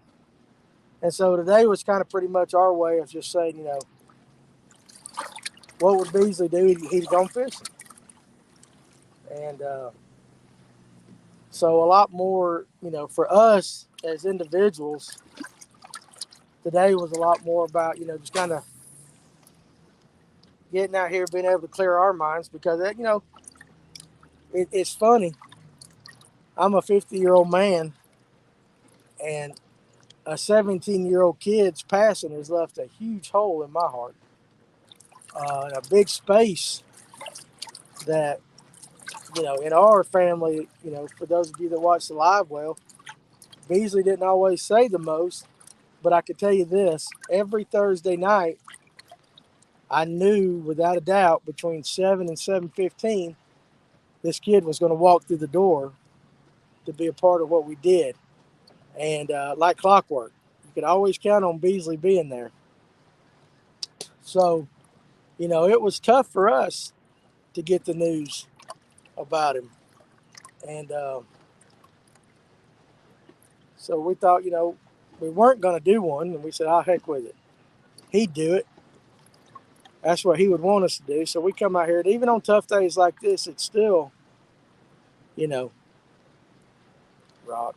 It's still a lot better than what the alternative that a lot of people have going on in their lives and stuff like that. So we're blessed to live in a country. Look at them breaking water. That's ways.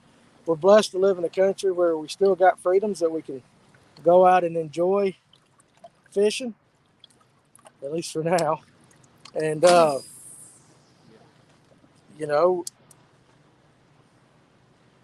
it's it's tough. It's really tough. Uh, spent a lot of time crying last night. A lot of time crying. And we're here. We put in at Van's Tavern. But for us now, I mean, at least for me, it's always going to be Van Beasley, just because this was his favorite ramp to put in. I was fortunate to talk with his dad some yesterday. And, we talked about how much he loved this particular ramp because who was it he got? Was it Gustafson or whatever? Jeff Gustafson or whatever, how you pronounce his name? Gusty or whatever. This was his ramp, and Beasley was like, Ryan's got pictures of it, just awestruck. he pulled up here one day and he was putting in.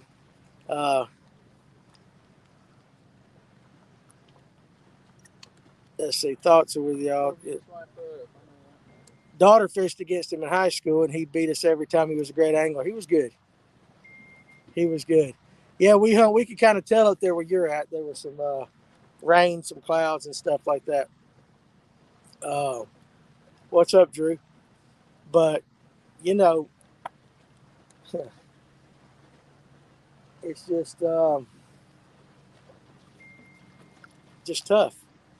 It's just tough. Anytime you lose somebody, and the thing about it was, when he first started coming up there, well, he was annoying as all get go. And we love it when people come up there, but he, bless that boy's heart, he was, and he grew on us, and just grew and grew and grew, and then just become just a part of your family. And again, his parents, and that's the cool thing. His parents supported him. What's up, Georgia boy? His parents supported him 100%. And that was really cool that he had that support at home. So, a good lesson, he went out doing what he loved to do. His parents supported him 100% in it. And that's some solace that his dad could take, with his passing, that he was doing what he loved to do. And how many of us get that lucky, I mean, oh, I'm sorry, man. I figured out I didn't know where you were going. But yeah, it's tough. So that's really what today was about. For us, anyway. Just kind of getting out on the water. It ain't been the best day of fishing, but still.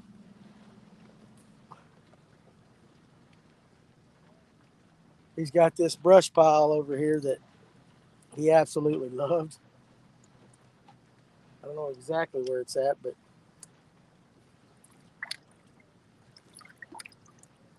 so next week, again, next Tuesday, I believe, unless they changed it, when I talked to his mother earlier today, his celebration of life service. She told me she was thinking it was going to be next Tuesday night. So what we'll do next Tuesday is we're going to come out here. Heck yeah, I got one on Beasley's spot.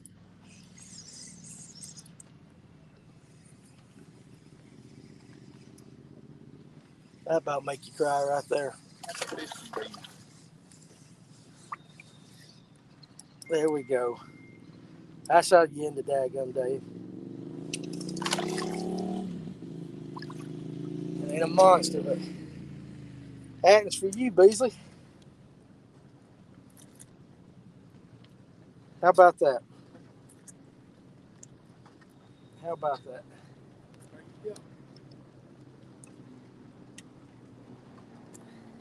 Ain't the biggest, but you know what? My friend up there is looking down on us. So there you go. Hell yeah. Let's end it on that. I don't even want to make another cast. I'm trying not to cry.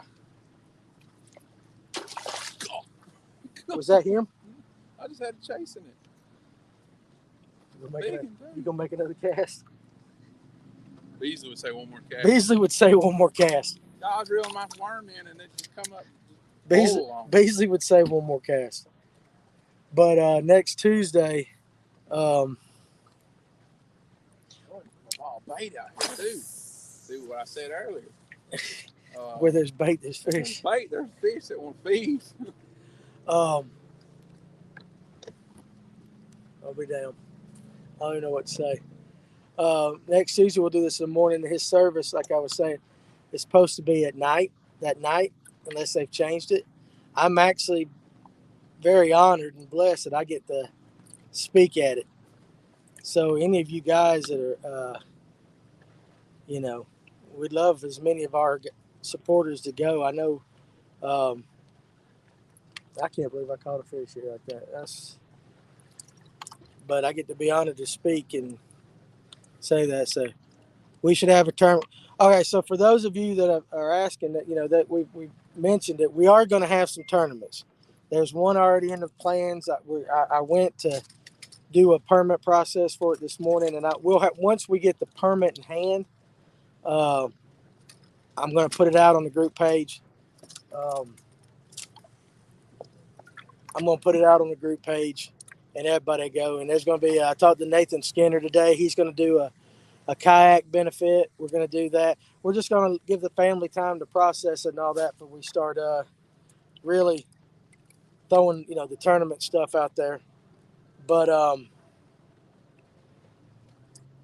yeah, we're going to do some stuff. We're going to establish some a scholarship in his name. That's a definite. I had that idea, and without even talking to Ryan and Dane Hunter with the ABA, they had already had that in their mind. So we're going to do stuff to help the family out, and to make sure that this kid that's been a part of our life, we're going to make sure that it's a lasting thing, something that's much more than just um, two tournaments. And then, you see a lot of benefit tournaments out there and you help the family out and then you don't do, you never hear about it again. You don't do a lot more. We're going to make sure this is a lasting thing that we're going to do. And so we will be doing stuff like that. And yeah, so it's definitely going to happen as far as that goes. Can't think of a better way to honor him because he was,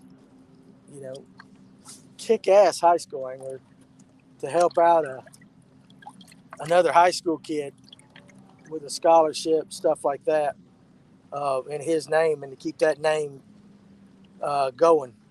So all that's all going to be a definite thing.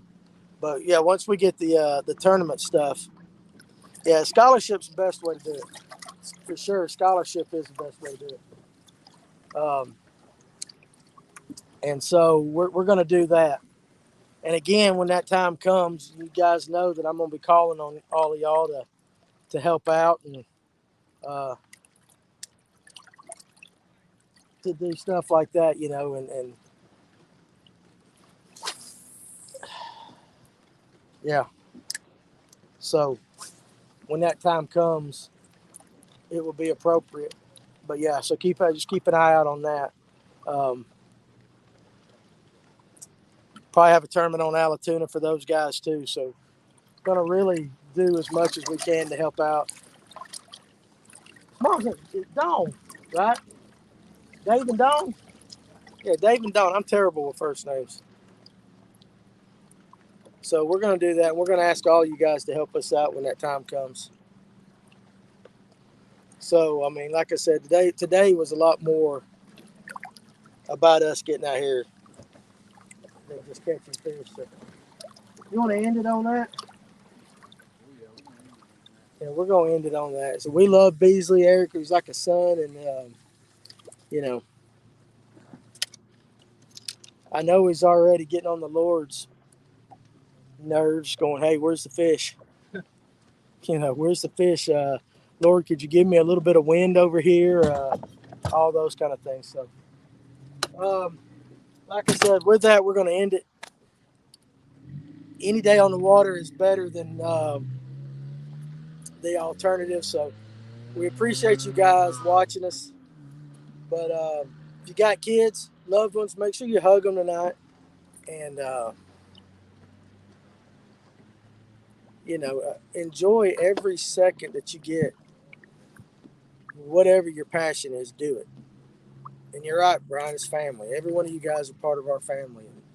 We're just a big old army of yahoos that we can all change the world one thing at a time. So appreciate you watching. Next Tuesday, we'll be doing the live in the morning. And then we'll have the live well Thursday night. We're just going to we're just going to sit around the table and just talk fishing in Beasley. Just kind of have that. Huh?